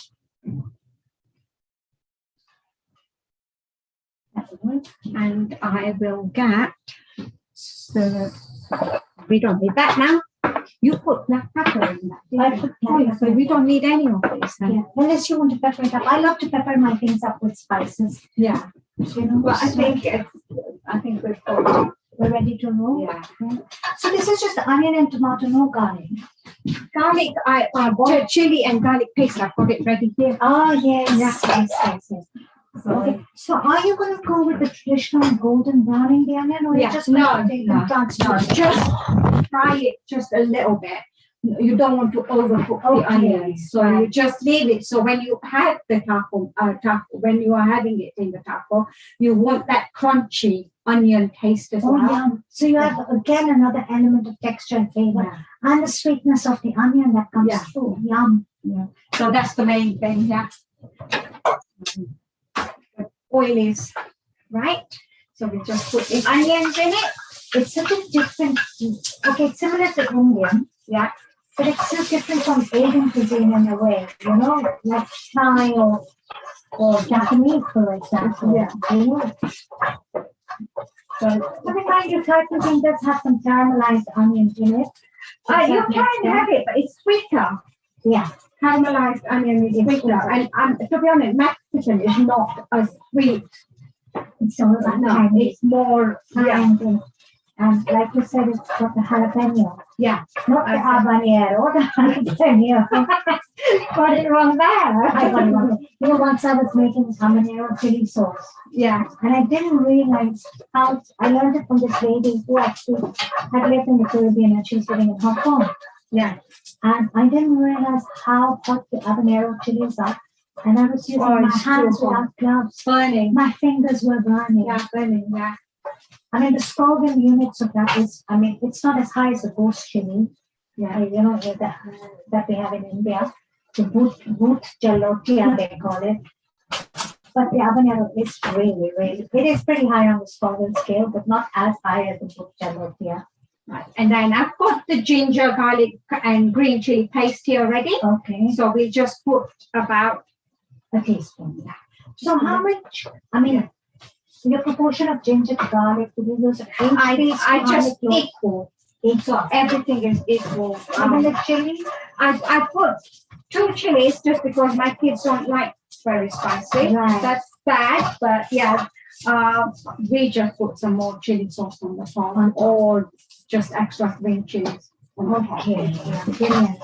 So fry it for a bit and still not very right, and then I add the tomato. So they're just turning translucent pink. They're not getting brown. No, it's not very brown. And tomatoes just bring everything together. Yeah. I love the way you're using fresh tomato in this first. I prefer using fresh tomato. Yeah. A lot of people like to use the thin No, they do, but it gets again, it's too watery. It gets watery. Yeah. So you're right.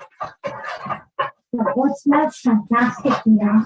Yummy, yummy, yummy. We're going to put the salt in it because we haven't got. Right. So I have got a little bit salt in the beans, but that comes out when you drain all the water out, Right. or the salt. So I will put some salt in that.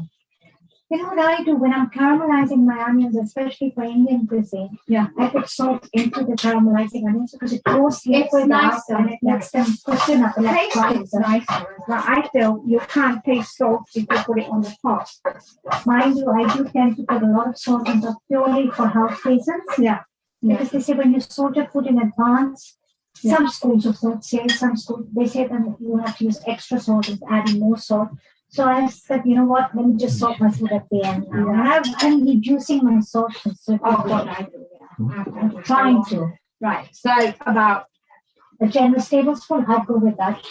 That's a amount. just because we've got quite a bit of beans, and depending on how much you have. So 3 tablespoons. Okay, so you're bringing the taco spice mix into the tomatoes and you're frying it up. So you're letting only essentially oils of the spices come through, right? Just like you're doing in Indian cuisine. Just you can smell this. Just like you're making a Mexican masala. Yeah. I like that Mexican masala. That has a nice feel to it, doesn't it? Yeah.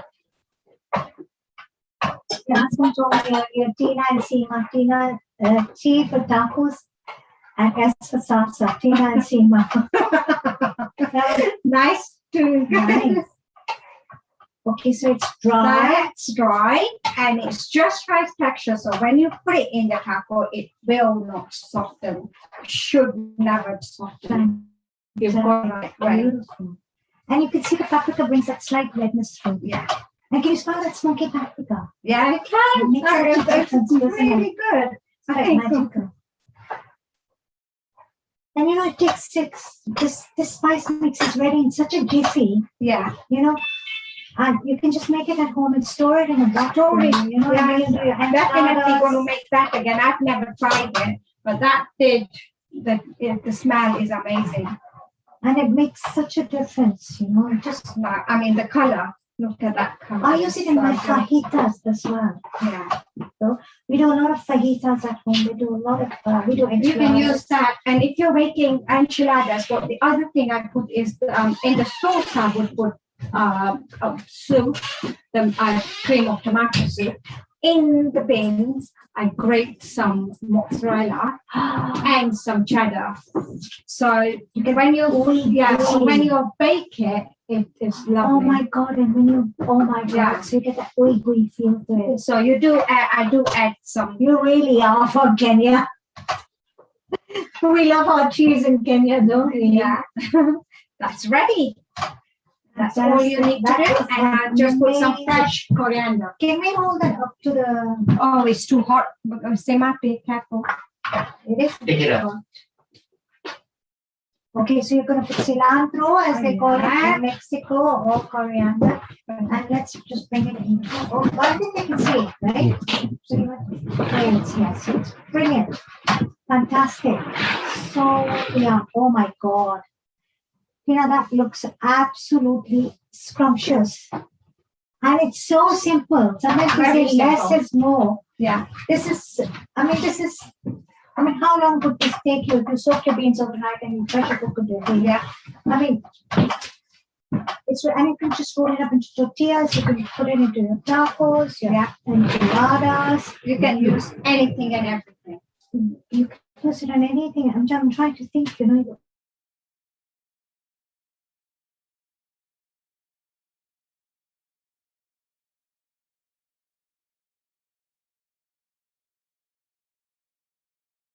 You can have steak and have it with the Mexican rice as well. You know what? I just got an idea. If you're on a low-carb diet, you could use this. Yeah. You could use a lettuce. Yeah, we could do that. Yeah, like just like that. And then you can just put your salsa and everything on top. Perfect. Yeah, like that. So these are slow carbs. Yeah. And you put the lettuce. So you don't have so much carbohydrate, and you can put in your sauces and just crunch it down. Because in Asia we use a lot of lettuce cups. Yeah. And so that's what I do. I keep changing around, playing around. I make we make suki moong ki dal. Yeah. Dried moong lentils, and onions and tomatoes and everything. And then you put it into your lettuce cups and you have it with chutney. It's fantastic. It's delicious. Yeah.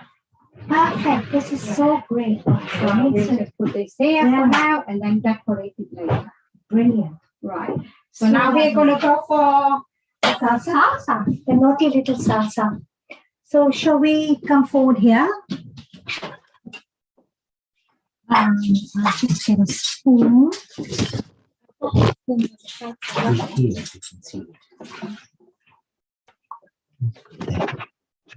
Okay. So salsa ingredients, as you can see, can everybody visual? Can you see? Okay. So what we have here, we're going to go with about 1/4 to 1/2 cup of pureed tinned tomatoes. This is the traditional way you would find a salsa in a restaurant. Okay. You often wonder why they have extra tomatoey flavor to it. It's because they have this pureed tomato as a base. So what I'm going to do, I'm just going to eyeball out about 1/4 cup of this. Okay.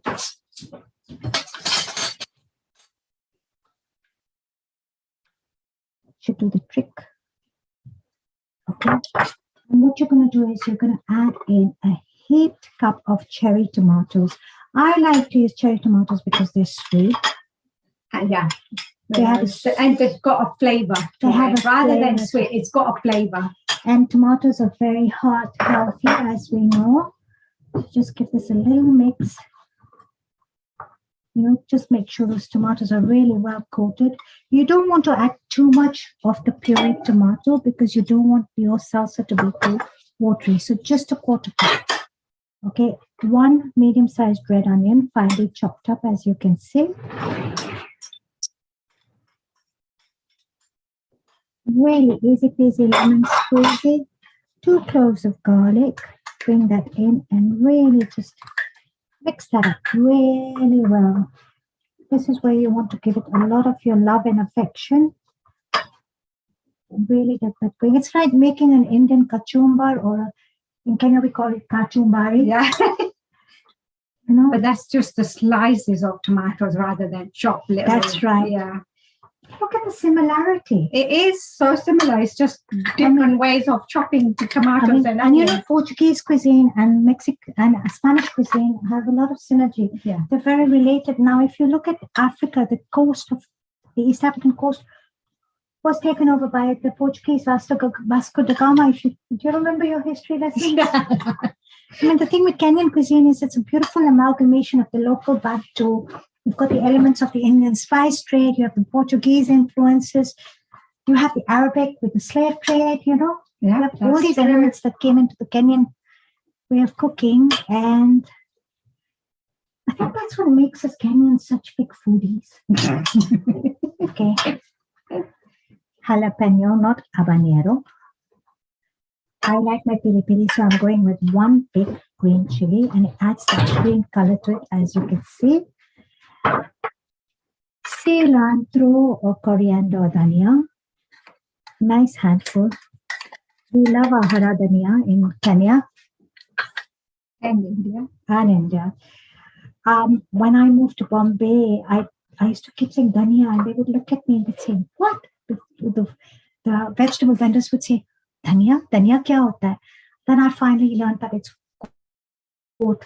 I know, that's it. That's the other thing, how different sort of sayings are. Okay, so you're bringing this all together. Now, you're going to bring it in. Now, you want to add some sweet elements into this because we are going to finish this off with some lime.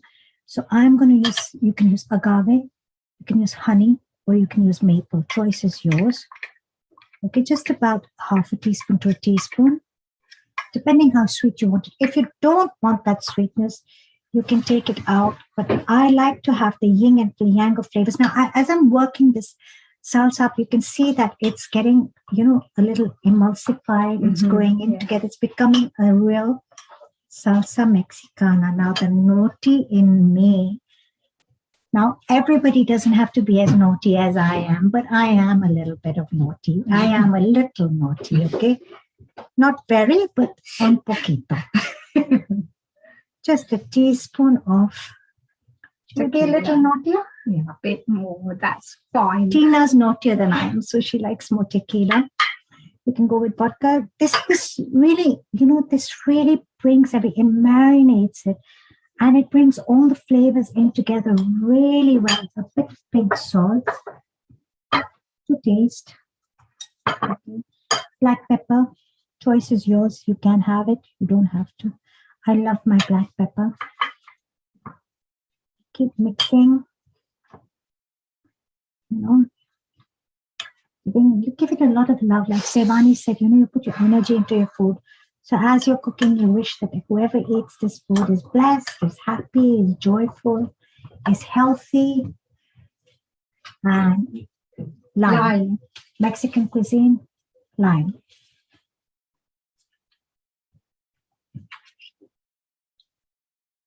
So you've got the sweetness from the honey, the agave, or the maple.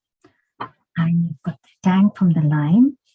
Remember, you're not using the really sour tomatoes, you're using the cherry tomatoes. And you've got this beautiful salsa going. Can you see that? Okay, Tina, I want you to taste this. Oh, I won't say no to that. Oh, that's my favorite tomato. Okay, and I'm naughty and I'm going to put it into a new bowl. So good. Is it?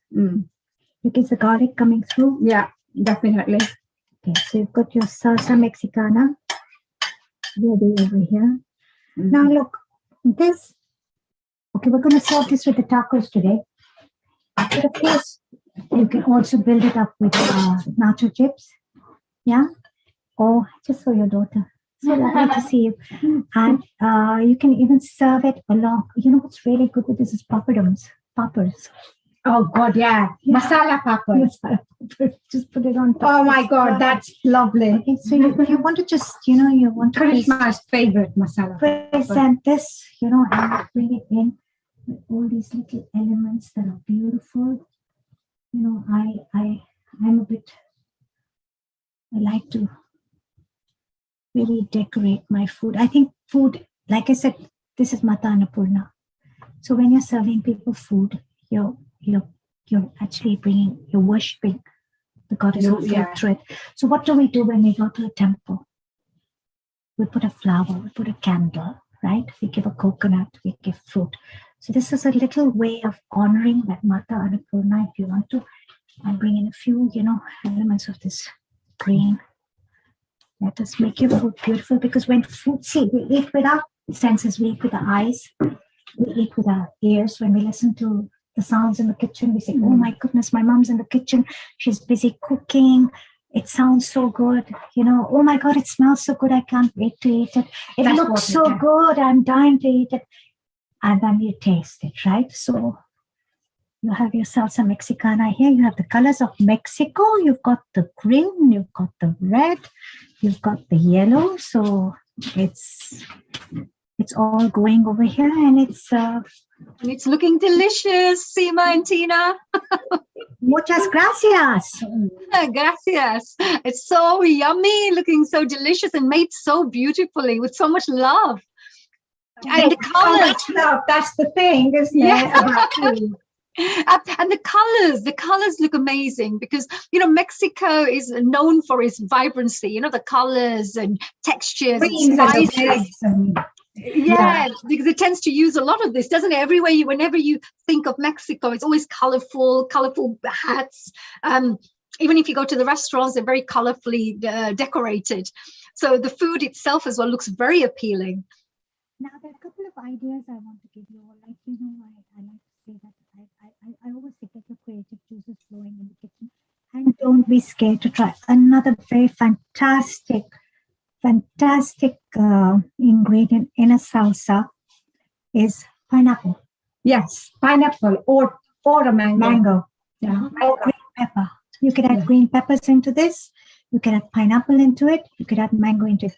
If you're using ripe mango or ripe pineapple, do not use the maple, honey, or agave. You don't need it.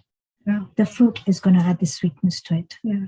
Okay. Right. So do you cut it? Do you chop it up and just put it, or do you turn it into a chutney? Very tiny cubes. Very tiny cubes. Very tiny cubes. Yes. I would just go with, in the same recipe, I would go with about 2 tablespoons of very finely chopped pineapple. Mango tends to be sweeter, so I'd go with 1.5 tablespoons. Now, when I speak of tablespoons, I speak of generous Punjabi style heaped tablespoons. Definitely, yes. You can't have anything halfway, right? Yes, absolutely. The Kenyan is there, but the Punjabi is also very strong. Yes. So you bring that into it. And another thing that's really great is green Granny Smith apples. They work beautifully. Leave the skin on, scrub them down really well, get the wax off the apples, put them in. They work really well. But if you use the Granny Smith apple in this, then please don't omit the agave, the maple, or the honey. Yeah.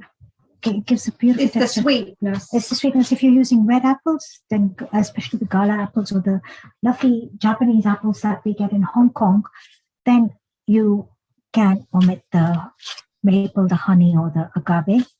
And agave is beautiful in this recipe because agave is Mexican. So if you do get agave, it makes it more traditional. So these are the different variations you can add into this recipe. Pears are beautiful. Pears are really good. They go really well. So this is a traditional Mexican salsa. And now we're going to go into a guacamole, as they call it, or guacamole. Right. Yes, please. We're looking forward to seeing this with all the lovely colors. And as they say anyway, that when you have all the different foods, Seema, they say, you should actually go for all the reds and the oranges and the purples and the yellows, greens. If you have a whole range of different colors, it's good for you. It's very healthy. Plus, you get different types of vitamins and different types of minerals that come into your body. You eat your rainbow. That's what I say. We have to eat our rainbow. You can add all these different elements into it. I mean, you can add. Personally, I've never added beetroot into a salsa, but I think that would work. Right, but you have reds anyway. You have salsa, don't you? So red, having the tomatoes in the salsa sauce, etc. That's your red there anyway, that you would be including.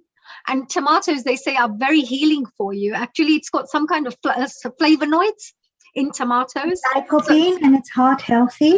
Yes, so it's very healthy. It's meant to be very good for inflammation, good for respiratory diseases as well as depression. They say tomatoes is also good for those kinds of things. They're great pick-me-up food. And you know what?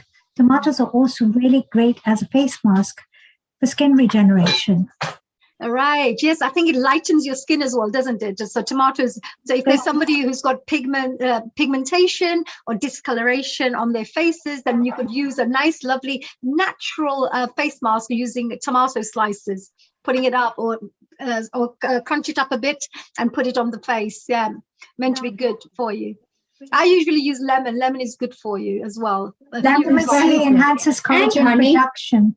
And honey is good. It enhances collagen production, right? And it lightens your skin, the vitamin C.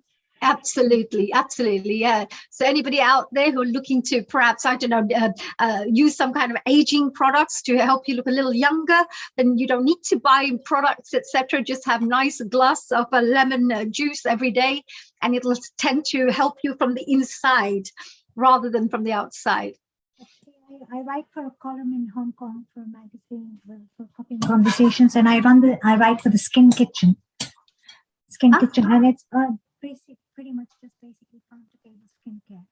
If you can eat it, it's good enough to put on your skin. Right. We just lost you there with the voice a little bit there, Seema. The last sentence you said was what? If you can eat it, then it's good enough to put on your skin. Right, yes, absolutely, yes. Well, it's good, isn't it? Because either you're giving nourishment from the inside through your bloodstream and through the inside of you, or you're putting it on through the pores from the top, right? Beauty from the inside. Beauty is from the inside out. What you eat, of course, shows up on your face at least 3 weeks after, and of course, what you put on your face, of course, makes a lot of difference. Or on your body, for example, like sugar scrubs with coffee and olive oil. And so we have a problem in my house. My children always say, "Mummy, can you stop turning our bathrooms into a kitchen?"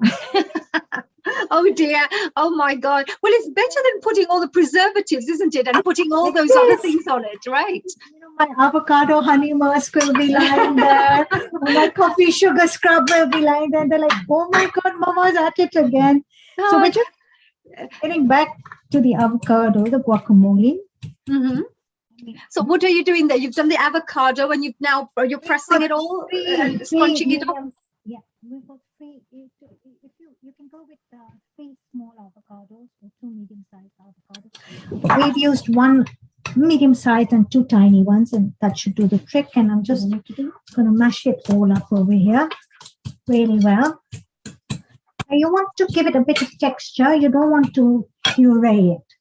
You just want to mash it up, okay? So I'm just going to play around here a little bit. And give it a lot of good thoughts as you're going along. You know, whoever's enjoying this avocado is going to have this avocado and this guacamole. May they be blessed. May they be happy. May they be joyful. Annadatta Sukhi Bhavan. Absolutely, that's wonderful. And it's actually a really beautiful thing to do when you give good vibrations to the food. And look how beautiful it looks. That's the smashed avocado. And you can always take a teaspoon aside for your mask later on. We can just put it now and just wait here. Everyone will disappear. Oh dear, so Tina and Seema are getting from the vegetarian kitchen to the vegetarian skin clinic. I had an avocado mask on one day. And my daughter walked in and she said, "Mama, you look like Shrek." Oh God. Try not to show them when you look like Shrek, right? Hide in your room for then, right? So it's like it's actually yeah, but I do find that Mexican food, when like the way you're cooking it right now, it's so colorful. I really love the colorful side of the Mexican food. Like when we make Indian food, it could be a lot of browns. There are a lot of browns, and even if you make curries and things, you'll always find they kind of look browns. But when you look at Mexican foods, you'll find that most of the times, you have reds and greens and yellows and so much color that's been involved, So I love that part about the Mexican food. It's not only the food, it's the culture. The culture is very amorous. It's very, it's spicy. It's loud. It's happening. It's got all that fiesta in it, and all Yes. You're a dancer, so you know it has a lot of soul. It's got like it's got a Spanish, because of the Spanish colonial side, of Mexico. They've got a lot of that Spanish sides to them as well. They've got a lot of culture, but at the same time, I find that they're rich in heritage as well, because, for example, the Mayan culture comes from Mexico, doesn't it? Absolutely. And all the Mayan foods, they're so good with cacao. Oh, yeah, I've never tried that, but it would be something quite good to try out. But it's good to know that when you understand these different cultures, very interesting, to see the kinds of foods each different region comes up with, the recipes. So what have we got now? You've still mashed it. We've added a squeeze of lime into this. Now, Mexican cuisine synergizes with lime, okay? A lot of the modern day cooks would use lemon, which works equally well, but we've used lime, as you can see. Are you there? Yes. And why would you say it's lime and lemon? What would you say is the difference? Because we have lime has a deeper flavor. I mean, there's just something different about lime. A lemon is a lemon, but a lime is a lime. Like when you have a margarita. We do know there's a lime and a lemon is a lemon, but what's the difference when it comes to the food? I've lived in Asia, and I've lived using kaffir lime my entire 20 years. Yeah. And I just find that a lime, as tiny as it is and smaller that it is, it just has so much depth of flavor, and it takes everything to such a, but you can use less lime where you'd have to use more lemon. This is my personal experience. Yes, I think that lime has a beautiful taste to it. It doesn't, there's a lovely taste to lime. And when I make a lemon juice, because I tend to make a lot of lovely lemon juice, fresh, homemade lemon juice. Lemonade, Yes, I always use. Yes, you normally buy them in India, where you have those lovely lemon juices. But I put a bit of salt. It's a little bit of salt in there, Himalayan salt, and then a bit of pepper in it. And of course, there's a bit of sugar in it. I normally use the 0-calorie sugar that you have, just to give it that little taste. And then I put lots of ice in it, and then put it in the fridge. And every time you need to have a bit of a vitamin C boost, you just keep drinking the lemonade throughout the day. What's really great is if you blitz your water with some mint leaves. Sorry, we didn't quite catch that. It's you blitz your water, the water that you're going to use, and you like copper water. So yes. if you have copper water, blitz it up with some mint leaves, at least 5 to 6 mint leaves for your limeade, as you'd call it. Add in bhuni zira. Jeera is really good. Bhuni zira, like roasted jeera. In India, they have masala nimbu pani, or we call it sikanjari in Punjab. Yes, absolutely. Add in a bit of black pepper, and it's a perfect summer cooler, really. Yeah. It's so good. I drank pictures and pictures in my grandmother's home. Oh, really? It's so delicious. And I think it's also good for your digestive system, because it tends to clean up your intestines as well. It needs that it has a cleansing effect in your body. So lemon is definitely very good for that, especially the warm lemon. And it's a digestive as well, especially after you've had a hardcore Punjabi meal. I mean, if you visited our home in Rampur, you would know what a hardcore. We'll have to do that just to check it out, dear Seema. This is 2, fat cloves of garlic minced up. So we're going to add that into the guacamole. Just going to give that a mix. Again, you're bringing in a lot of energy into this guacamole. Now, remember the lime and the lemon. If you're using lime in a guacamole or the lemon, it'll prevent your guacamole from changing color, from going brown, from oxidizing. Okay. Now your small red onion. Like I said, there's no tomato in this guacamole. We're just going with the red onion. Again, cilantro or coriander. A nice, chopped handful. Jalapeno, not habanero. Okay. Did you just put jalapenos in there? Chopped jalapenos? Chopped jalapeno, a large jalapeno pepper. Pink salt to taste. As you can see, go easy on the pink salt. Pink salt is fairly strong. And we're going to roll this up and make it look really pretty. Very nice, yes. So Tina, you made these lovely tacos as well, with the fried. I mean, your ones, every single one turned out so beautiful. You made them all kind of bend over. and look like tacos. What if we try and it ends up looking like puri, you know? It wouldn't, because you try. You try. No, Seema, it wasn't that bad. It's just that I had to just tell Seema just a little bit thinner, because it was a bit thicker than it goes, pops up, and it doesn't stay crispy. To make it crispier, bit thinner, and trying to making sure that when you fold it, it has to be crispy at the bottom, and then turn it round the other way. It stays into shape if you do that. Right. So that's the secret tip, right? To make sure that it's properly fried at the bottom, so that so when you turn it around, it's easy to keep that shape. And you can also decide what thickness you want. Like you want it broader, or whatever gap you want in that taco. You can, if you're using vegetables, you would want it a little bit broader to make the vegetables fit in properly. But yes, again, that's the same thing. Yeah. And what's the difference? Because sometimes, you can buy these ready-made tacos in the supermarkets, and made. Of course, there's nothing like homemade. But what would be the difference? I mean, what would you say is the difference in terms of flavors or? Number one would be the flavor. Because the one you buy in from the supermarket, when you have it, it's more like having a plain crisp, like tortilla, plain. It hasn't got any flavor to it. Whereas this homemade one, because it's a bit crispier, thinner as well, it's got more flavor when you eat it.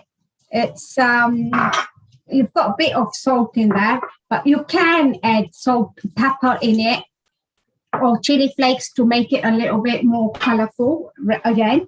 But it is lovely homemade, definitely. Homemade, yes, absolutely. I mean, there's nothing that beats the homemade side, right? Especially with our traditional mums and grandmas. They always ensure you have fresh foods at home always, rather than frozen or rather than packed, in pre-made ones, because it has too much preservatives. So only if you have to have it. We're not saying we shouldn't have it, but if you can possibly make a homemade foods, then it's the best thing for everyone. It doesn't take long. It took a little bit longer because we were trying to get the camera right. But normally, if you do it, it does not take long to do it at all. I make about, for 4 of us, I would make about 18 tacos, and it would take me less than half an hour, and that would be a normal cooking day. If you're making even a simple dinner, it takes you an hour to just make something simple like that. Absolutely. So absolutely. Thank you, Tina. That was really great. Yeah, Seema, that looks really tasty out there. Has it all been done? Okay, so what we've done here is, okay, I think I've said this before. Could you hold it? Because we can't see it on the camera. If you could show it a little bit on the camera, would be lovely. So what I've done here is I rolled up the guacamole. Ah, yes, of course, yes. The other thing I've done is I have these spring onions, which I cut really thin, and I soak them in water so they get all curly, as you can see. Very nice, yes. You soak them in water for what reason? They curl up. So there's the Asian element. When in Asia, especially in Thailand, they carve their vegetables, and they use all these different ways of making vegetables curly. They can make a watermelon look like a temple, etc. So that's exactly what I've done here. Is I've just sliced up the spring onions really thin, soaked them in ice cold water. They've curled up. Using a little bit as a garnish, I'm using pomegranate. Yes, it's very Mexican. They use a lot of pomegranates in Mexico. Exactly. And I've used some of the taco seasoning on top just to season the guacamole, and give it a little bit of that red color. You could use red chili powder, you can use taco seasoning, you can use red chili flakes. The choice is yours. So we've got a guacamole there, and it's done. And like I said, whenever now you preferably use edible flowers in this recipe, but honestly I went looking all over Oxford and I couldn't find them, so I plucked a few out of Tina's garden, and I'm cheating. But it looks so beautiful. I love the presentation. I'm going to make it visually appealing, so you've given that element of honoring your food. Could you show again? Could you show this to the for the camera? Guacamole. We hold two together. So no, you hold that. That's the guacamole and the salsa. That's nice. Bravo, bravo, our duet, our lovely, stunning chefs. Both look absolutely beautiful. Now we know because they use the special skincare routines, which are natural. And then, of course, making delicious foods, as we can see, all natural, which also adds to their skin complexion and making them look a lot more glowy. And thank you very much for sharing this in such an amazing way, in a very step-by-step manner as well, Seema and Tina. Thank you so much. We just roam around the house looking like Shreks and turn our kitchens, our bathrooms into kitchens, and nobody has a problem with it, so we're fine with it. Absolutely. And I also love what you said about the T and the S, the tacos and the salsa. Tina and Seema, you know, like we've got the T and the S in all different directions. We've had Tina's husband teasing us all day. Yes, and we have another S, by the way. We've got dear Sharon as well there, all the way from America, watching you with a big beady eyes, checking out those lovely Mexican, you know, dishes that you're cooking out there. Yeah. Hola, Sharon. Hi, Sharon. How are you? Hello, dear Sharon. Welcome to our watching our Mexican recipe dishes part of the program. Buenos dias. Buenos dias. ¿Cómo estás? Oh. Bien, gracias. You know, yo también, muy bien, gracias. All right, so you two show offs. Okay, can we join in with the conversation? Gracias. Have a good day. And I said, muchas gracias. Thank you very much. Of course, yes, I do. Yeah, I mean, we would like to say, you know, with these multicultural groups of people that are coming together, multilingual, very talented ladies that we have all joining us today. You know, I just want to say, first of all, Tina and Seema, thank you so much. You explained that so well. What a delicious dishes you made of the Mexican from the Mexican menus. And Sharon, would you have any questions maybe for Tina or of course Seema, any of them? Well, I was writing down this salsa recipe. We have we must have about 80 tomatoes. 80 types of tomatoes? You mean 80 varieties? We have the plants in our, okay. in our greenhouse. 80 different plants, outside, all different kinds. Cherry tomatoes, they're all different kinds of that. And then some yellow ones, oh, they're really good. And all different kinds. So my husband's been making salsa, but yours looks fantastic. And I was writing down the recipe, but I didn't get the whole thing. Oh, don't worry. I took a photograph of the menu. I'm not getting out on Tina and Seema's lovely menus, right? So I've got chick. I've got it all on my little phone because I thought I'm going to try this out definitely. I love Mexican food, actually, especially the vegetarian Mexican dishes, you know. So Sharon, don't worry, I'll pass that on to you. Actually, before we carry on there, Sharon, did you have one more thing to show there, Seema, with our wonderful drink that you have there? I have the Milagro Rosé, but before I get into that, Sharon, do you have tomatillos, the green ones?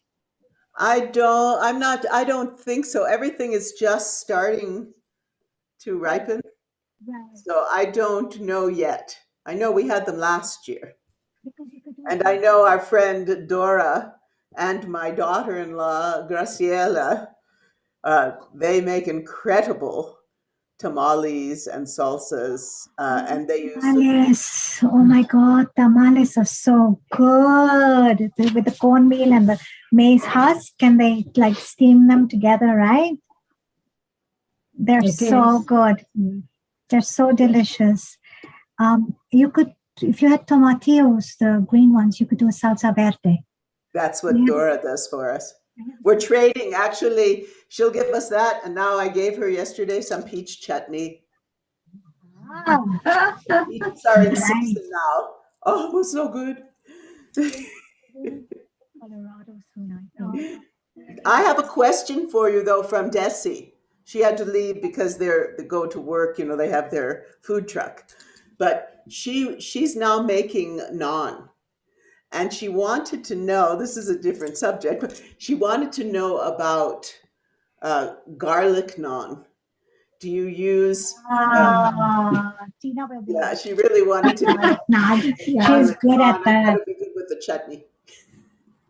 I normally, I do make garlic naan at home, yes, and I put the garlic on the top. When you do make the dough at home, the garlic, it's almost like a pizza dough with plain flour, and I try not to put any yeast in it. So I put baking powder, and I put a bit of bicarbonate of soda in it, yogurt, and salt and onion seeds. It makes it really nice and tasty. Leave it for about an hour or so, covered with a nice wet cloth, and just leave it on the side for about an hour. Shape it up into a naan bread thing. Whack it on one side, and then put it on the pan and cook it on the heat. You invert it. Yeah. So it's like a tandoori effect. Yes. That's exactly. And then what they my would mom just did. crush garlic and fresh coriander as well together and dab it on with the butter on it. And then just do it again. And it's perfect. Okay, so that's I'm so hungry. another great way of doing it is making a garlic butter. Butter and the garlic and coriander together. Mix it together and then dab it on. And put it on. So would you put that just in any bread? You just put it on top of the bread and just let it become, or do you make a special bread dough? I make the dough. I do make the dough. Yeah. So it is nicer to have that on a nice homemade naan, making it like a naan. You don't need a clay oven for it. You can just dab it on. You put quite a lot of water on one side. Then on a pan, just stick it on the tawa, and then just turn it round on the gas cooker. And okay. I didn't quite get that. So what do you do? So you have your dough, you put some water on it, dab it into the saucepan, and when you cook it, then where do you put the actual garlic butter? When I put the garlic on it first, if you want it really garlicky taste. Not everyone likes it that way, but my husband does like it that way, so he will have it before. I normally put the garlic later. Right, yes. So when they normally put it on the top, don't you? Because it melts into the breads. No, that's really wonderful. It's really nice. So whenever anybody wants to make home, to all the listeners who are out there watching this right now, and they're thinking, well, I can't do anything else. I need something really simple. And you say, well, you can make your garlic butter with this wonderful recipe, right? Just put the butter in, as you mentioned. Put some. Did you say garlic into it, and then a little bit of coriander, cut up nicely. Mix it together and put it on your bread. And if you cannot make the dough bread, then maybe just normal sliced bread and put it into like a garlic bread, right? So just saying that, look, this is for everybody. If you're somebody who's like a fast moving professional who doesn't have time to do everything, well, here you go. Here are some great tips for you that you can even do these kinds of wonderful things at home, which are good for you. With garlic is absolutely amazing blood purifier. So very nice for you. And corianders are very good as well, as you know, alkalizing foods. So moving on here. So did you, is there a drink that you wanted to share with us, dear Seema, before we close up for today? And ask Sharon to interrogate you a bit. Just one more thing for Sharon, since you asked about the garlic naan. So what you can do is you can whisk your butter. Just get your organic butter from the store, whisk it up, add in a lot of chopped garlic.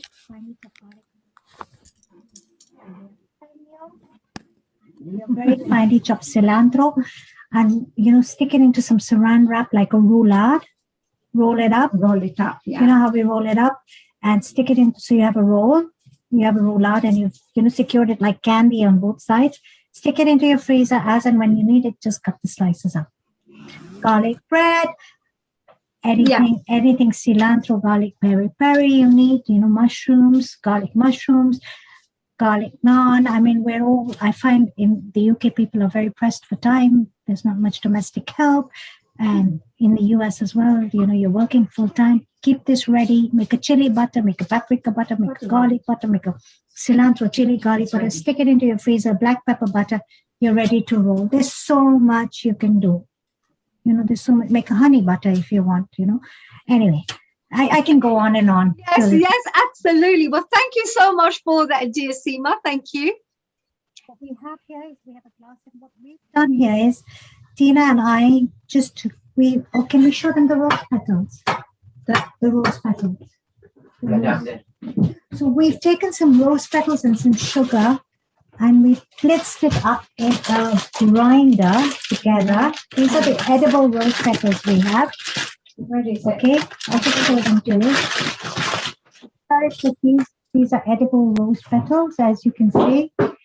And it's what we use in a lot of our rose teas or our Indian desserts, if you make kulfis and kheers, etc.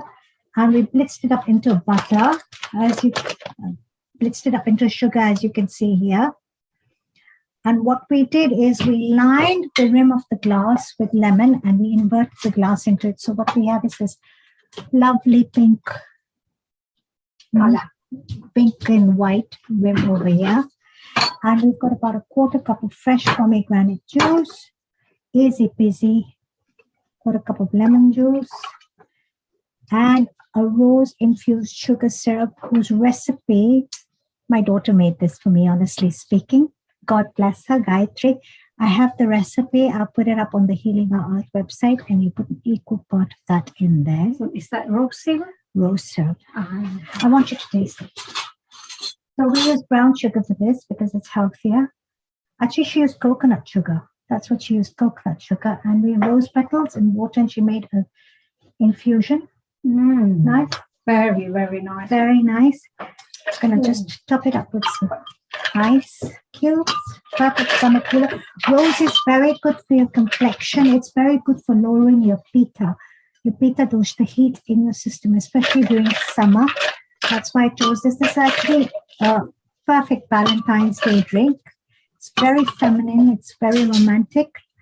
And you're going to top it up with tonic water. Throw in some pomegranate seeds.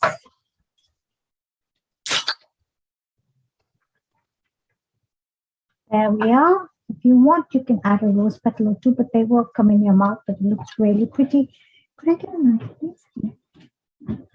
And we're just going to, if you have those little umbrellas, you can use those. And whoops. See? And you have the perfect summer cooler there. Oh wow, it's amazing. All he needs is one of those straws, with the little umbrella straws. That's exactly what you need. Yeah, that's all you need is a little umbrella straw with the little things. So that will look amazing. Look how delicious it looks. Every single thing looks delicious.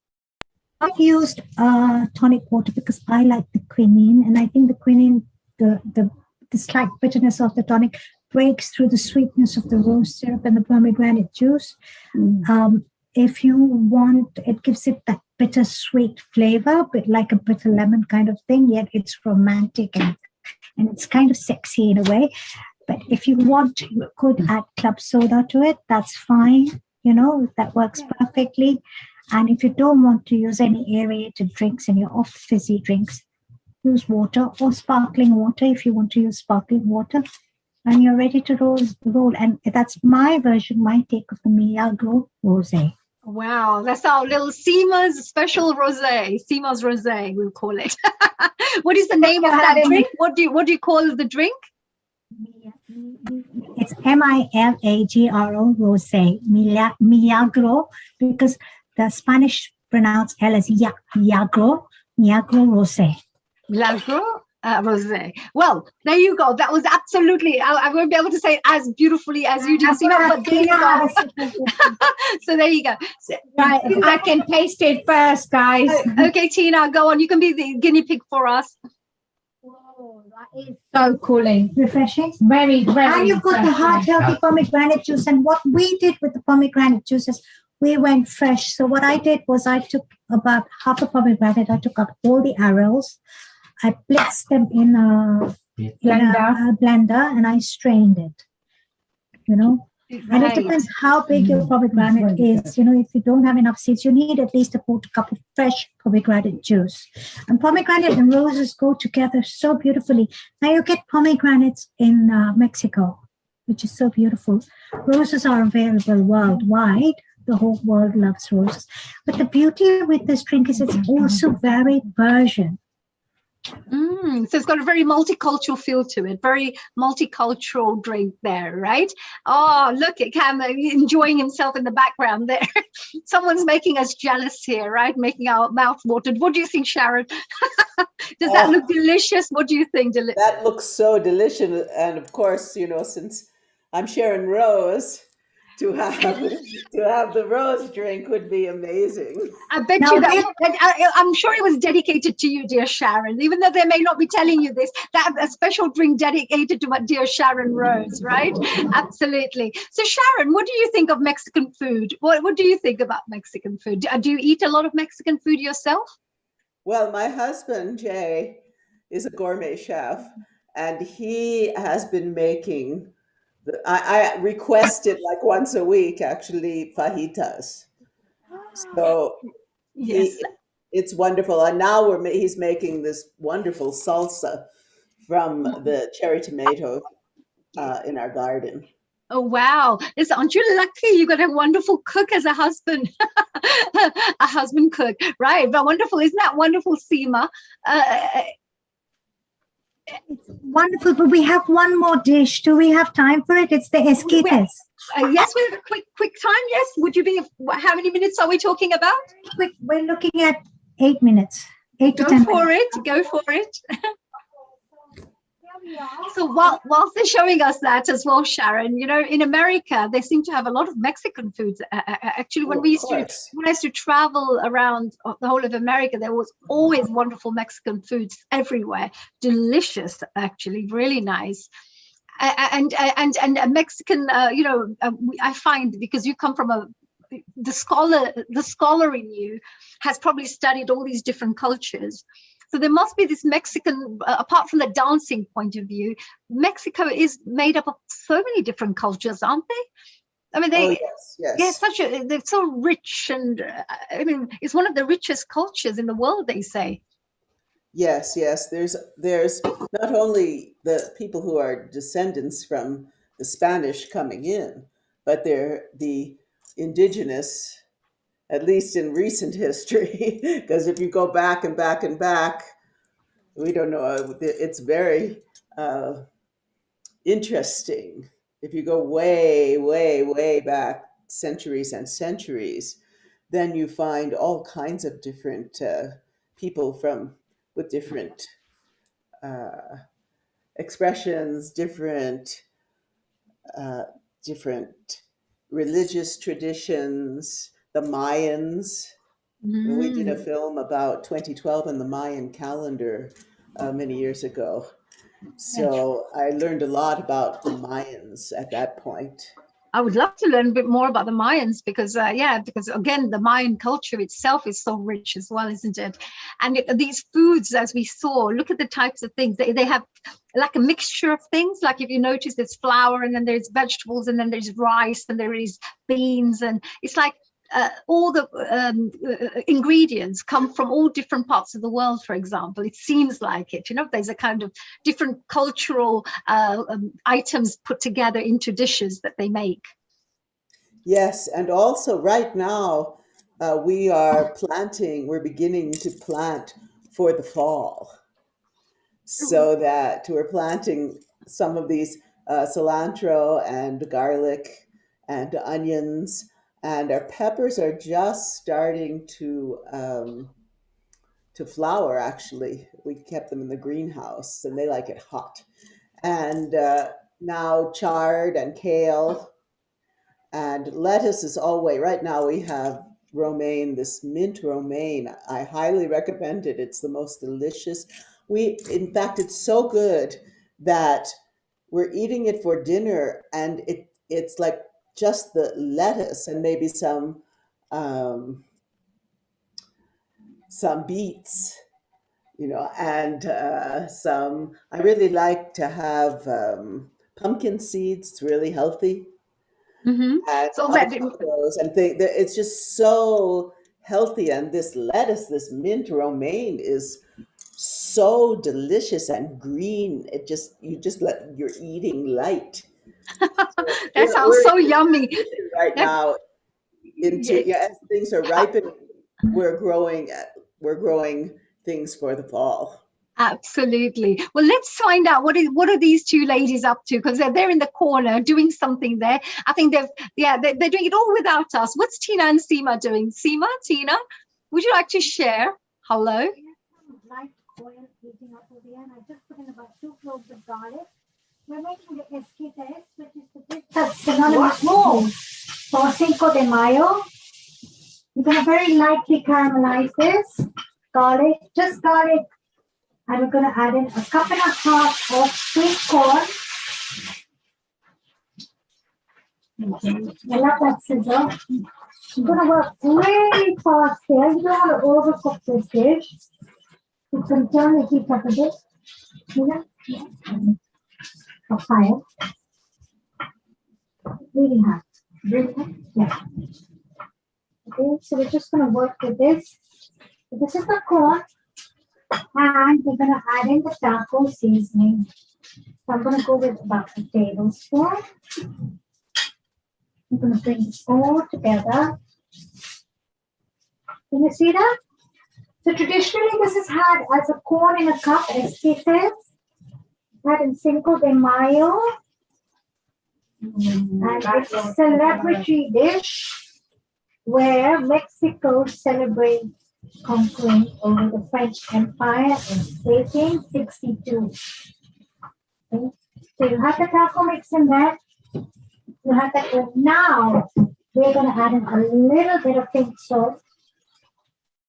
No black pepper goes into this recipe because the taco mix has the black pepper, and optional, healthy, with a little bit of naughty move back tequila.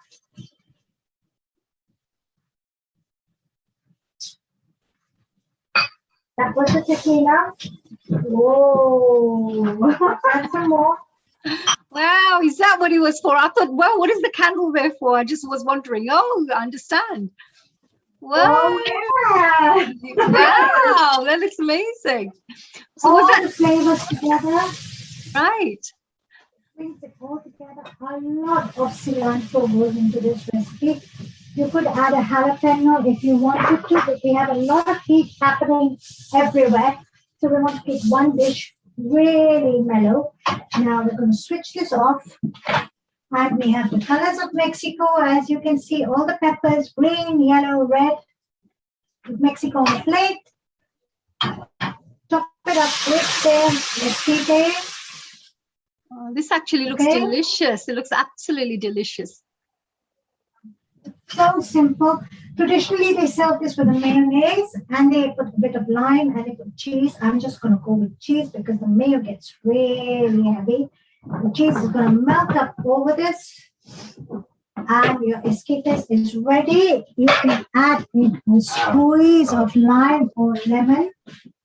We're going with lemon now because our limes are finished. Yeah, we use them too much. Now, this is a beautiful dish, and this, as you work into it, you're going to get this beautiful raw red peppers. You're going to get the creaminess of the cheese. You're going to get the texture of the corn. You're going to get a bit of that tequila. But like I said, I like to be a little bit naughty. You don't have to be naughty. You can be healthy and totally healthy. You can be a goody or a naughty. It doesn't matter, but you can try out these different recipes, right? So what can you tell us what is the yellow things that you're putting in there? We couldn't hear when you were showing it before. Corn and cheese. Sweet corn. Oh my God, yes. it is so yummy, delicious. I am going to try this definitely. I don't eat cheese, by the way, but I can have it without the cheese, can't I? Go with cashew nuts. Right. Cashew nuts is perfect on this, you know. Mix this all up. You can see all these colors, the colors of Mexico come. And you're not going to cook your peppers because they're just, you want them, you know, to be crunchy. You want all the goodness of your peppers in this dish. You've got all the creaminess of the cheese in it. You've got your taco seasoning. You've, you know, added in your little bit of a naughty element with your tequila. Now, the beauty of this dish is, you see these little lettuce cups? This is the little sima, the little Chinese sima in me. Yeah, we've got this as well. So we're going to just plate these up like this.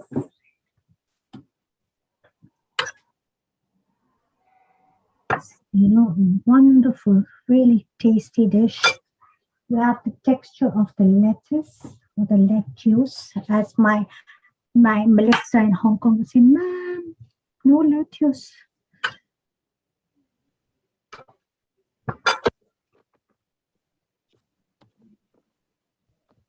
And you know, have your little you have the cheese that's melting in. You have, you know, you've got that ooey. The more cheese, the better. The more cashew nuts, the better. As they say. You've got this beautiful, you know, this amalgamation of colors. You've got Mexico on a plate. You've got your peppers. You've got the flavors. And just going to clean it up over there.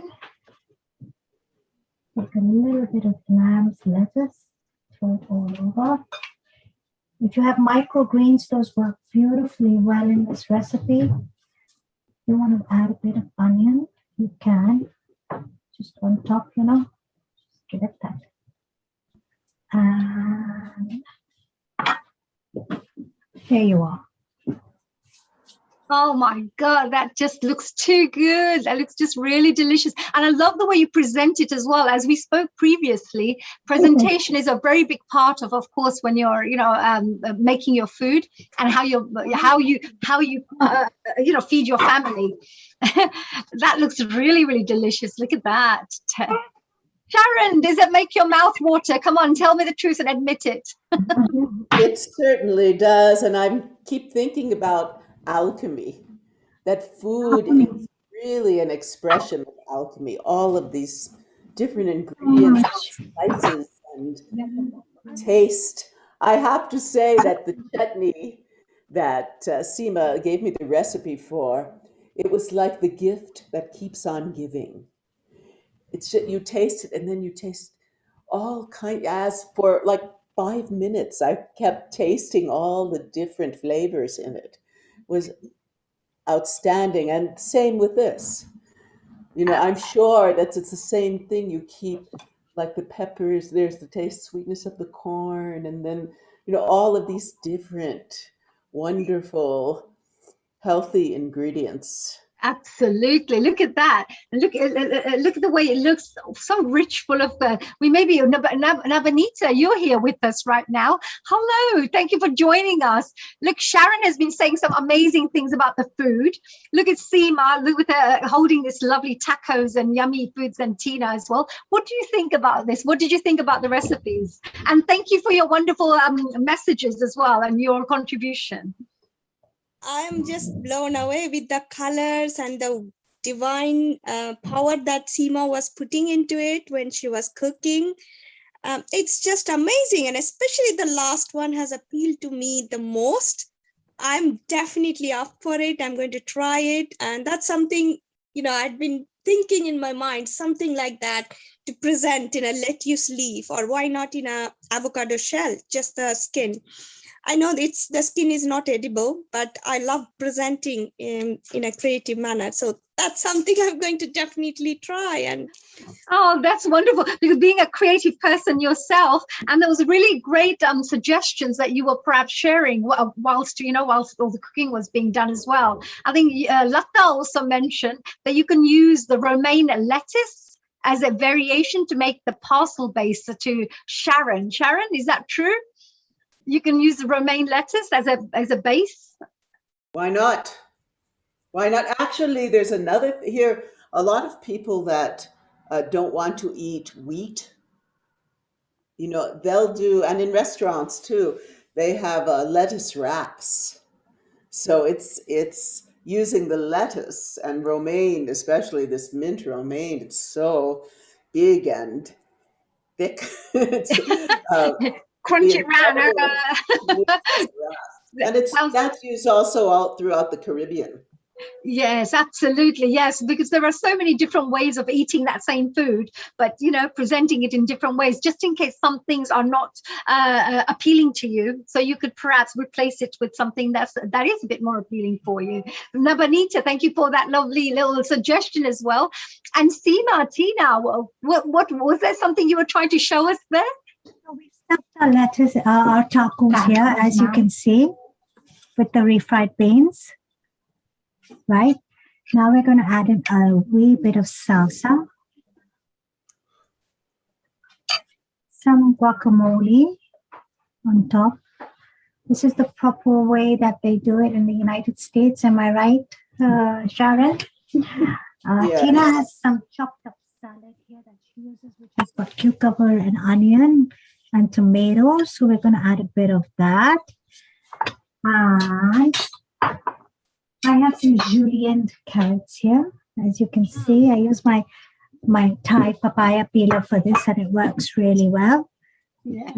Carrots, so like you said, we're eating our rainbow, we're getting our colors.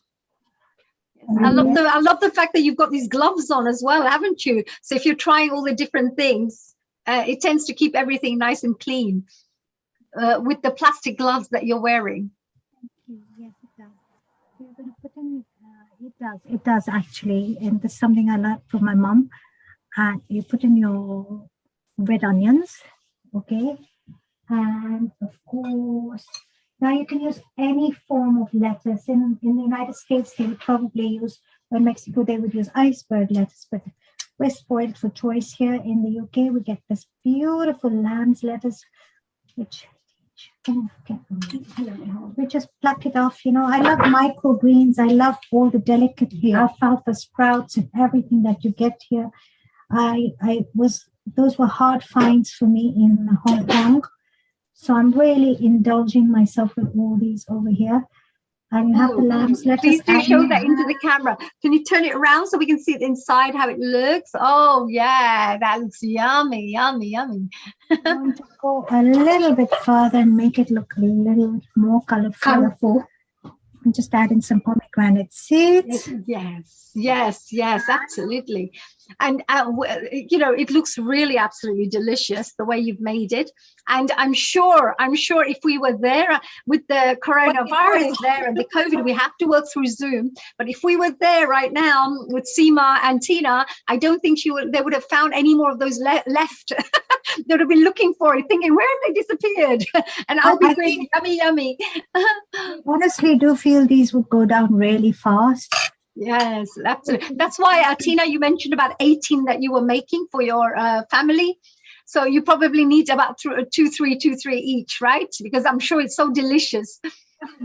I think so. I do know it's something, it is quite filling. So for an adult, I would say 3, maximum 4, and that would be nice. I'd probably eat 4.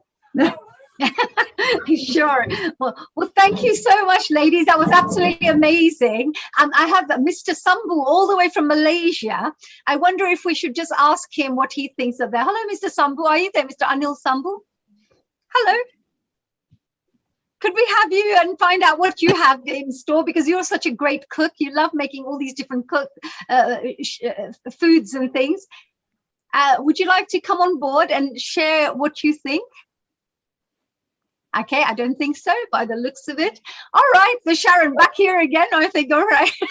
Well, be like that then. So Sharon, how about you? Is there anything else that you could finish off with, any tips that you could give to our viewers out there? We talked about pizzas as well just earlier with Desi, right? With one of the wonderful guests that you had in place and you invited here.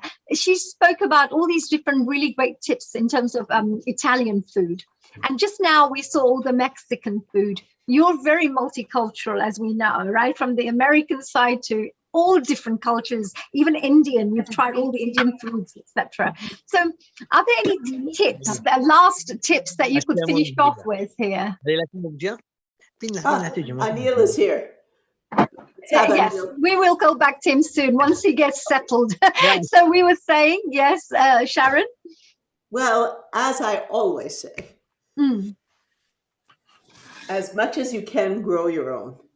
Even these herbs in little pots in your window. You'll have the beauty of the greenery. You'll have the experience of watching something grow, and then you'll have the taste of the fresh herbs. You know, in all of the you read about, I like to read a lot of historical novels.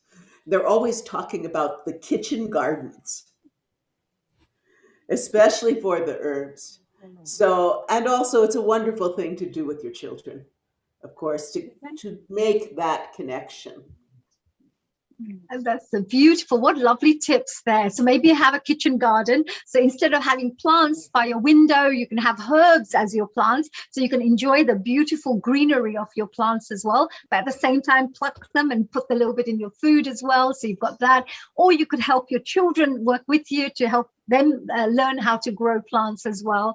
So it's a fantastic, what a lovely tip. Thank you so much. Let's find out from Nabanita. Nabanita, what do you think? Any tips that you would say? Because again, you love all these multicultural things. You come from a creative background. So I'm sure that you have a lot of creative tips when it comes to cooking, like you mentioned. Is there any other tips that you would like to finish off with here? For me, it's like all the fresh, always do fresh cooking, no leftover, no stored food in the fridge. I'm totally against storing food in the fridge. Freezer is still okay because because some frozen vegetables I still use, and because they write that they are being frozen within 1 hour of picking from the fields. So they are still good, but not the refrigerator stored food at all. So definitely fresh cooking and hot cooking, because that's where, the fire energy, all the 5 elements of earth energy is going into your food and giving you the energy. That's a very beautiful thing as well. The 5 elements we talked about, right? You mentioned as well, because the elements, all 5 elements have its own energy. So by cooking food as well, you're killing all the bacteria as well. So you're cooking food, which is easier on the tummy as well when you're putting and eating food. Sometimes raw foods can be a little bit strong for people's tummies, So by cooking things, it's a really good way. Yeah, absolutely. Wonderful, Nabanita. Thank you so much for the lovely tip there. We have Anil Sambu with us as well, all the way from Malaysia. Let me see if I can find any couple of tips that he could perhaps share with us. Hello, Anilji. Hello. Hello. Hello, Anilji. That was lovely cooking that you did earlier on as well today. But I hope you were watching this wonderful, Mexican and the Italian dishes that were being made. Was there anything that you'd like to maybe share about, multicultural cuisine? Wonderful. That was great, because we love taco, and we used to enjoy them when we were in Asia, Malaysia, and all these countries. In India also, we used to enjoy them a lot. And it's very, very, very tasty, tasty, crunchy shells, and inside different flavors, some mild, some exotic, some spicy. So it's wonderful, wonderful taste. Yeah, so you loved it, right? You loved the tacos, right? So which is very nice. Oh, where? Oh, hello. Hi. And who are these two? We have our star chefs here, standing here, the two beautiful ladies. We know that we know the secret of their beauty. Everybody, you know this, right? The secret of the beauty is they use all the kitchen ingredients for their faces, right? And that's how they can look so gorgeous. That was beautiful. Thank you, dear Neil Kumar. He's very cheeky. He's very mischievous, as we can tell. He's very professional at the same time. But there you go. We grabbed you on, caught you on camera there, you two ladies. We've got Chef Daksha here as well. Hello, dear Daksha. Welcome and a global namaste. Thank you for joining us here on Healing Our Earth. Hello everybody. Yeah, you must enjoy all these multicultural cuisines, right? Yes, of course. And what can you tell us a little bit about what you thought of today's recipes that you've been watching and watching? Yeah, I was dipping in and out today because I had other classes on as well. So I was dipping in and out, but everybody looked so good and so professional. I was enjoying what I was seeing. Yeah, very good. Well, and as a chef, are there any tips that you would like to give to the audiences who are out there? We've got people from all over the world who are connecting with us right now, watching these wonderful recipes being shared. Is there anything as a chef that you would like to perhaps share with the rest of the family out there? What I'm doing at the moment is like I'm promoting healthy cooking. So I would just recommend to everybody that you know what, Indian food already is so healthy, and we can fuse so much different flavors into our food. We've seen Mexican dishes being made today with an Indian influence as well.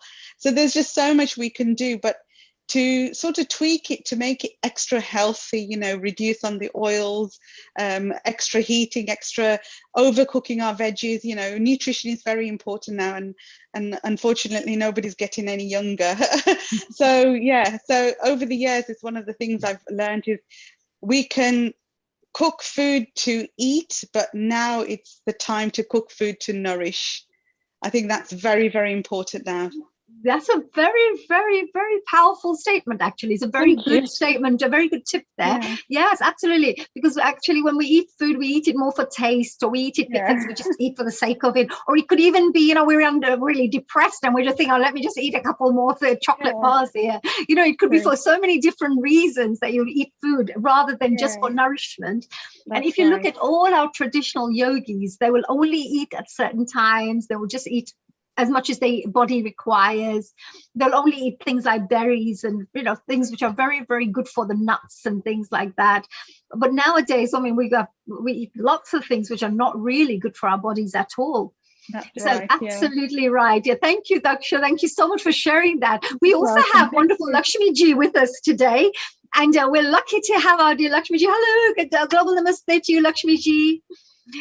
Thank you for joining us here. If you could unmute yourself, I would love to ask what you thought. Can you tell us a few tips from your side about multicultural cuisine? Wonderful, wonderful. What a program, you know, throughout the day. Wonderful program. So the last bit which I, looked at was the pomegranate juice. What is it called? As Miyago Rosé, right? Something like that. Well, that was very interesting. Bravo. That's 10 out of 10 for you, dear Lakshmi ji. Though you were listening with very big ears. Very good. So that was quite interesting. The way you were explaining how to juice it up and how to strain everything. It was quite easy. I think, I don't know what you use along with the pomegranate, something to make it a rosé. I mean, I would like to know that. Please go ahead, Seema. It's a rose infused sugar syrup where you could just make a basic sugar syrup. Okay. But before you make the sugar syrup, infuse 1 or 2. I cannot hear. Infuse the roses 1 or 2 tablespoons in hot water so they release their pink hue, and then you make a sugar syrup with it and you strain it. I have the exact measurements of the sugar syrup on file. Honey, I would put it up on Healing Our Earth on the website. And you can make that sugar syrup. It's nice to use coconut sugar in your sugar syrup because it's a lot healthier. Or if you want a higher mineral content, you can use jaggery. So you want a perfectly pink syrup, get a brownie pink syrup, but you're getting the elements of coconut sugar and jaggery. You want refined sugar. No. That's a no. Right. So jaggery is very good for you as well, isn't it? Like you said, it's full of nourishment, lots of minerals in it, and it gives you the sweetness that you need as well. So, which is really fantastic. Beautiful, lovely. I love that photograph, by the way. It looks so delicious, yummy. Yes. Thank you, Lakshmiji. What a lovely. Oh, that's great. Thank you very much, Seema and Honey, both of you. Thank you. Thank you so much. Well, we're coming to the end of our program now. So if I wanted to just ask our wonderful panel, if you had any last minute questions that you have burning desire, whilst we have these two gorgeous chefs here, very talented ladies here, looking beautiful with the Remember Shrek masks that they talk about. Oh gosh, there comes another one. This is lovely. Rose, especially for you, Lakshmi ji, yes. on the screen. It's to tempt you to try making it at home once at least, right? I'm sure you will love it. Yes. So if there is any other questions, and maybe we could then ask Nabanita maybe to sing a couple of songs for us, if she doesn't mind. And if Nabanita, she knows some amazing mantras that she does. So it will be wonderful to have her joining us very shortly for a couple of songs that she can finish off with. So yes, any questions that you would like? Raising hands. Anyone who would like to ask any questions?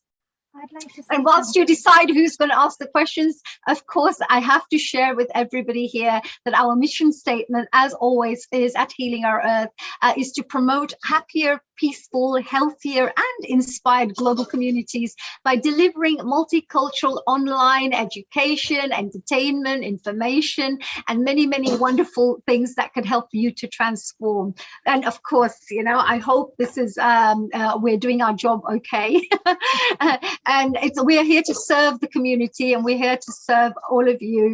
And every single person who's joined us today, the chefs, the special guests, etc., they're all volunteers, including our technical team and all the hosts as well. So thank you for all your contribution.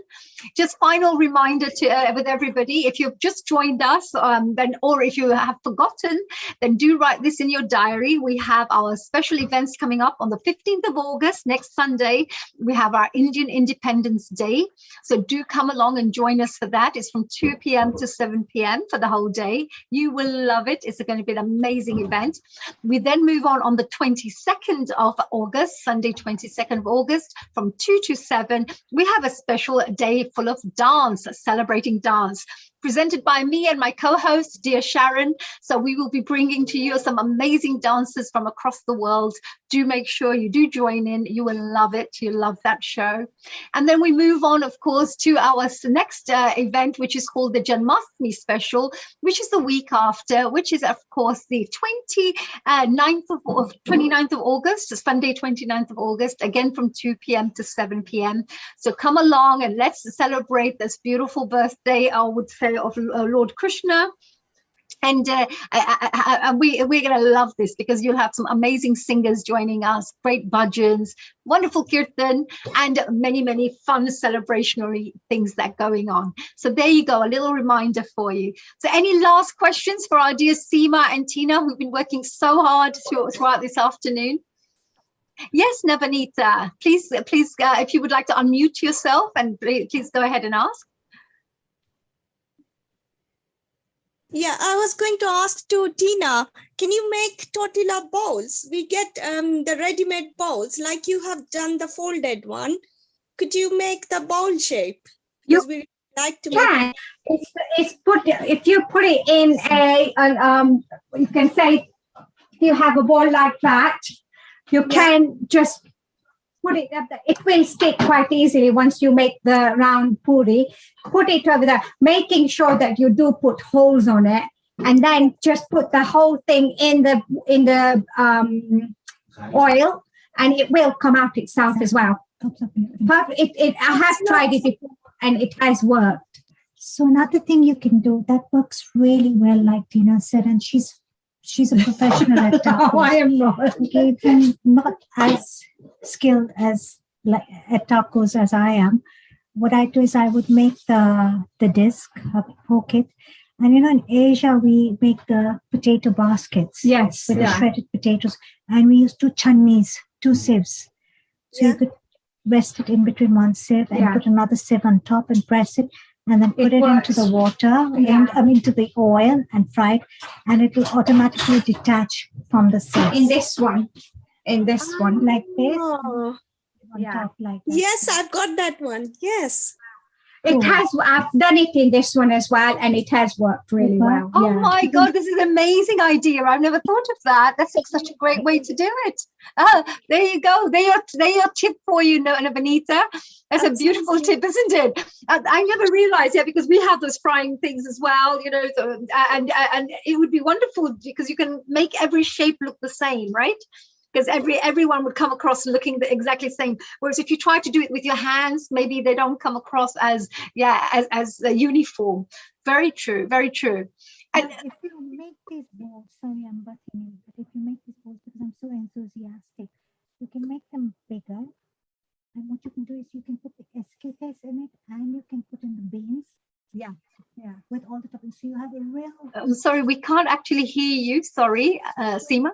If you make the bowls, you can make them bigger, number one, and you can use them as a base, as a bowl, and you can put in the escates, which is the corn. You can put in your refried beans. You can put in all your camole and your salsa and your salad, and you can have it as one huge, complete basket. Literally. Wow. You like to have Buddha bowls with the rice and the this and that and this and barley. Yeah. You can have this as one big bowl and just, enjoy Yeah, it. like that. Whoa, what lovely tips we've been going back with today. Really amazing tips. So thank you so much for that. And there's lovely questions by all the wonderful people who'd asked, from Daksha to, Sharon to Navneeta. We also have, of course, Lata. Lata ji's joined us here. She's been also suggesting and asking many wonderful questions. And I believe that she has also another question for you, for another interrogation question for you. So dear Lata, would you like to ask any questions? First of all, welcome and thank you for joining us. Thank you very much, Honey, and the Healing the Earth team and the guests. But no, it's a wonderful question, because these infusions of the rose petals, is it the petals that the rose that actually you had from the garden? Or No. Now, look, unless you're using untreated, organic, grown roses without any chemical content, please do not opt to use any rose. It's best you buy dried, organic, edible, I emphasize, edible rose petals. Now, what a lot of people do is they mistake rose tea, which they buy in the market, as edible rose petals. Now, a lot of those trees, I'm in the tea business, okay? So a lot of teas are treated, with chemicals, etc. And they're just meant for infusions. This is edible rose petals. So literally, I could take them out of the packet and eat it, and nothing would happen to me. This is what you would find in India in a kulfi. This is what you would find in a firni. This is what you would find in a kheer. And this is probably what you would find in gulkand or rose jam, which you put into pan or batoni. Yeah. Where do you get this? Buy it in an Indian shop or online? No, I buy it from Bulk Whole Foods Online UK. Bulk Whole Foods Online UK. We have a fantastic selection. Wow. That's lovely. Quinoa, hemp, flax seeds, almonds, pistachios, cashew nuts, sunflower seeds, pumpkin seeds. I just do one big order, boom, and I get a whole big order done. So amazing. Thank you so much for that lovely answer. Thank you for the lovely question, Lata. Did that answer your question? Hopefully. Yeah. Fantastic. Amazing. You're great. Honestly. Thank you, Seema. Thank you, honey. Thank you, dear Lata. Yeah. We now have Mitaji here. Hello, Mita. How are you? Okay, let's see. I told you it's interrogation time. We've got lots of people asking you questions here. People are tuning in from everywhere to ask you further questions. And I have one or two as well. They're coming through the YouTube as well, links and various messages that we're getting. But before then, Mitaji, hello. Global namaste to you. Global namaste. Such a fantastic program. You know, you feel your mouth watering. You want to make something in parallel at home, and so many tips to learn. So many tips to learn. And as you said, Seemaji, it's the edible rose petals. And immediately I remembered gulkan, because I have a couple of bottles in my fridge, which I keep it to make thandai during the, Shivratri. Yes. Shivratri. Yes. Just that time if you don't get the edible rose, but it will be nice to have the link of that online, supplier.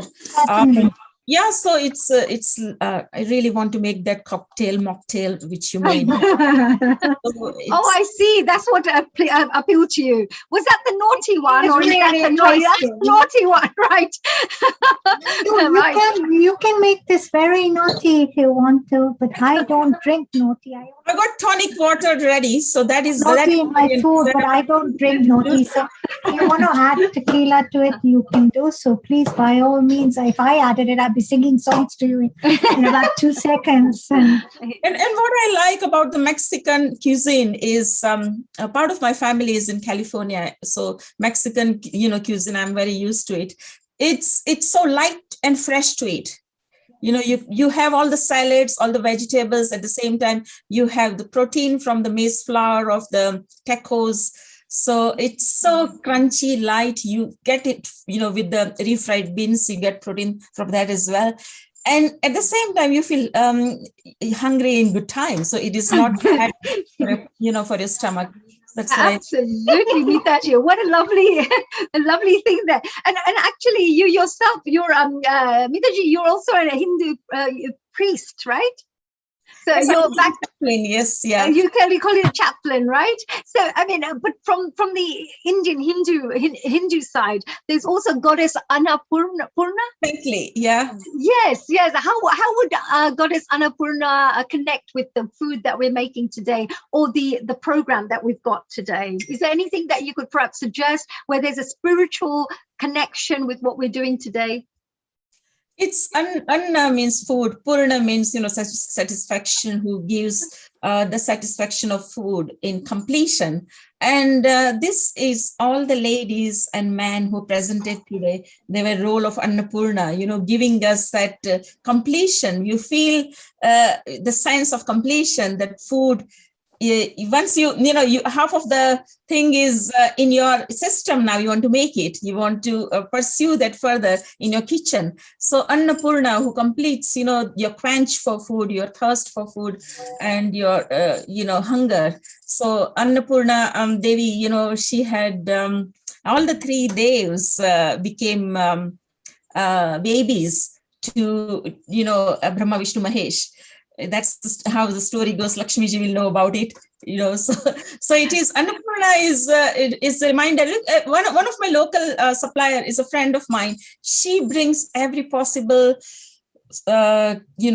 ingredients and food which we need, and I say she's Annapurna because she bought something you really want you to eat and relish. Whether it be Mexican, where Sharon brought the Italian cuisine, which was wonderful. And from Mauritius, we had this wonderful father and daughter pair bringing the tortellini. So it's quenching all different global cuisine.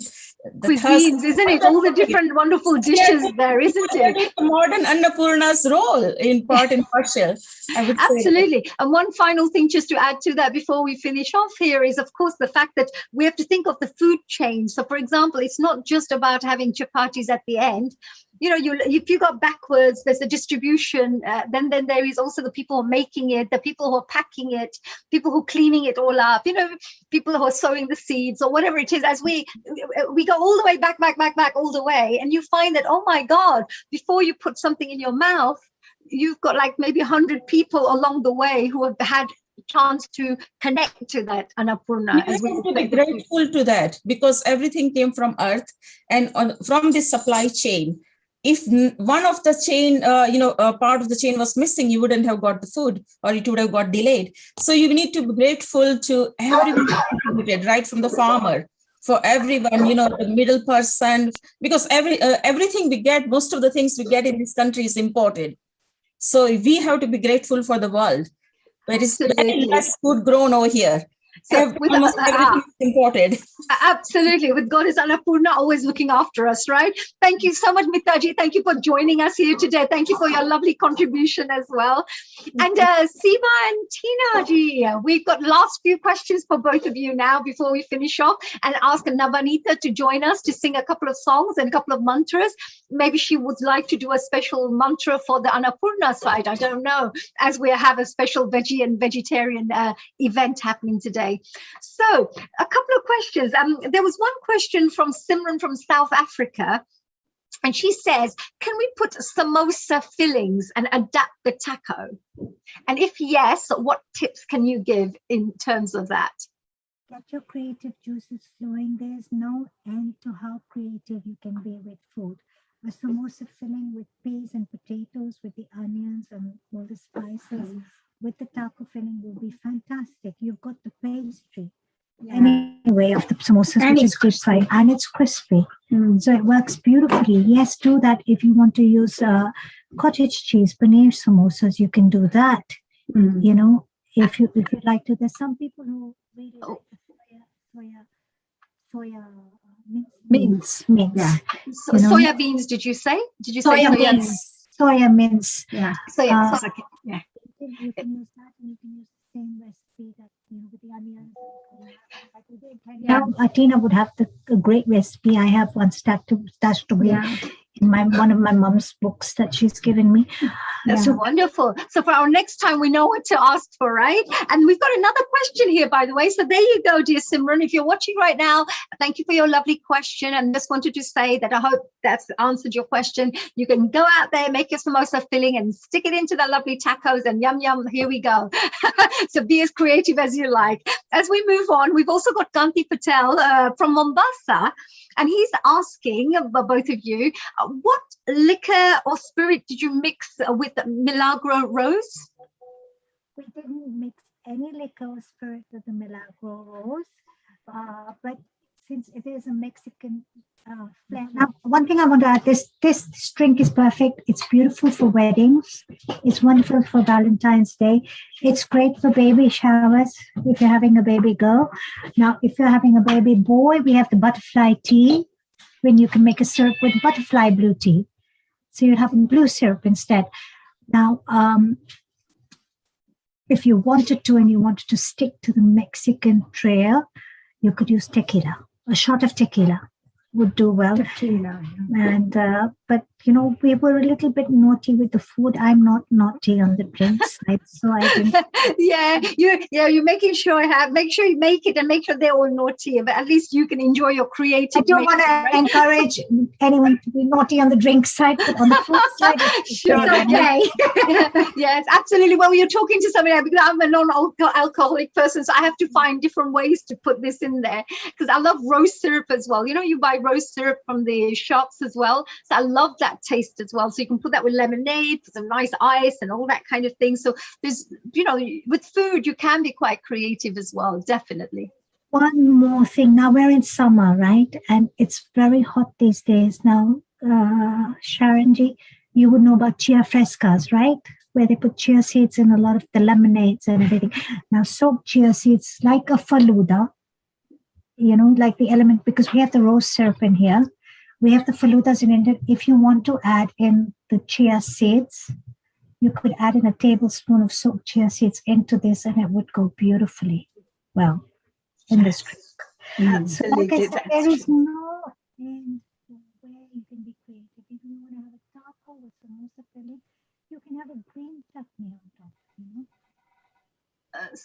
Coriander green chutney on top. If you wanted to have a taco with a samosa filling, you could have a cucumber and a green chutney, a coriander and mint chutney on top. And just you know, put it on there. and just put it on Right. top. There's so much you can. Well, it seems like you've got loads and loads of tips to give, my dear Seema ji and Tina ji. I think won't we should stop. get you back in again for next time. I just wanted to say you've been absolutely amazing. We've had an amazing time this afternoon. You know, we even had another, again, message from Nita to say thank you, Nabanita, for that lovely suggestion for eating, you know, nice fresh foods. She said that was one of the best tips as well that they heard today, because that was to do with feeding people with pranic foods, you know, live pranic foods. And of course, with Seemaji and Tinaji, with all the fresh vegetables and things that you have been suggesting, all that has a lot of pranic energy in it. So thank you for that as well. So with this, we're coming to the end of our wonderful event here, dear Seemaji and Tinaji. I can see that you're getting very comfortable here. Getting ready with we need to get a book out with our special, I said, with our recipes here. Thank you once again, both of you. Have fun. Have a couple of tacos on behalf of me, Sharon, and Nabanita. For sure. Yeah, and if you've got some extra there, one for Mita as well, one for Lataji, one for Lakshmiji, and one for Daksha as well, you know, and maybe one for Anilji as well from the. So each one each for each one of us, right? Yeah. Well, we're coming down now to the end of our show, everybody. Wasn't that amazing? I hope you really enjoyed that. That was Seema ji and Tina ji, both of the fantastic duo, and so many wonderful dishes they've left us with. So you can have no complaints and no excuses, no nothing, because you have a whole range of different things you can try out. There you go. So a bit of cooking time for you guys. Let's move on now to Nabanita. And Sharon, whilst you're here, would you like to hear some beautiful songs from Nabanita? Any suggestions from your side, Sharon? I like the suggestion of a mantra for Annapurna. Please go ahead. I know a bhojan mantra. Bhojan mantra means definitely it's related to Annapurna, but I have to look at the lyrics. Do let me know if you can still hear me, because I'm going to look at the lyric and sing, if you don't mind. No problems at all. Let's try it. Come on, we're all family, right? I'm sure everybody appreciates that. And it's such a wonderful way that it's Annapurna. We're remembering Goddess Annapurna.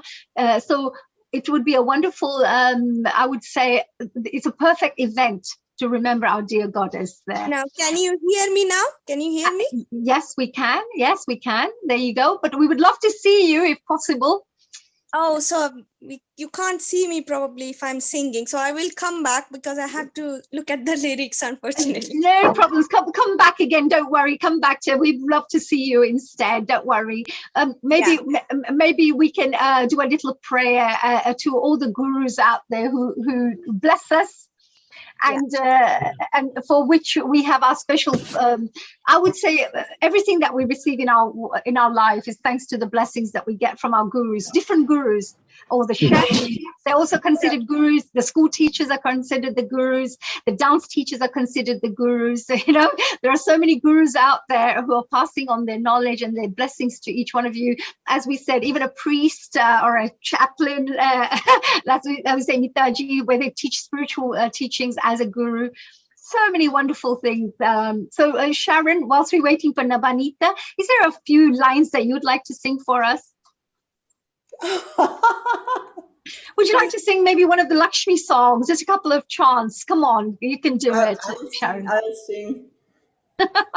Actually, Sharon is a very multi-talented lady, as all of the hosts that you will find in our Healing Our Earth, all multi-talented there. So go on, please go ahead, dear Sharon. Padma Priya, Padma Maladara Devi, Padma Mukhi, Padma Akshi, Padma Hasta, Padma Sundare. Come into my life, come into my heart, come into my home. Oh, I wanted it to go on and on and on because I love that. That was beautiful. Thank you, Sharon. Thank you very much. That's beautiful. It's like welcoming, isn't it? It's like welcoming Goddess Annapurna in our home or any of our Shaktis, you know, all the Shaktis we say, the energies into our home.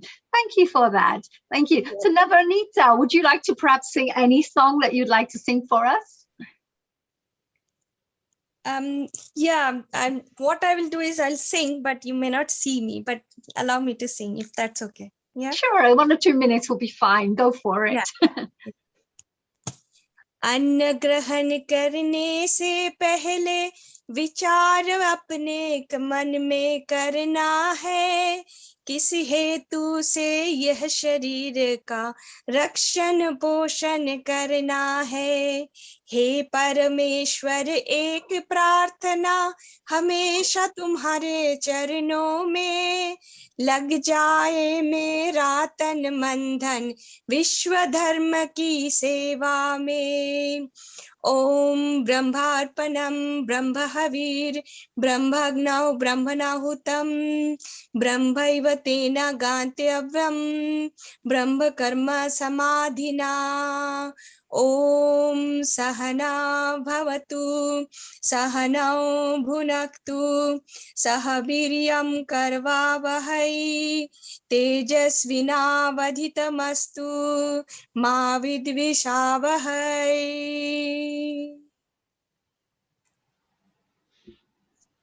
Wow, what a beautiful thing. Oh my God. Om Shanti, Shanti, Shanti. What a beautiful. Thank you so much. Lovely chant. So we had both Sharon and Navneeta, you know, sharing these beautiful, wonderful melodies with us.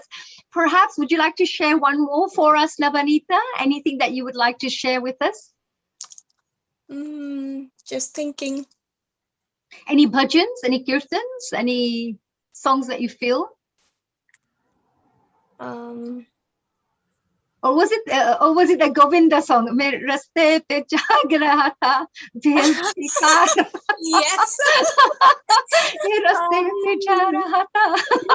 Yeah, because we're thinking about food all the time today, right? It's like food, right? Problem with me is I don't remember the lyrics off my head, so I need the help of the lyrics. Yeah, but any song that you know the song of, go on, go for it. If anyone in the meantime wants to say, Honey, while Navneeta is thinking, and if she's not ready, don't worry. Can you do a short meditation and then we can close? Over to you. Thank you. Absolutely, no problems at all. Why not? Let's do a nice little short meditation to finish off today. First of all, of course, we actually had a very beautiful day today. Food is one of the most most important things that we have in our lives, because food is what nourishes us. It's like water, breath, and food, sleep. These are 4 areas that we always say, which is sleep, which is of course rest. Food is all the nourishment. Breath, of course, is also our pranayam that we do, etc. So these are all very important areas. The food part is very, very important because that keeps us very alive, sustained, rejuvenated, regenerated, renourished. So there are many, many important areas for this. So today what we're going to do is perhaps we're going to do a little thank you prayer and thank you meditation to the universe for what we are being blessed with. So let's start off with a wonderful eyes closed. And while we have all our wonderful panelists, please join us with your eyes closed. And see if you can just make sure you have a couple of deep breaths. Just breathe in some nice positive energy. And breathe out any negativities. Breathe in again, a nice deep breath.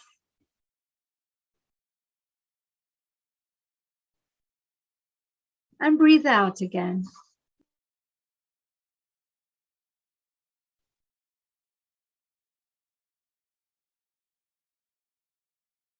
And we're going to start off thinking about this beautiful connection that we have with the universe. How the universe continuously always looks after us. how the universe and the life force also feeds little birds and animals around the world. Whatever happens in this world, we are always, always blessed with ways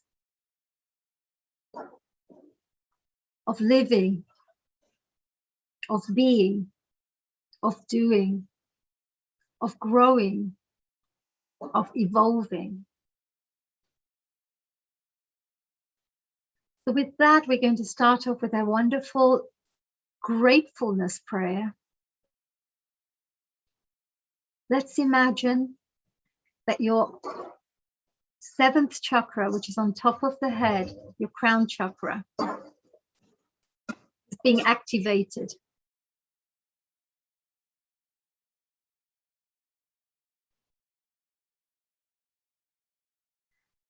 And with that, we're going to start seeing if we can pull and connect with the energy of the universe. Imagine a huge light up in the universe where the stars are, where the galaxy is. High, high above, powerful energy, which we call the life force, which sustains our life. And imagine this light is pouring into the top of your head, where your crown chakra is. And you should start feeling this beautiful, deep energy penetrating and activating your seventh chakra. Imagine there's 1,000-petaled lotus on top of your crown. And the more energy that pours in, the faster this lotus flower starts spinning round and round and round. And as it pulls in beautiful, pure, holy, divine energy, it throws out dark, negative, black energy. Anything that's not good for you just gets thrown out. And everything that uplifts you, regenerates you, nourishes you, purifies you, gets pulled in from this crown chakra into your physical body and your aura. And this energy then slowly just moves down and starts activating your third eye. Your third eye is between your two brows. And as this energy pours in, you feel this energy between your brow chakra. The third eye starts activating because it gets filled with beautiful divine energy. And whilst you're here, you say a very big thank you. Thank you to the universe. Thank you to your gurus. Thank you to your parents. Thank you to your nation. Thank you to all those who you're connected to.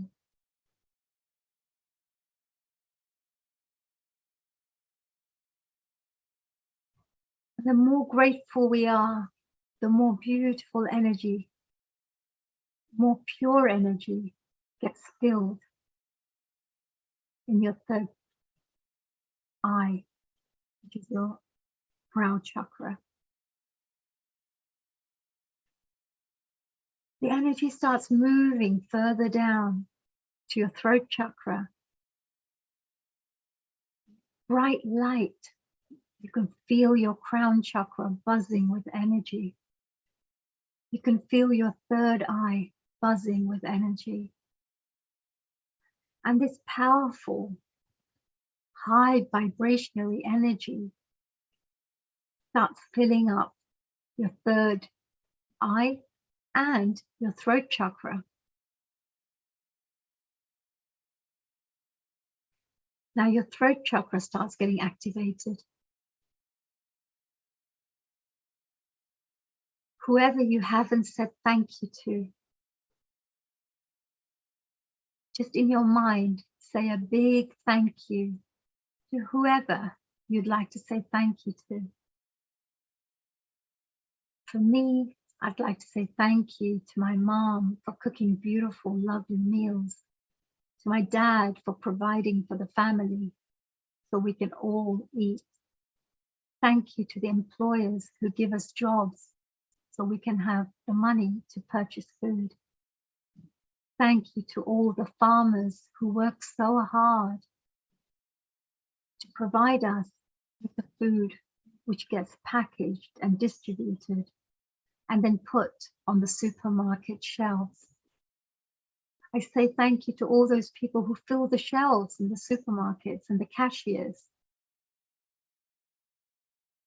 I say thank you to all the guests and the chefs who share beautiful recipes with us.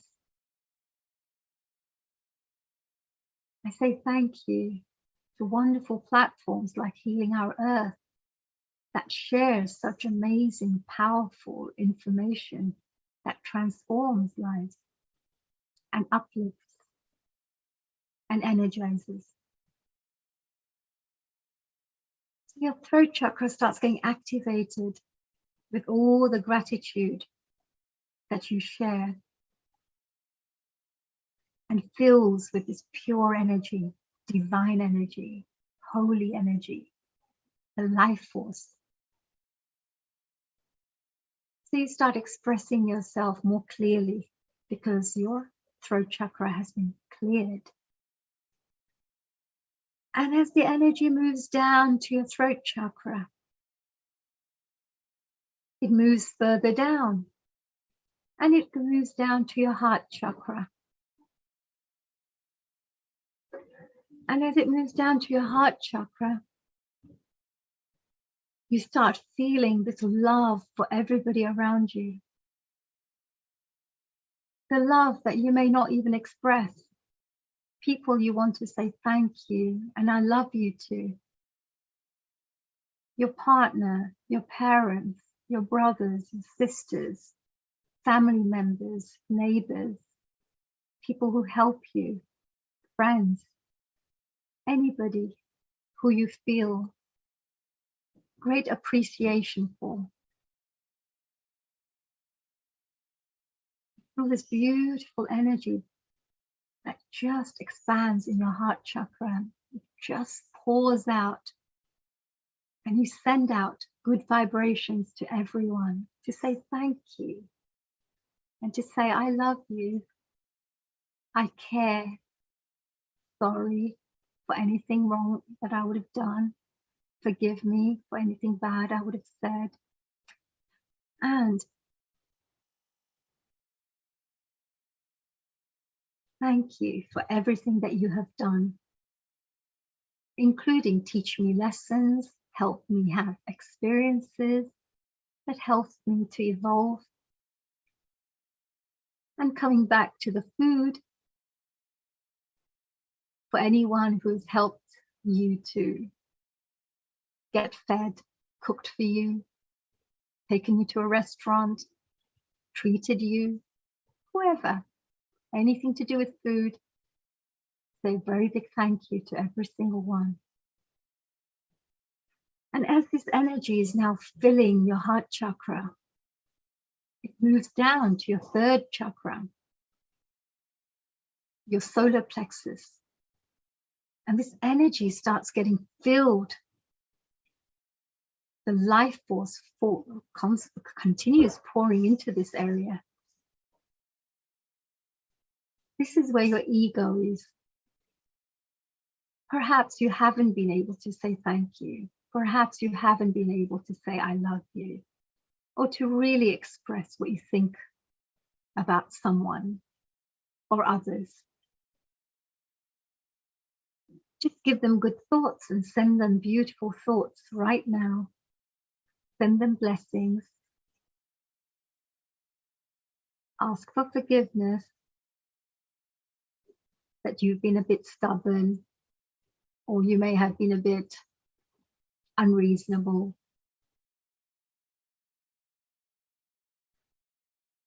And as all the negative energy goes out, it gets replaced by this beautiful, loving, high vibrations. And as your third chakra gets filled, you feel humility, kindness, compassion. And just like other people are helping you to enjoy and have a better life, you wish to do the same for others. And as the energy moves down to your second chakra, which is your chakra of relationships, the second chakra gets filled with the most beautiful, bright light, laughter, joy, bliss, satisfaction, generosity. All these beautiful, beautiful virtues are felt, especially for those who are near and dear to you. Here, this is the place where you say a very big thank you to your close ones, to your partner, to your immediate family, for all the wonderful things they have done for you, and how they have also contributed to you being healthier, enjoying food, being fed, being provided for, perhaps have meals prepared for. Whatever the case is, you say a very big thank you here and send beautiful blessings and good vibrations and good thoughts to these people. And let them know how much you appreciate them and how thankful and grateful you are. And finally, as the second chakra gets really filled with this beautiful bright white light that energizes, nourishes, replenishes, the energy flows down to your first chakra. Your first chakra is always connected to security, fears, doubts, trying to survive in this world. But this beautiful life force fills that chakra with the most brightest, highest form of energy. And this divine energy reminds you that the universe will always provide for you, will always look after you. This energy is so powerful that without any doubt, it will help you have full faith in the universe, that you'll never be let down by the universe. Even birds are fed. Birds who do not work, who do not go out to work from 9 to 5 to feed their families, even they get fed by the universe somehow. But just like that, the universe will always look after us. And you say a very big thank you to all the divine energies, the higher energies, the universe,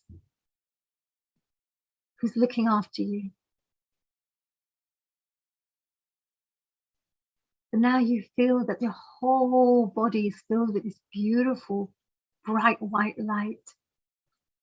It's so bright, so purifying, so divine, that it melts and dissolves anything that's not good for you.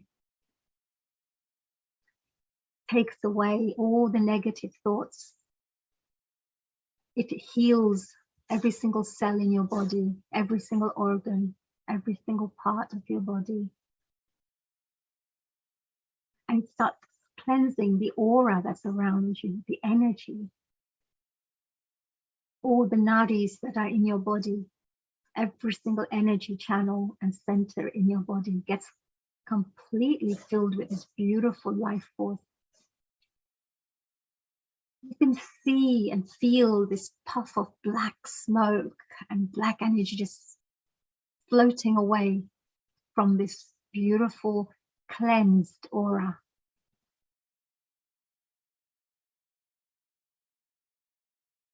And we're left with feeling full of energy, shining bright. Your aura shines bright. You feel good.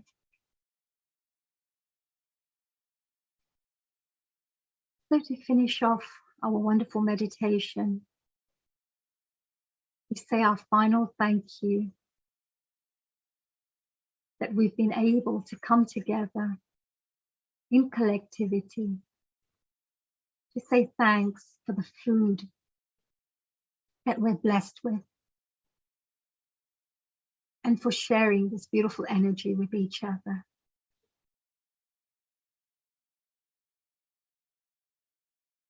Keep your eyes closed for the next 15-20 seconds, and whenever you're ready,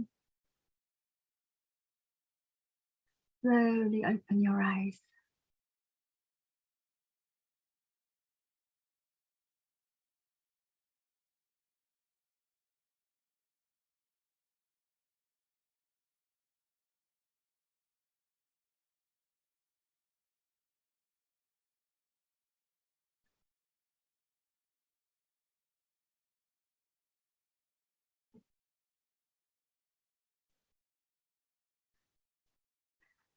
Guru Brahma, Guru Vishnu, Guru Devo Maheshwara, Guru Sakshat Param Brahma, Tatsmai Shri Gurave Namaha.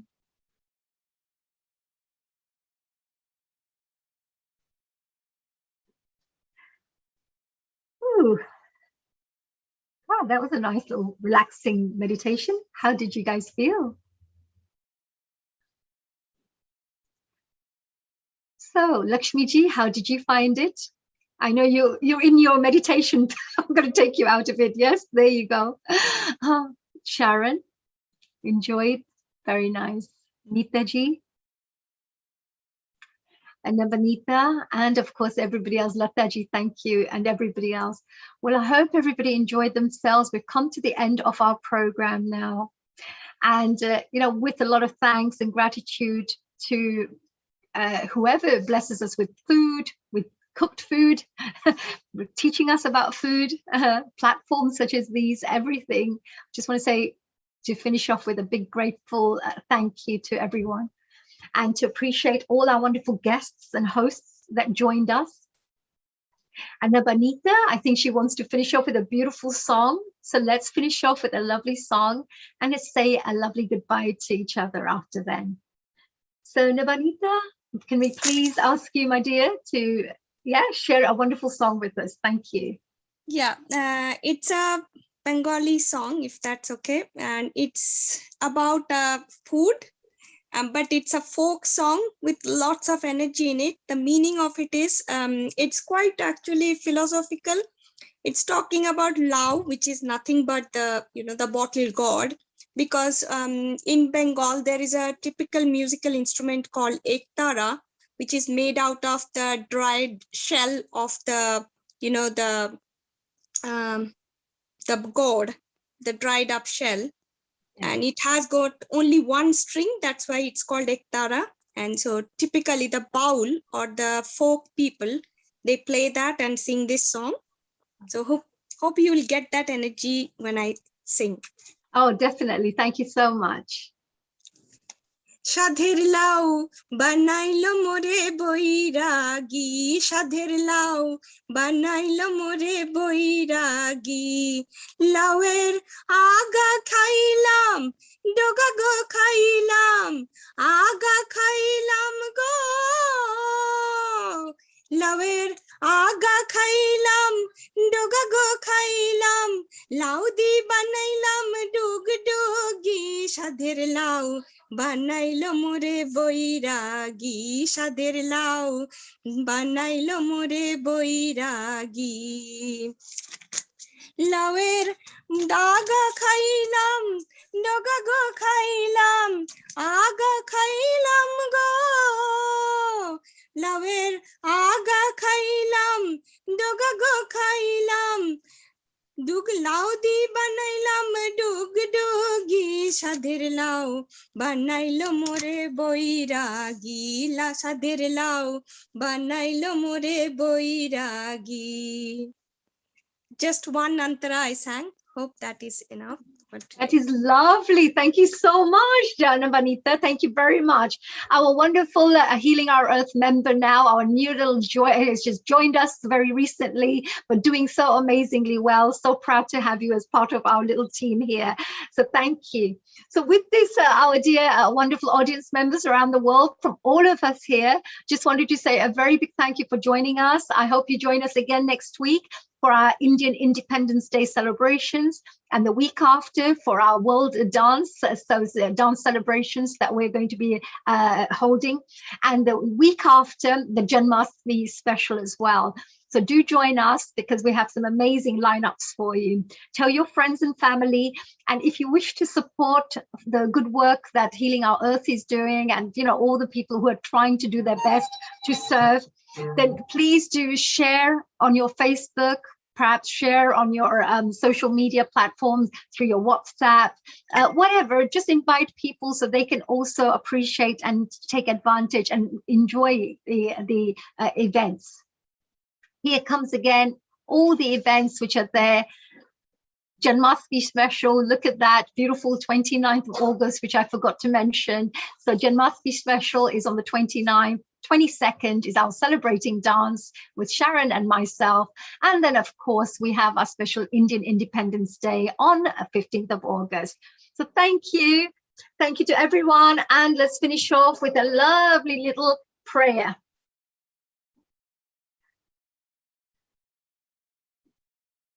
Om Bhurbhuva Swaha Tatsavidurvarenyam Bhargo Devasya Dhimahi Dhiyo Yona Prachodayam. Om Bhurbhuva Swaha Tatsavidurvarenyam Bhargo Devasya Dhimahi Dhiyo Yona Prachodayam.